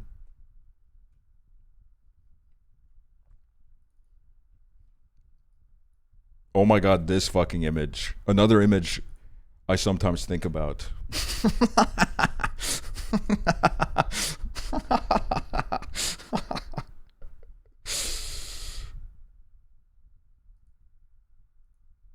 It's a classic.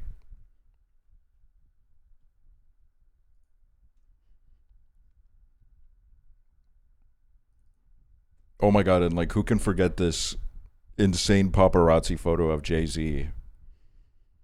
Where like, I don't even know how the hell they got this. It's really the fact that you can see his eyes through the glasses is what is like the craziest part.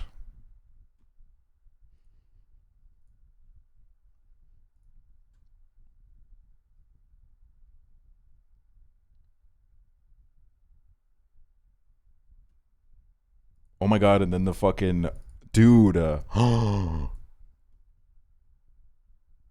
photo shoot for this drop. Oh my god.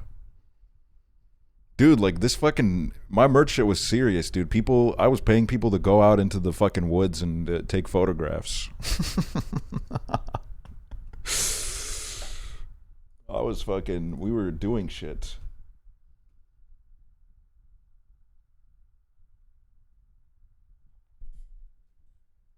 Which, by the way, the guy in this picture, dude, he was like crazy tall. He was like 6'8" or something. It was nuts. Really tall guy. Very tall. I have this from 2019. Okay, well, fake.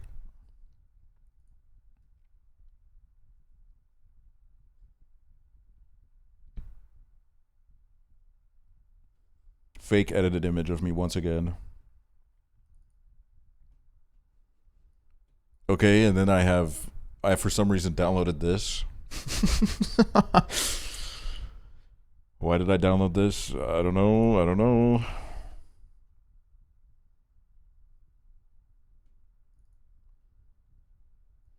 Wait, when this was my profile picture.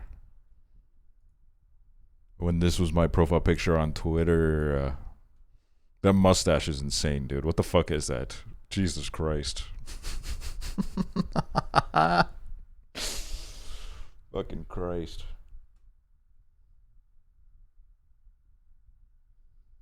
The way that's kind of you and your baby pic. Wait, it kind of is.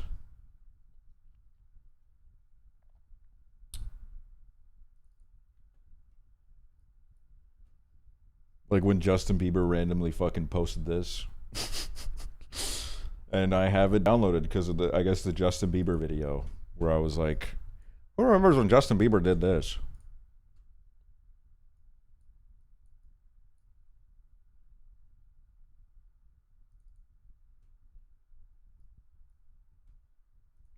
This photo is unedited, by the way. I'm dead serious. Like, I'm not fucking kidding. Look at the size of my fucking hand. That shit's fucking nuts. Why do you have freaky ass hands? I don't know. Look, I was kind of looking at this picture and I was like, bro, you could tell I was growing some fucking big ones on me. Like, even back then, you can tell that my hands were disproportionately large to my child body. Like, I don't know how I was carrying those fucking things around, to be honest with you.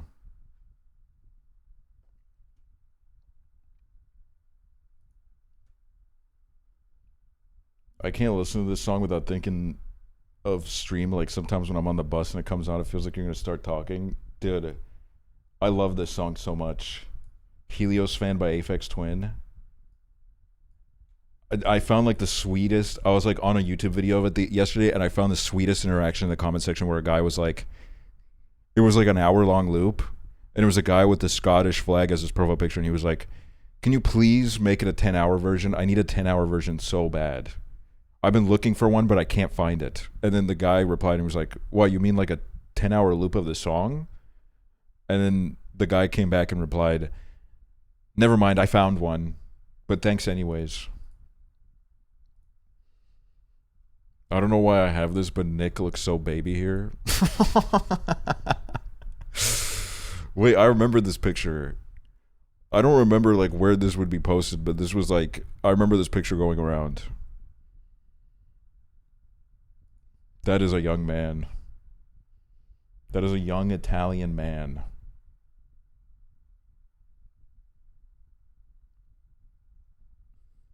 Bong, bong, bong. Bong, bong, bong. Bong, bong, bong. Bong, bong, bong, bong.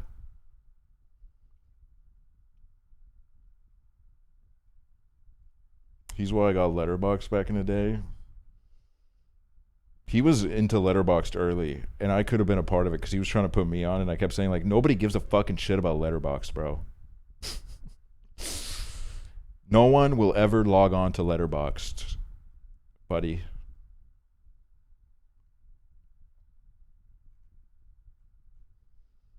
Is it daytime for you? It's the morning, man.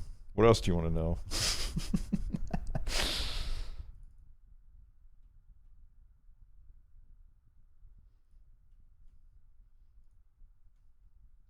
Don't be shy. Let me know, man. I'll try to help you to the best of my ability. Temperature 16 degrees Celsius. Oh,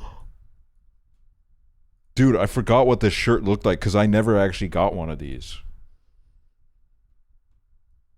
I don't have one of these. I never had one of these.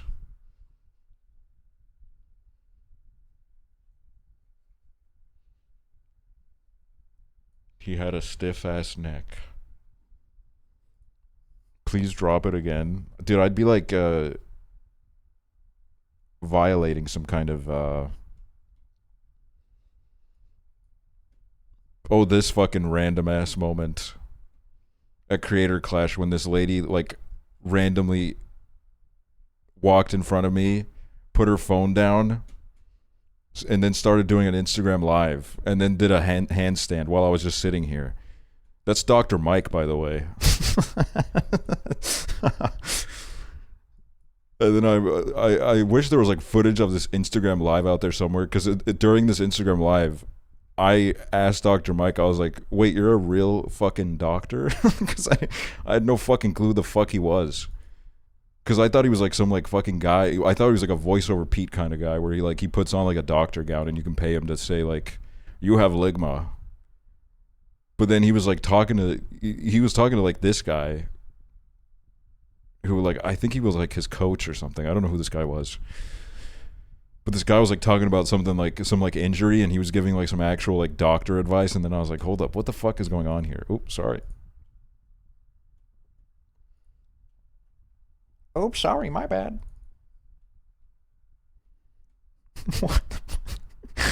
What the fuck is this, dude? I mean, it's a beautiful piece of art. Thank you so much to the fans. HP LaserJet printer. Thank you for the 18 months. Which, like, I'll be honest, they got my neck perfect. But, like, I don't know why they did, like, the fucking red tip theory on my neck, bro. What the fuck? Why is it red? What the fuck is this? It's a shadow? I don't know, man. That looks more like a sunburn.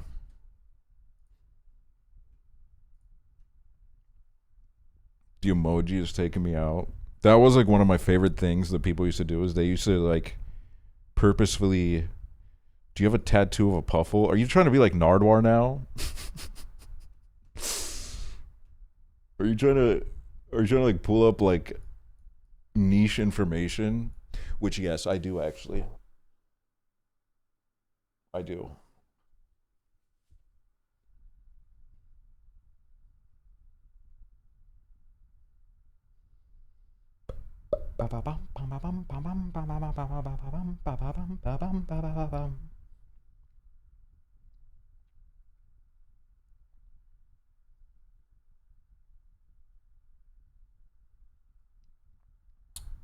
Yeah, there's just a lot of like.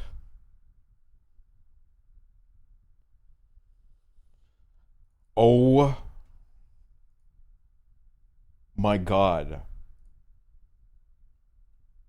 I didn't think I would see this again. This is the person that got the Core 4 tattoo on their finger. Which is a good place to get it because it's gone by now. There's no way that this still exists. It goes away fast when you put it in places like that. But still kind of an insane thing to do. That shit looks like Corey. I wonder where this person is now. Probably like commenting somewhere being like, yeah, I always knew Aksually was weird.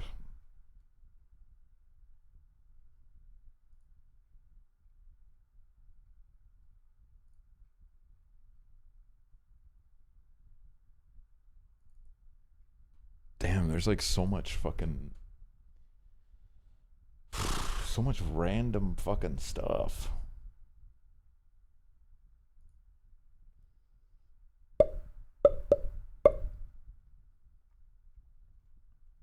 Wait, let me see if I can...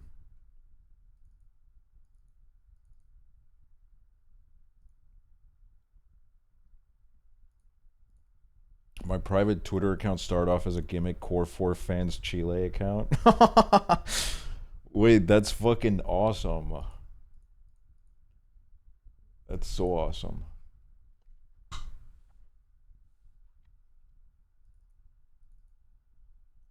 Okay, this folder called old desktop stuff. Oh my God, this picture of me when I was like 16.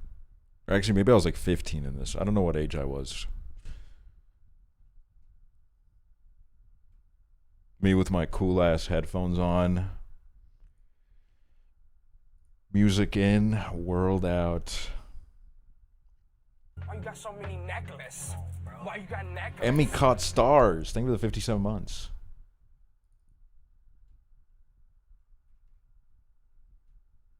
Dude, what is this, bro?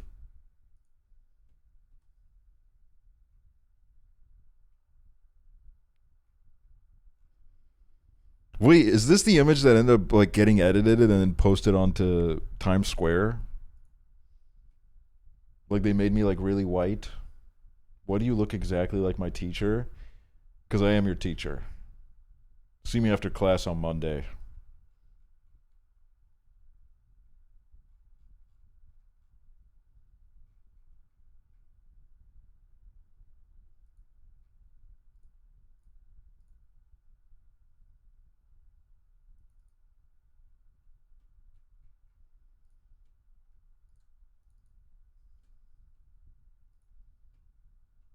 You would teach PE?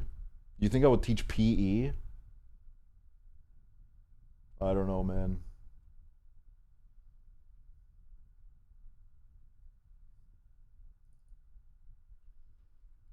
Oh my God, wait. You guys remember when I did this bit on stream?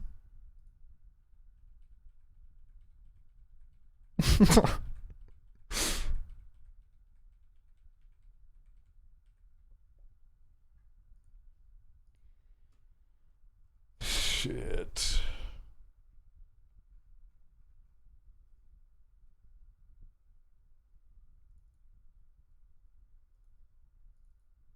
Oh my God, wait, this is crazy. I probably still have my old, like, Tamagotchi save from when we played the original. Or whatever we did.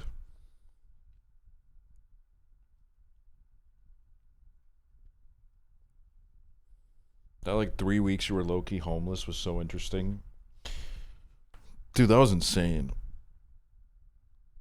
I don't know how I didn't, like... I was, like, so full of energy that, like, I don't know... I mean, I was definitely, like, kind of losing my mind. But, like, I don't know how I wasn't losing it more. I think if nowadays I had to, like, keep moving every fucking week, pack up my shit every single week and keep moving it to a new location, I'd be fucking crazy. Staying at the hotel was funny as fuck because, like, every time my, like, my days were about to run out and I'd go downstairs to like pay for more days, it like became so commonplace that like the person working there would be like, "Oh, you again? Let me guess, more days?" And I'd be like, Yep, I'm still here." And then I would like, there was like no room service. So a lot of my meals were vending machine. I'd take the elevator down one floor and I'd go to the vending machine. And it was a vending machine where like the two bottom rows were just condoms.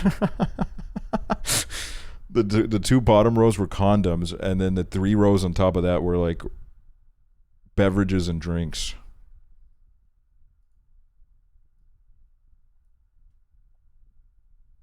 That's why your neighbors were always fucking. No, it was definitely like a hotel where people were like, I think it was like a huge moment for long distance couples. They would come up, they would meet up in that hotel, and then they would just kind of fuck all day long. The condoms have at least flavors. Yeah, I think so. I think there was like a banana flavor or like a strawberry one. I remember it so well. My kind of hotel, am I right, fellas? Nice one, Peter Griffin. Peter Griffin, the real gamer. Nice one. Very nice.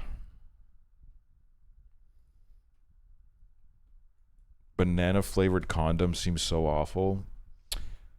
Just like, I'm not gonna lie, there's not like a single condom flavor where I'm thinking like, oh my god, that's gotta be yummy.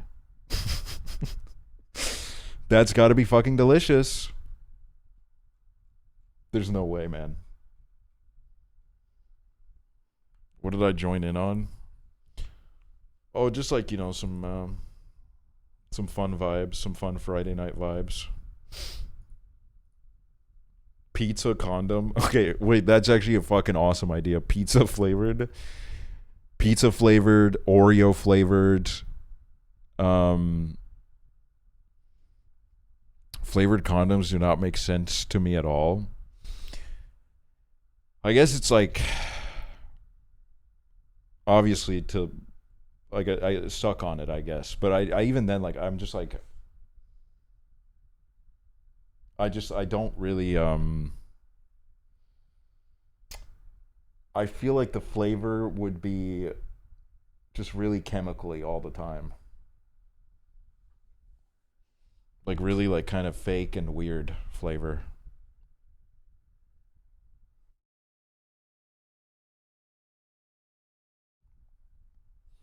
People wild enough to buy flavored condoms are not often people to buy condoms for blowjobs. No, I agree with that.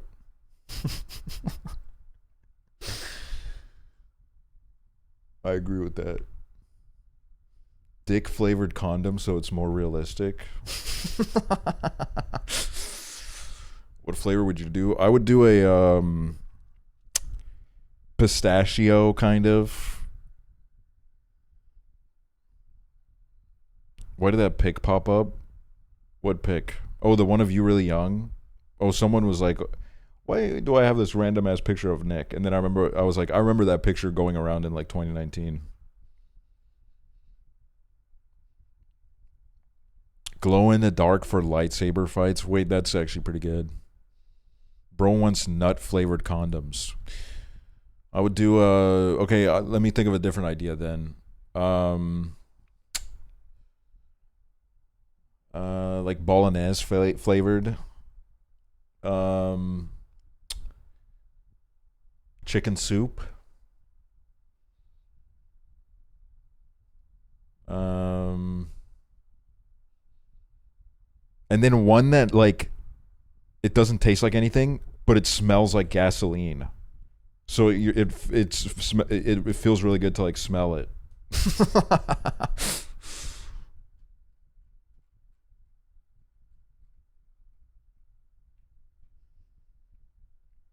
Pussy flavored condoms, best of both worlds. Wait, that's good too. Jelly Belly mystery flavors. Wait, like what was that fucking spin the wheel, eat a weird jelly bean game?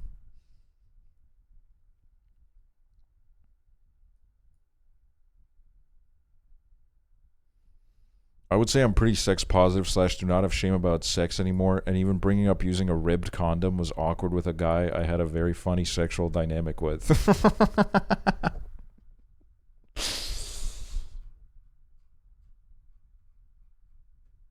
I think ribbed condoms, I low-key like forgot existed for a while because I remember as a kid, like it was really weird. I would be watching like morning cartoons and then out of nowhere it would be like a ribbed condom ad. And I'd be like, what the fuck is that? What the fuck is happening right now? Like they'd be running it at like the most like fucking weird times. I just have like a really vivid memory of, it was definitely like a show that was probably not a show that you should run like condom ads in the middle of, where it's like it starts with like the like sensual music and like a lady kind of like making a little sound or whatever to like really kick it off, and then it does like the pan across the fucking condom and it like introduces you to the new ribbed technology.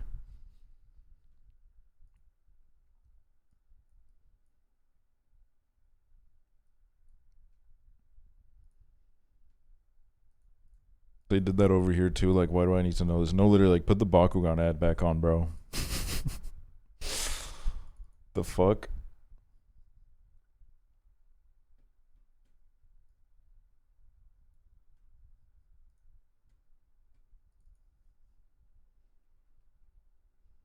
See, and this is why you should never make me angry. You should never make me angry because this is what happens. How do I even get my eyebrows to go that long?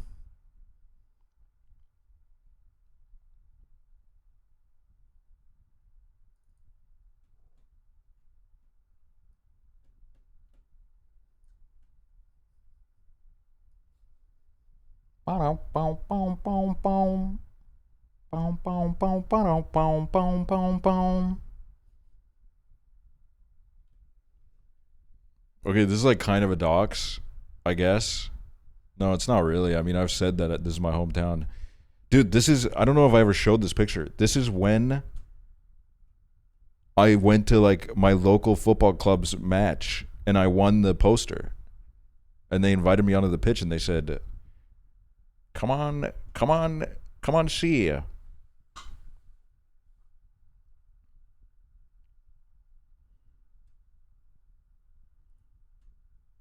You look so baby. Yeah. Yeah, my gay shorts.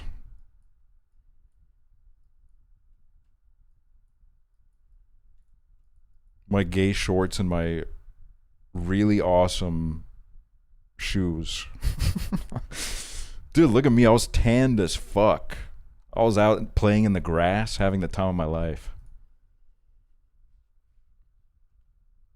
Just when you were posting women, I don't understand you. No, that was a couple years before.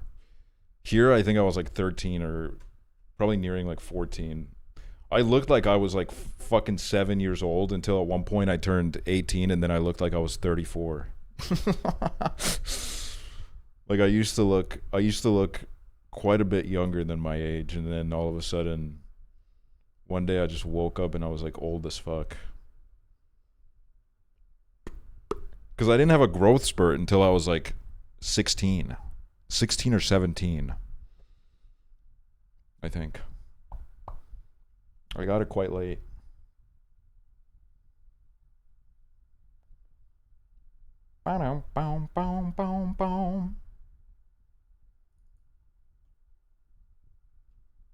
Okay, like this is legitimately a good picture of me. Like unironically, I obviously took this picture as a joke, but like damn, dude.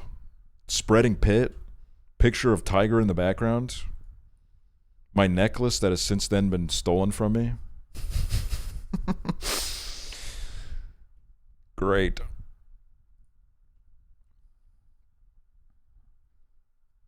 I still look younger than my age. I've had people ask me if I'm in high school and I'm 25. I think if I shaved my facial hair, I would probably get those more.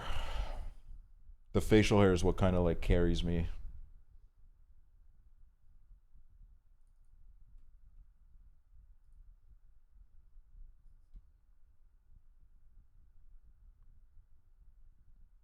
I mean? So weird to feel maternal toward baby you. Like, wow, you're 2. Why would people be mean ever? Bro, I was like smoking cigarettes. Like in that picture in the corner, it's crazy to think I was probably like 3 years away from having my first cigarette.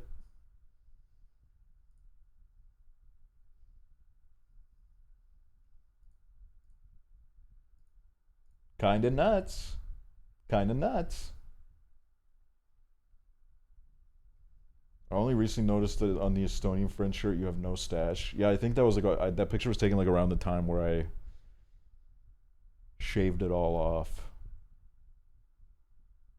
I took a risk.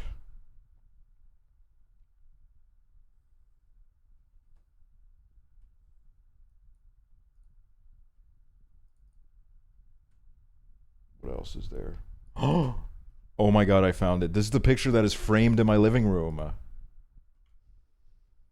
This is the picture that I have. I went to a printing place and I got it printed out professionally. And then I framed it in my living room and it looks at me every single time I sit in front of my TV. Who is that? That's Jeremy Strong from various emotes, like the Kendall emote. And I don't know what other, yeah, from the fuck my shit life emote, from the Kendalling emote.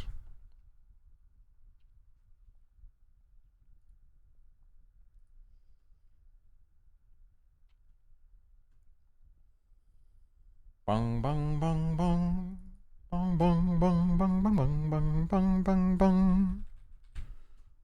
Ooh, and here's like a little graphic I did for the Cool Dog vlog. I forgot about that.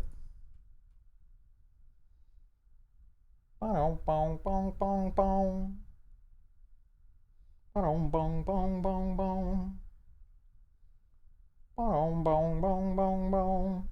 One more Cool Dog. I just don't. I don't have it in me. I don't have it in me to live stream and then also do a podcast where I have to think of something else to say. Oh my god. Okay, since I'm probably never going to make this now, this is a graphic that I was making for like this like Second Life documentary that I made, or I was working on, where I was like going on the game for like a year straight, and I was like trying to figure out like so it would like kind of, this was like the title screen, it would like kind of flicker between that really fast.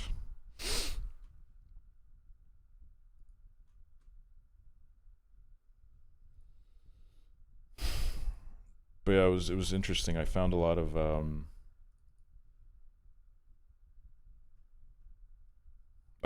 of very fascinating people. But you know what I found in my, because I was really approaching it from a time of, oh, excuse me. I was approaching it from an angle of, because like 99.9% of the Second Life videos on YouTube are people like going on there to like kind of make fun of the people, because there are a lot of like insane people on there. But I was trying to like genuinely kind of like reach out to these people and talk to them and like kind of interview them on like why they have decided to find like why they've found their like home on the internet in Second Life, when everybody else is just kind of like, for a lot of other people, Second Life is something that is like so far in the past. What is Second Life? It was like, the way it used to be described was kind of like how they tried to sell you the metaverse like a few years ago, where it was like you can move your life online, but it was like an online kind of social multiplayer MMO kind of game. Yeah, kind of like Imvu, but they were like really trying to hone in on like, there were a lot of like TV shows like CSI New York did a whole episode where they had to go, they were like trying to catch the murderer, and they had to like go into Second Life to figure out who it was, and they were like, there was like a chase scene in Second Life, and like The Office had like a an episode parodying it, Sweet Life on Deck, which is a bit of a more niche one that a lot of people forget. Sweet Life on Deck also had a Second Life parody episode, which was awesome. But it was very much like the way it was advertised when I was growing up, like late 2000s. It was like everyone's going to be on Second Life one day. Like right now, if you get on right now, like you're going to be one of the first, but like they would show you like all these, like someone built like this place in London in Second Life, and everyone hangs out there, and then it would be like, then cut to literally like 10 years later, and it had become like a total ghost town. But the people that were still on it were obviously like really ride or die, because those are the people that, like, if they're still on it, they're going to be there for as long as the game is around. So I found this really fascinating because I found this like one news segment clip from like a local news show where they did a segment on Second Life in like 2016, and they were kind of focusing on the fact that there's a lot of people with like disabilities who can't leave the house who use Second Life to kind of like socialize. These are a lot of people who like and also older people as well. It was like I saw that like news segment, and I was like really interested in that aspect of it, and I actually wanted to like find some of these people and like talk to them, and I kind of wanted to like show like the two sides of Second Life, I guess, because there's like the very degenerate side of it, which I'm not gonna lie is most of what I ran into, because I think I have like 20 or 30 hours of footage of me like finding people and trying to talk to them. And number one thing that I discovered is that most people just will not talk to you because of the amount of people that have like gone on it before and like just kind of fucked around and like trolled them and whatever. So it was like really hard for me to be like, I want to like talk to you, I want to interview you, because they would just like immediately be like, fuck you. And then the only people that would want to talk to me were people that were like actually fucking insane. Like this like this military veteran who he just kind of like lived off like his pension or whatever from the military, and he had a wife in real life who went to work, but he spent all day on Second Life talking to his like 6 wives that he had on the game while he had a wife in real life. And while I was talking to him, the wife came home, and I was like, is your wife like chill with this, like you having this like harem of women on this game? And he was like, no, yeah, she's she views it as like something for me to do. And the kind of like conversations we would have, because then I was also like, was it voice chat or text? It was voice chat. Because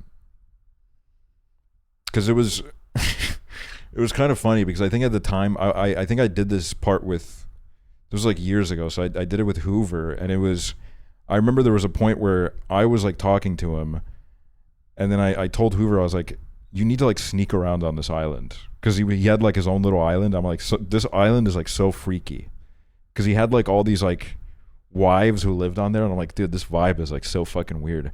So I tried to have him sneak around, because there was this like compound underground where I was like, there's something like really fucking weird happening in there, I bet. And I wanted access to it. And then when he noticed that we were like kind of trying to get towards that, he got really pissed off, and then he like stopped talking to us. No, it was definitely, there's a lot of sex on Second Life. There's like, and it's not even just like LARPing sex. Like you can like pay to get like models and animations where you can have like legitimate virtual sex. So it gets like super fucking in the good ways kinky, but in the more degenerate sides probably really scary. I'm gonna be honest. There's definitely like, there's people I ran into where I'm like, this is like, I honestly feel like kind of unnerved just talking to you, even through like voice chat on a video game.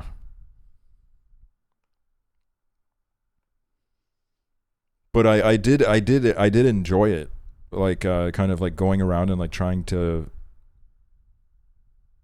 you know, meet people, and I was legitimately kind of trying to integrate myself into the community, because they do like weekly events and stuff, and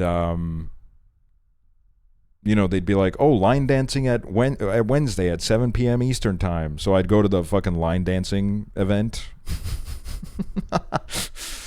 I'd go to the line dancing event, and there would be like a bunch of people in like cowboy outfits, and it's always really funny because the men have like really large muscles, and they're really tall, and then the women have like huge fucking boobs and huge asses. And I'm not talking like big, I'm talking like fucking massive. Like everyone's kind of like character trends like the same body type. So it was just a bunch of people with like really buff dudes and like women with really big boobs and asses line dancing, and I'd be like, I remember I was so disappointed that night because these people seemed so nice, but like none of them fucked with me at all. When it came to like talking to each other, they were so nice, and then I'd be genuinely just like politely trying to join the conversation, and they just blew me off so fucking bad. And this was like you know, by this point I'd spent like so many nights like going on there and like trying to find people to talk to, that I was like it actually made me like sad. Because I don't know why. I guess because I'd immersed myself like so far into it, where I was like I was really trying to like find my place in there, just so I could like find people to talk to, which was proving to be like, because it was easy to find people to talk to, but like a lot of them were really boring. There was a lot of people who like they weren't like that involved with the community, and they, you know, you would talk to them for like 5 minutes and then they'd say like a slur, and it's like, okay, well, I'm not like really that interested in this. So there I was like, I found some really polite people, and they just fucking hated me. They probably thought you were going to make fun of them. Yeah, I think that's what made it so hard, was everybody was just kind of like, because I also found this guy who had been making like, he does like news coverage on Second Life, and he has been doing this for like 15 years. And I was like watching all of his videos. Like he did a news coverage thing on how like people were campaigning for Obama during the first election. You know, like he's been around for that long. And I saw his video. And I was like, this is fucking amazing. This is like an incredible time capsule. So I reached out to him. I was trying so hard to get in touch with this guy, and he just did not want to talk to me. And I was like, dude, and I made it so clear. I'm like, I explained the whole backstory of like, I saw this like local news segment that was about like people with disabilities who use Second Life to, you know, like find people to talk to. And like because I feel like that guy would have had like so much information, and he could have like shown me around. But he didn't want to talk to me either. And I think that was the point where I kind of like, I took the hint, and I was like, I guess I just can't find what I'm looking for here. You know what I mean? What's up, Hanner? Yeah, Twilight tomorrow. Wait, let me see if I can find this video.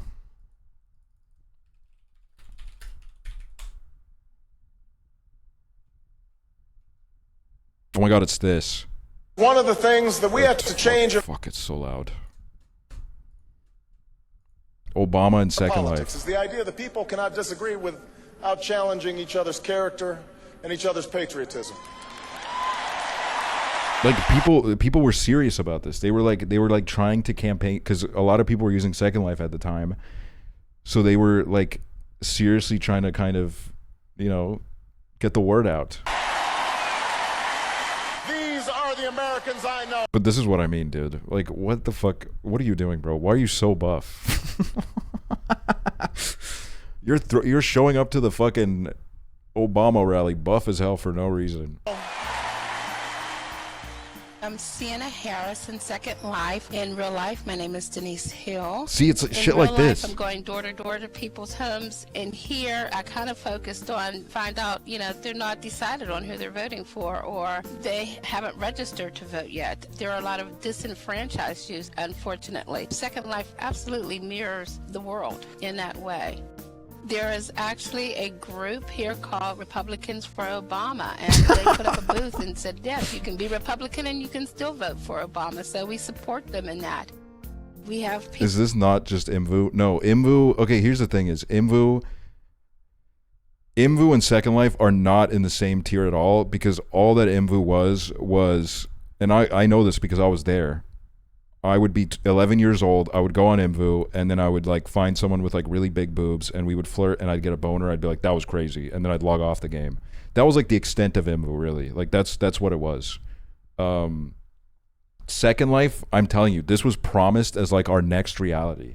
The way this was advertised and the way that like CNN covered it, like all of these like news outlets were pushing Second Life as like something serious where you can actually like start a business, and like this is going to be like a whole like what country will this be under if this actually takes off to that extent? You know what I mean? Like it was, I mean, it did end up devolving into IMVU. And obviously the idea that Second Life was being sold as this like alternate universe where we will all migrate to was like a little bit ridiculous looking back at it. But when I was like 2008 and I was like, when it was 2008 and I was like a little kid and I would see videos about this, I would think to myself like, wow, the future is happening, bro. People that are disabled, we'd have people that are transgendered. It doesn't matter. We really got beyond the physical attributes of anyone. That's the wonderful thing about SL, is that you're just exposed to everyone, and what you find out is that we have more in common than we have different. We can't afford to just look at somebody's heritage as a means to decide who we're going to vote on. We need to look at what are their principles, what is the platform that he's bringing, what are his beliefs in terms of how to make our country better. I think that him reaching out to other nations is perfectly wonderful, to be seen as good people again and not people to dislike or to fear. I don't think that's the image that we want of ourselves out there. Like, this is so interesting. I don't believe that Senator McCain doesn't care what's going on in the lives of Americans. I just think he doesn't know. I'm planning a huge party here in SL because I just know my candidate's going to win. I guess she had a big party.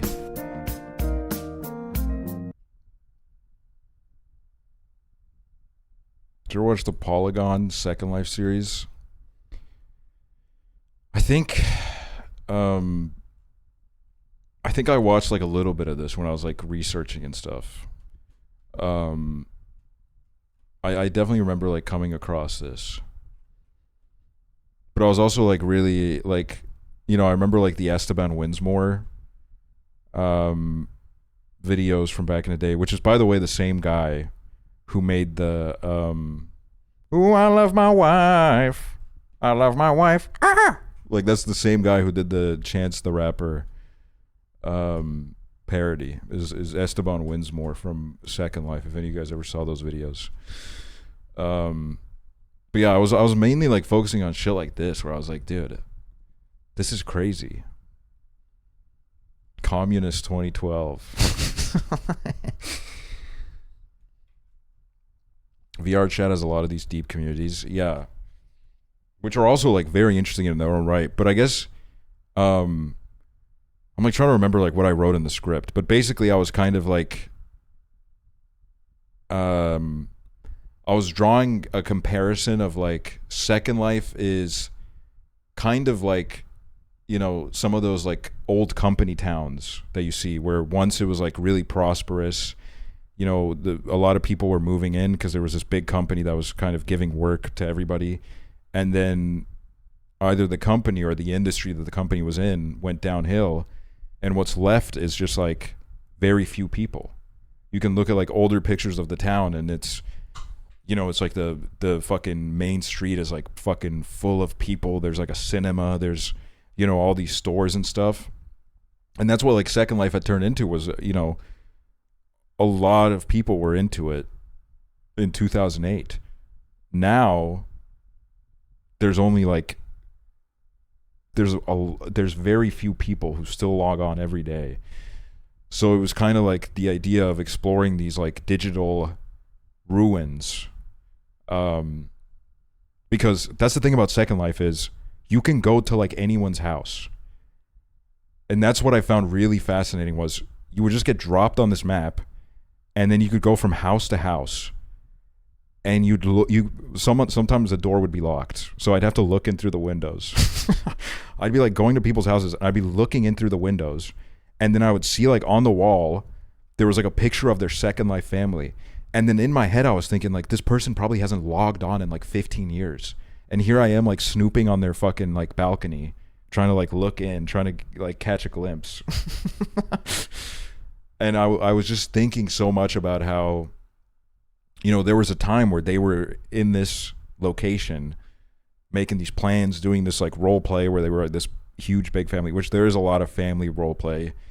There are people on Second Life who exclusively like role play as like the child, which that's like a whole kind of other aspect of it that I was actually going to get into, because I think it's worth talking about how there's a lot of age regressors who love pretending to be a baby.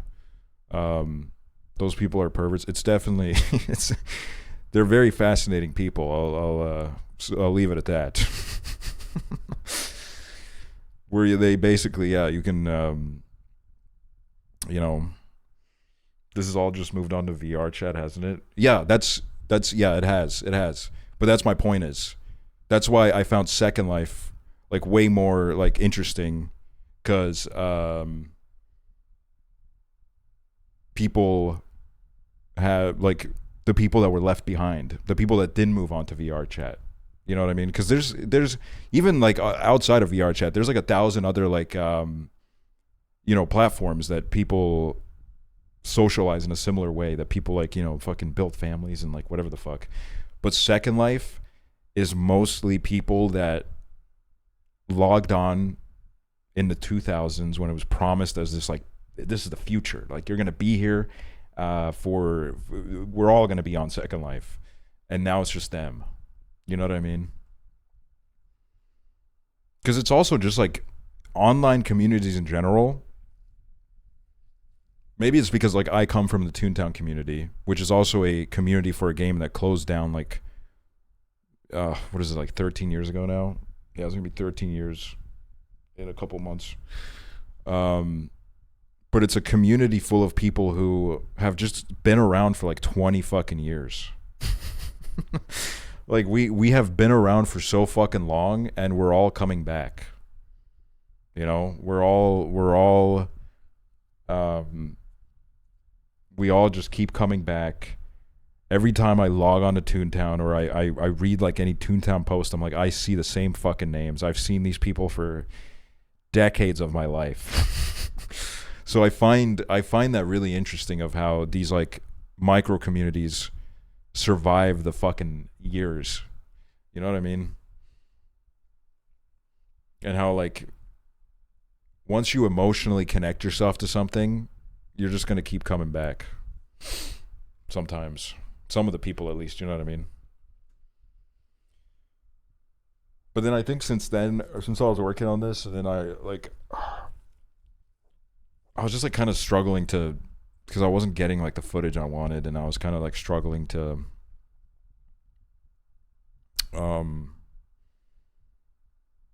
get like a point out of the video without kind of, I don't know. I was hoping I would have met more of these like genuine people instead of people that like hold sex dungeons. Because like obviously I would have put that in the video, but like I didn't want it to be all like, oh, this guy has a sex dungeon on Second Life, because I think there's a lot of those guys. But since then, like I've seen a lot of people kind of reach like this a similar idea. Like there's this like series I watched by a guy who found this like old MMO made in the made in the 90s that now had like a community of 60 people. And he went on it and he was like learning to play, and it was like kind of interesting to see how surprised the community was to even see like a new person pick up the game. And it was a very well done series. And then like he did like a second part where he was like showing how the game had kind of gotten a lot more activity since he posted a video and stuff, which was in a similar vein to what I was kind of thinking about. Was it Redline? I mean, yeah, probably. I'm like so bad at like channel recognition has gone fucking down the drain, dude. And I'm at fault here too. I just watch a video and then I'm like, what a great video. I guess I'm not subscribing. I guess I'll never see this channel again. Sorry.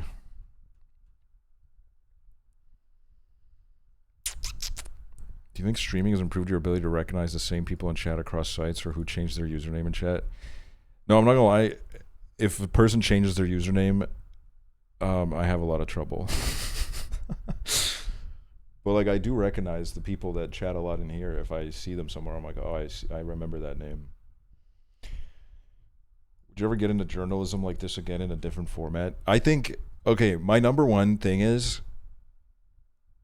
I would love to do it about shit like this.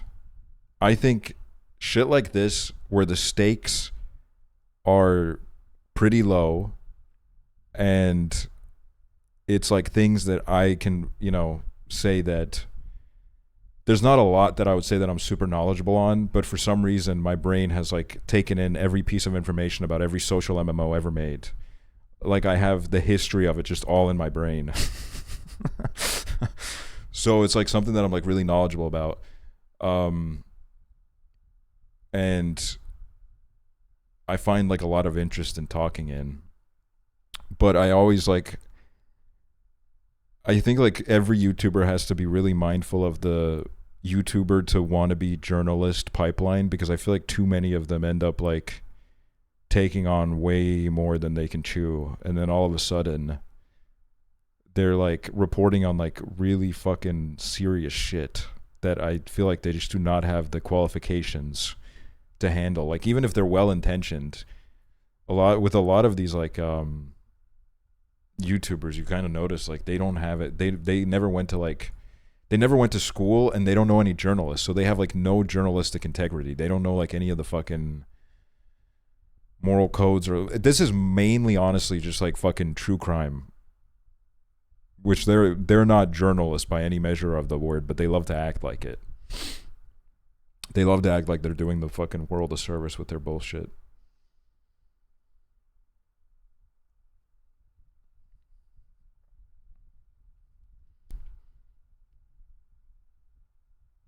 That guy who did the Lego store expose. The guy who did the Lego store expose is like, I feel like he's a guy who like really tried staying in his lane, because he kind of focused on cults, like fucking with cults and shit. And then he was like, oh, like this Lego store is like stealing Legos from this family. And then I think he ended up in a fucking he ended up in a situation that was like way fucking more intense than I think anybody could have imagined.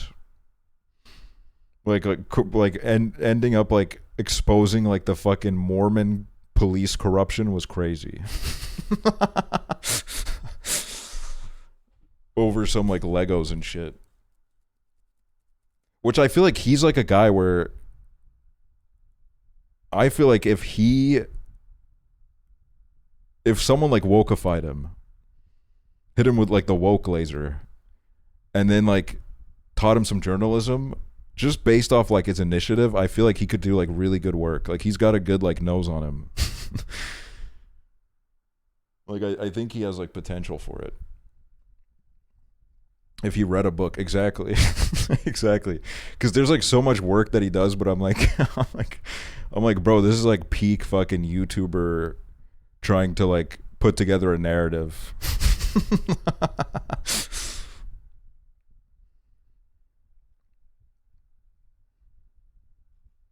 But like I do find, I think it would be really cool to find like something to do a documentary about. But I think what really like kind of drives me nuts about the idea of a documentary is when I read this like thing about how sometimes with a documentary you kind of have to wonder, is the documentary good because it was a good documentary, or it's because the subject matter itself is just so interesting that it doesn't really fucking matter what you do around it. Because there's like documentaries that kind of like just kind of give you the play-by-play of like something that happened, but at the same time then you can do like another version of it is the movie like Fire and Love, the documentary Fire and Love. Yeah, the couple who researched volcanoes together. Like there's that movie that kind of focuses on their science and like what they did together. And then Werner Herzog made a documentary about the same couple, but with kind of a different lens, where he was trying to like put them as like, you know, people think of them as a scientist, but they were really also just incredible filmmakers. You know what I mean? So it's like you're kind of trying to bring up something new. It's like actually transformative and whatever. There's a reason for the two documentaries to coexist. And I feel like I kind of like, I can sit here and be like, I understand the idea of what that means. Like, is the documentary actually good, or is the subject matter just interesting? But I feel like in my head I'm like, what does it, so how do you like, what makes a documentary a good documentary? You know what I mean? Like that's something where I'm like, I don't really know. But I guess it's like, you know, I guess you learn on the job.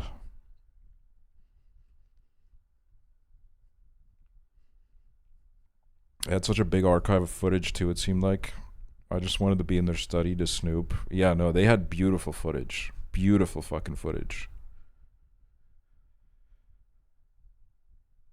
I think you would really like The Gleaners. If you haven't seen it yet, The Gleaners.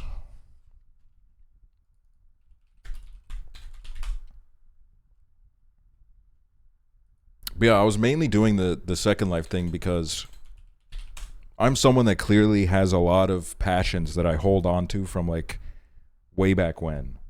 You know what I mean? You guys see it on the stream. I talk about Toontown or whatever. And I'm always just really fascinated on the different things that become really dear to people. Whether it's like a band or like a game or like a book or just some kind of hobby. Something that like really gets like people out of bed in the morning. Something that, you know, you'll see like an old man who's just been like fucking, is usually like work, but then you recognize that there is still like that kind of like child in him where he wants to have fun because he has this hobby that he's like really fucking into, really passionate. So that's why I kind of wanted to do it, because I just, it's always really, I enjoy hearing people talk about the things that they love as well, to be honest. The Gleaners and I.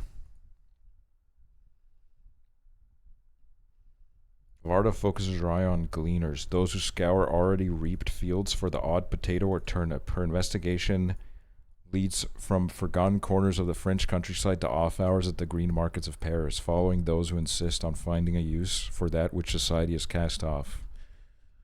Wait, that's kind of fucking lit. I love shit like this.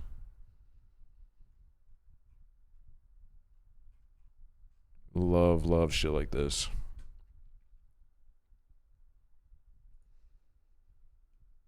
You seem really well versed in old internet. I would love to see you and be inspired by it someday, like your Second Life stuff. It is like something that I've just like, I don't know. It feels like with the internet, we've just seen like such a quick evolution so fast. Like if you're the same age as me, or especially if you're older, you've really seen something like fucking shapeshift so many different times. You know what I mean? Like obviously there's the internet of the 90s, which was like a whole different thing, but then there's the internet of the 2000s, which is what I got to experience. And there's this really interesting video. I gotta find it. It is like one of the best videos I've ever seen. Hold on.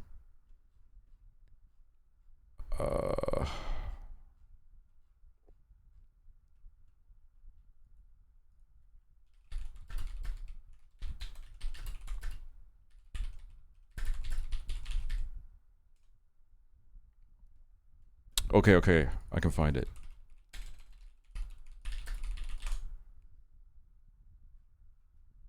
Okay. It's this video. I think I've recommended this before. It is a video. It is a kind of like a presentation from 2008. And it's called An Anthropological Introduction to YouTube.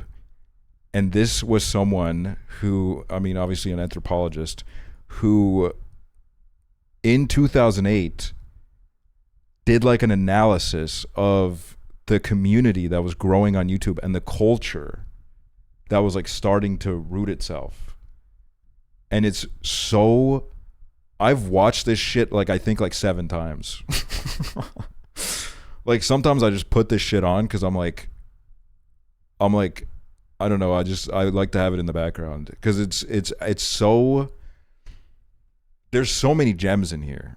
It's just like kind of like back when, you know, like you could respond to videos with another video. So it's like kind of like trying to like unpack that and like analyze that and like analyze like comment sections and stuff. Like, hold on, we can watch a little bit of it. I just want to start off a little story. In 1989, just as Tim Berners-Lee is sort of launching the foundation of what will become the World Wide Web, Kevin Kelly is invited by ABC to consult about where to go with this internet thing. You know, this internet is starting to get traction, and ABC wanted to know what to do about it. And Kevin Kelly gave him his best pitch he could, but ABC wasn't buying into it. In fact, later, Stephen Weisswasser suggested that you are not going to turn passive consumers into active trollers on the internet. So we can kind of like, that's crazy, dude. We live in the fucking world where everybody's a fucking active troller now, bro. Look at the scorecard today. If we check where we stand right now, in 1948, ABC started broadcasting, and they became the 3rd network to do so. So they were like the 3rd major network. And if you think of this, this is 60 years ago, so it's 2008 minus 1948, 60 years. Those 3 networks, if they had been broadcasting every day for every hour of the day for those 60 years, it would be over 1.5 million hours of programming, which is a lot, but YouTube produced more in the last 6 months.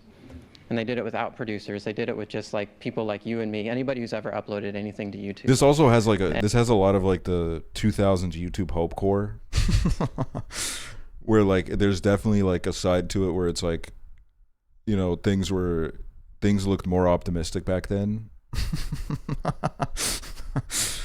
So it's like a lot of like the YouTube puts the fucking power in the hands of the people, man. And so on YouTube today, there's over 9,000 hours that are uploaded every day.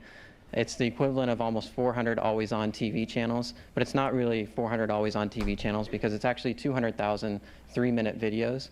And trust me, I've watched about 8,000 videos in the last 3 weeks, and this is not mass media.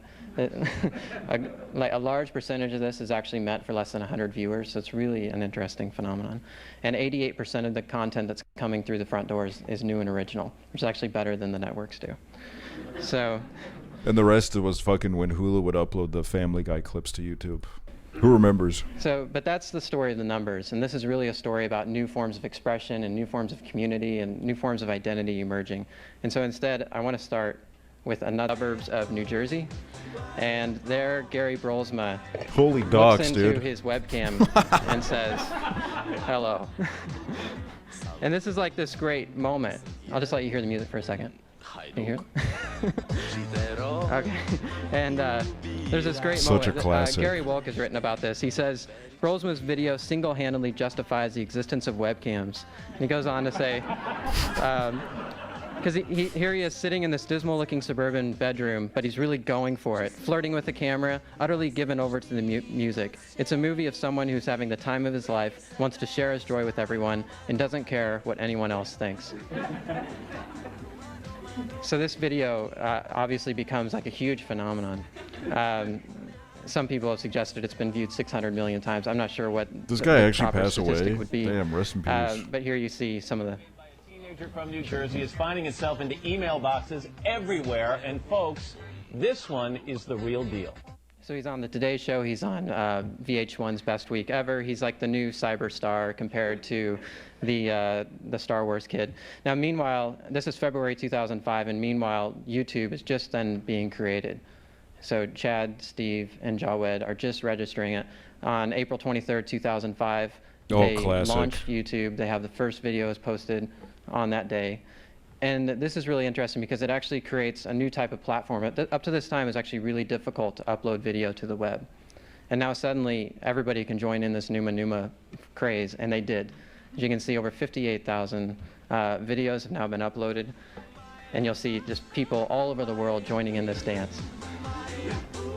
And this Like, then becomes damn, sort dude. of something really important that's going on. And again, Gary Wolk has this great line when he's talking about this. He says, they start to look less like an Sorry, infectious Numa joke Numa guy is still alive. Okay, great. Than a We new just cultural- we just held a memorial for a guy who's not even fucking dead. order.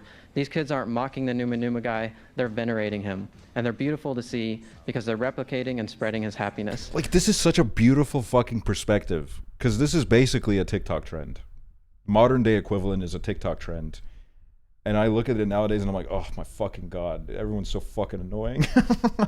But this was, you know, this was like before all of that. So it had like it was a lot more, it was easier to romanticize it because it was actually kind of genuine and beautiful. It was before the algorithms and whatever the fuck were, you know, pushing all sorts of fucking whatever. They're following a ritual that's meaningful. Which, like, don't get me wrong, old internet also had a lot of bad fucking shit on it. Don't get me wrong. It was never tried true to to its capture 4 some likes. of the changes that are going on the web with this video last year that about half of you have seen. This is the machine is using us. And I started with text and thinking about how it was different than a world based in text. I could have started with TV. It might have been an interesting video as well. But I started with text on paper and thinking about what it meant to move to digital text and what that move really means.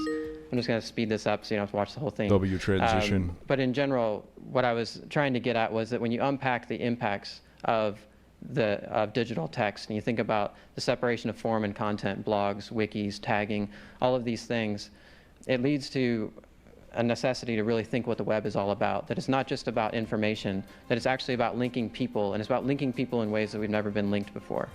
And in ways we can't even predict because it's changing almost every 6 months now. There's a new tool out there that connects us in some new way. So I suggested at the end of that we were going to need to rethink a few things. And as an anthropologist, I sort of see everything as connected.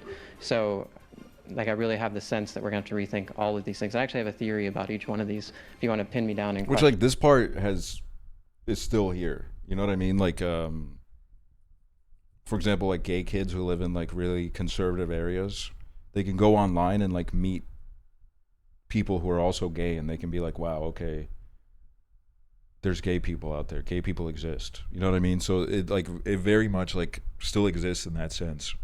I just think like on the like on the larger scale, things have like changed a little bit for sure. Even about love.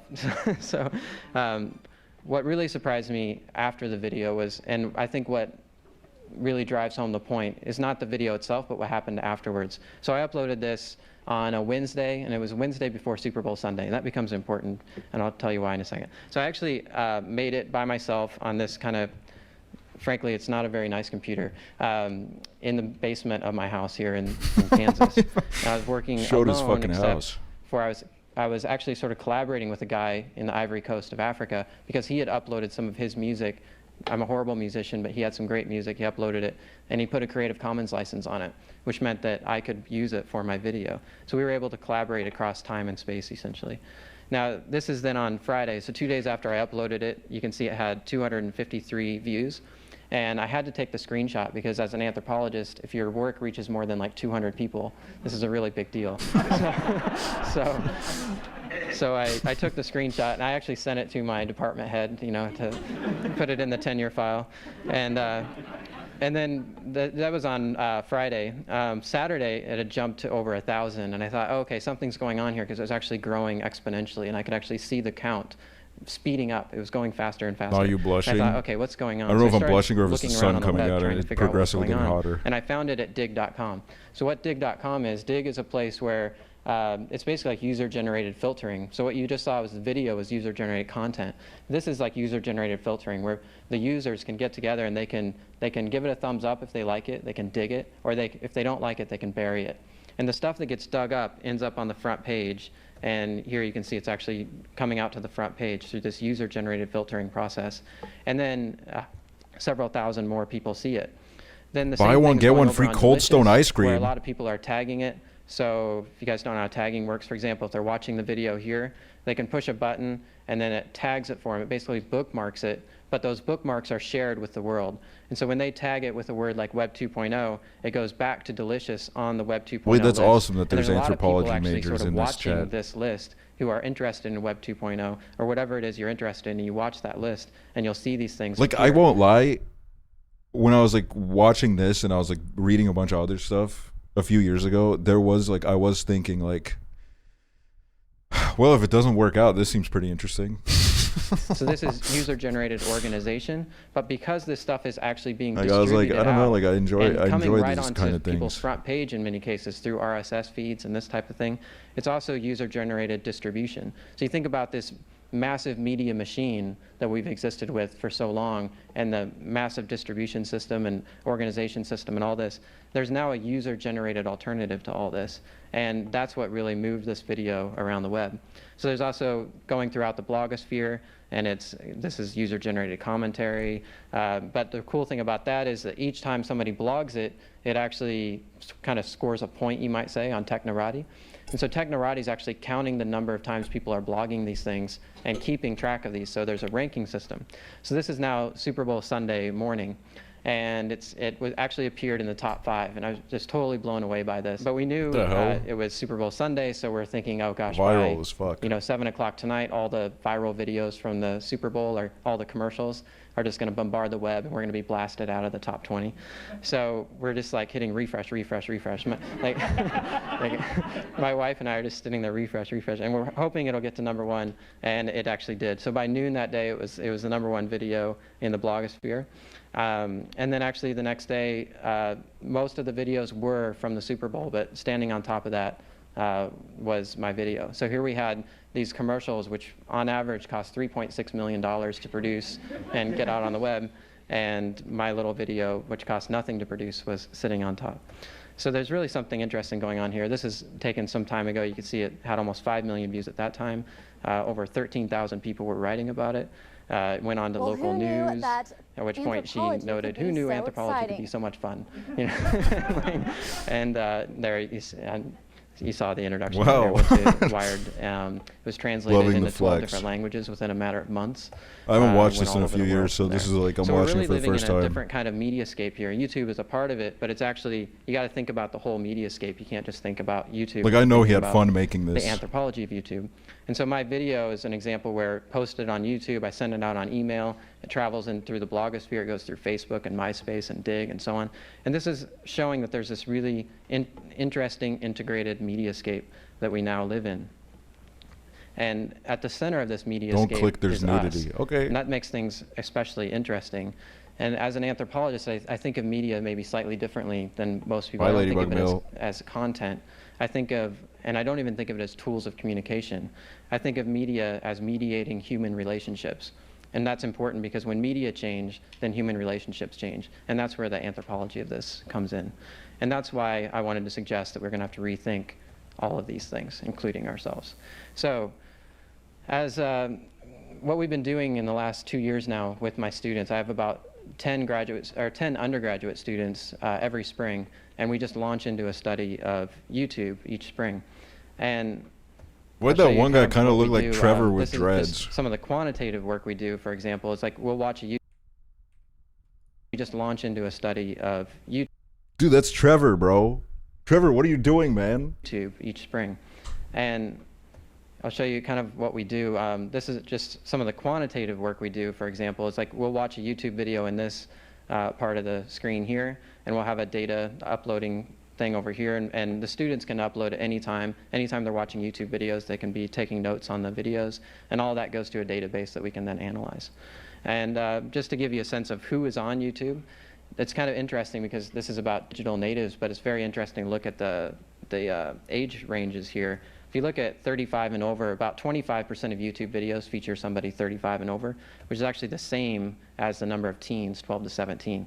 The really strong group presence on YouTube happens to be in the 18 to 24 age group, and also the young adults. What is this? We're in college right now. 25 to 34. Those are the strongest age groups. Over 50% of videos have an 18 to 24-year-old in them.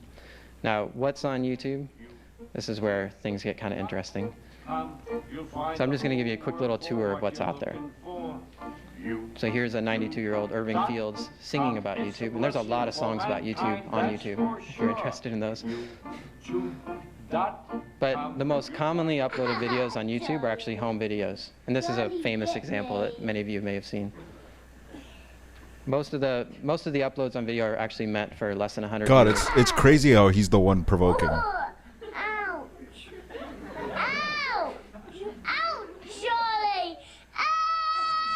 Like, bro, you put it there. Like, I won't lie to you.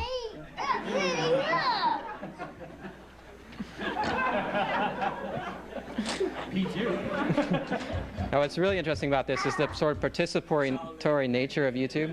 This has been redone or remixed about over 2,000 times. Charlie! Ow! Ow! Dude, this video had fucking everybody age regressing, bro.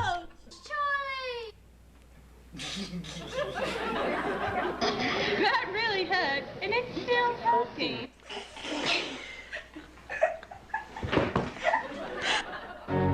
And some of these remixes actually get really sophisticated.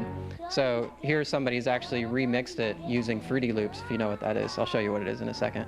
But there's actually like the simplicity of drag and drop editing, sort of almost like cut and paste work with not bad for something that started First to off break as through like user-generated this. content. It also was nominated for a Grammy Award. So here's what's really interesting, is that almost 10,000 videos on YouTube out of the 200,000 are addressed to the YouTube community every day. They're videos like this. Hi everybody. Yo, Swift Cry Chop, Monkey Dude 1212 here. This guy's mic is crazy. This is Powers. So just thinking about why, you know, we can start with some studies of the loss of community over time. So Robert Putnam is famous for this, but a lot of other people have been looking at this as well. And you know, some of the explanations that are around for this general sense of a loss of community are things like when women join the workforce, there's suddenly less free time, moving from the corner grocery store to these large supermarkets and ultimately these huge big box stores. There's a number of things that are contributing to this, and so suddenly we're in these massive communities of suburbia where we're disconnected and connected only awesome. by roadways and TVs, and the TVs themselves are isolating. So there's many different analyses of why culture or why community has been in decline, and meanwhile new forms of networks and communities are emerging. So for example, we now have all these cell phones around, and Barry Wellman has this great comment where he talks about moving from place to person connectivity. Phenomenon he calls networked individualism. So you think about this. Like, this is what I just now, love about this video is like it just kind of all the things we take for granted, like analyzing the fucking editing of a Good Luck Charlie remix. You know what I mean? It's like something like we don't think about it really. We don't think about how like this style developed and how like, you know, this whole like culture around it developed. So the whole like unpacking it and analyzing it, and especially from a lens where, you know, it was like very fresh. It was very fresh at the time. This is a requirement for Anth 104 class at Humboldt State University. Dude, this is a requirement of the Aksually class. You got to do a new version of this. Yeah. I don't know if he has. Maybe he has, but like if he hasn't, he should. Or at least like looking. Oh, he's doing like vlogs now. He's doing little kitty cat vlogs. Oh my god, and that's the video that he was talking about. I'll link I can't like watch the whole thing today because I do have to like go soon because I gotta like, I'll leave you with the video in case you want to finish it. The rest of it is also very interesting. But you know, I do have to be live again in like 13 hours. That's the original video. It has 12 million views. That's actually kind of crazy.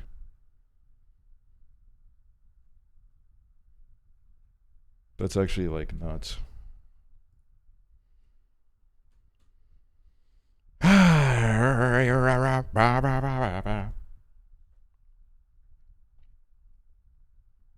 Very eye-opening. A great precursor to the Twilight Marathon.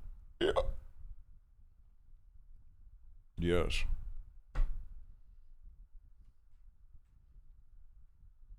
Absolutely. Absolutely. Times is Twilight tomorrow. The stream, I think, is going to start at... what was it? 3 p.m. Eastern?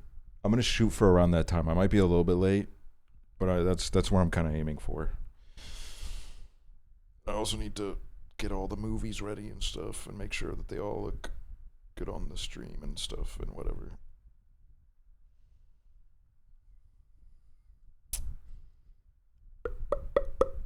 I mean, I'm excited. I think it should be good. And also this bronchitis is like, so much of it is mental because I do definitely feel it when I'm like by myself and I'm not talking all the time. But when I'm streaming, I'm so locked in that I kind of forget that I got some fucking shit happening to me right now. Because it's not like, sometimes like the chest gets a little bit like tight and a little bit like, ooh. But like it's not like really, it's very mild. I think it's like, what it's trying to do, it's trying to give bronchitis. It's trying to give it. But it's, I don't know if it's quite getting there because it's been trying to do this for a little bit now. Yeah, it's giving bronchitis vibes.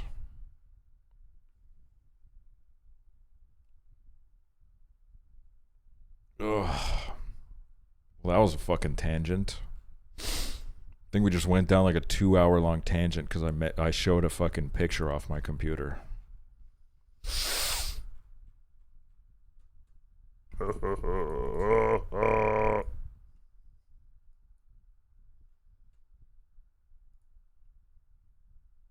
didn't even find the picture we were looking for? Yeah, no, I didn't.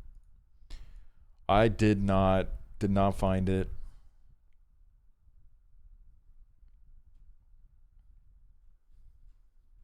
But who knows, man? Maybe one day. Maybe one day I'll find it.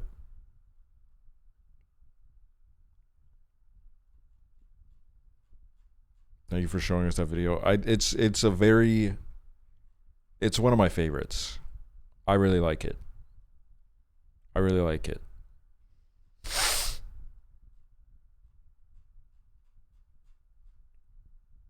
Hey y'all, just got home from seeing Interpoop. Dude, you would have loved today's stream. But you kind of missed it, but I hope Interpoop was fun.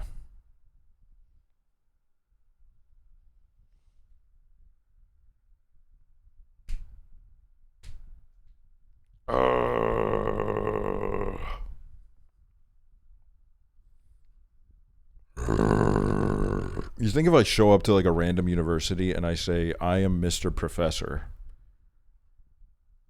let me spread my knowledge, you think they'd hire me?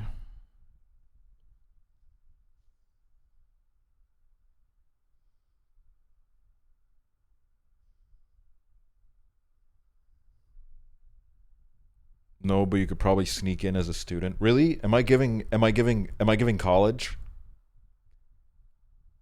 I love drinking beer and I got a bunch of pages due tomorrow, but it doesn't matter because I'm not only here to learn, I'm here to have fun and make some friends.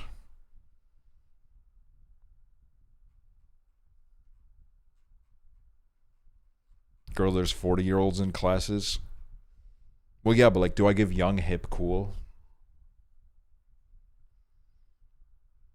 Anyone can sneak in as a student. Low-key college has got shit security. Should I just start like... should I get a free degree by showing up to all the lectures? You ever like watch those like fucking Harvard courses that they upload? And I watch like 10 minutes and I'm like, yep. Mm-hmm.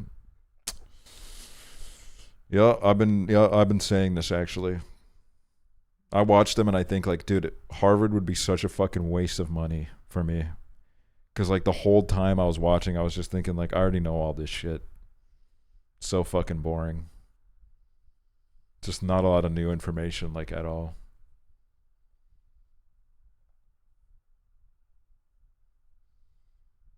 Wasn't there a Matt Damon movie about that I forgot? What, like Good Will Hunting? Where he was the janitor, or he was like the janitor at the university, but it turns out while he was cleaning, he solved a crazy problem. It turns out he's actually, dude, we need to do a Good Will Hunting movie night. We need to do it. I need to hear those Robin Williams scenes where he talks about like his wife farting and how that was like the most beautiful thing about her, because that was like an intimate detail about her that he only knew because they were so close to each other. Those are the things that build the intimacy, those little quirks that you know about a person that nobody else does.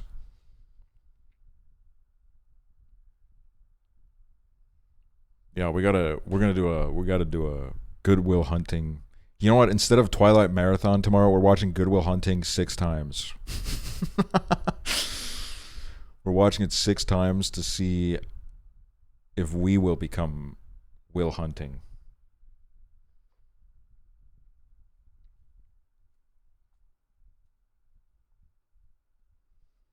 Sorry for scratching my pit live on camera. I apologize, guys.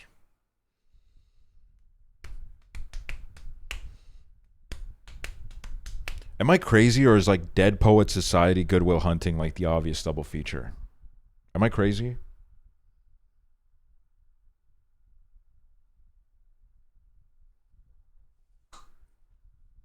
Too obvious? But it's fucking awesome.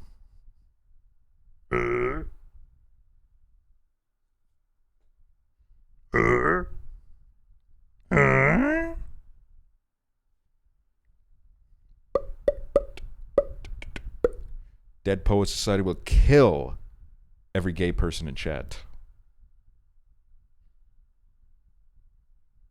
Don't worry, guys. We got this. We got this. Believe in yourself. Wait, happy August, guys. Happy fucking August. Welcome to August. Me, if I was Jonathan Lindor, but I made the song about August instead of July. August.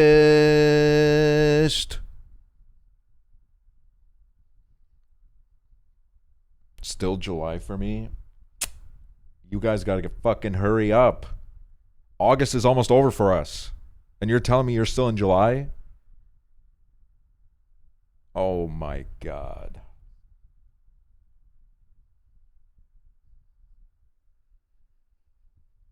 Give me half an hour. Can it be cold already? I'm over the boob sweat. Dude, I'm not even gonna be on. I'm not gonna lie. As soon as I read that message, I realized, bro, I have boob sweat right now. I'm dead serious. I just felt it. Probably because it got really hot all of a sudden and I got this fucking sweatshirt on.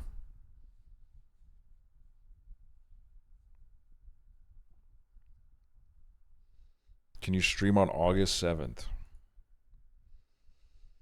Yeah, August 7th I should be live. That's a Friday. That's a Friday.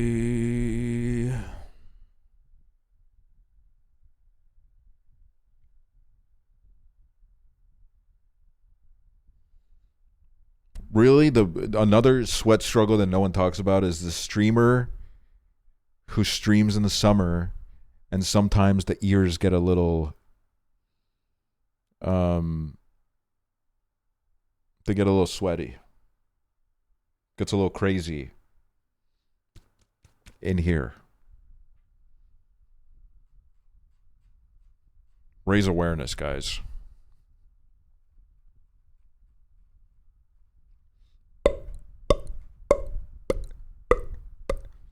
All right, guys. That's probably going to be it for me. But I can't even say it for me for today because I'm literally coming back in almost 12 hours. Let that fucking sink in. I'm begging you, let it in. I don't know why I said that. I'm sorry. This is how you know I gotta go.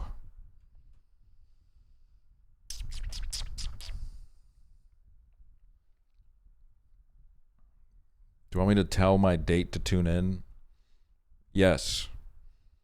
We need all the people we can get. We need everybody. We need absolutely everybody.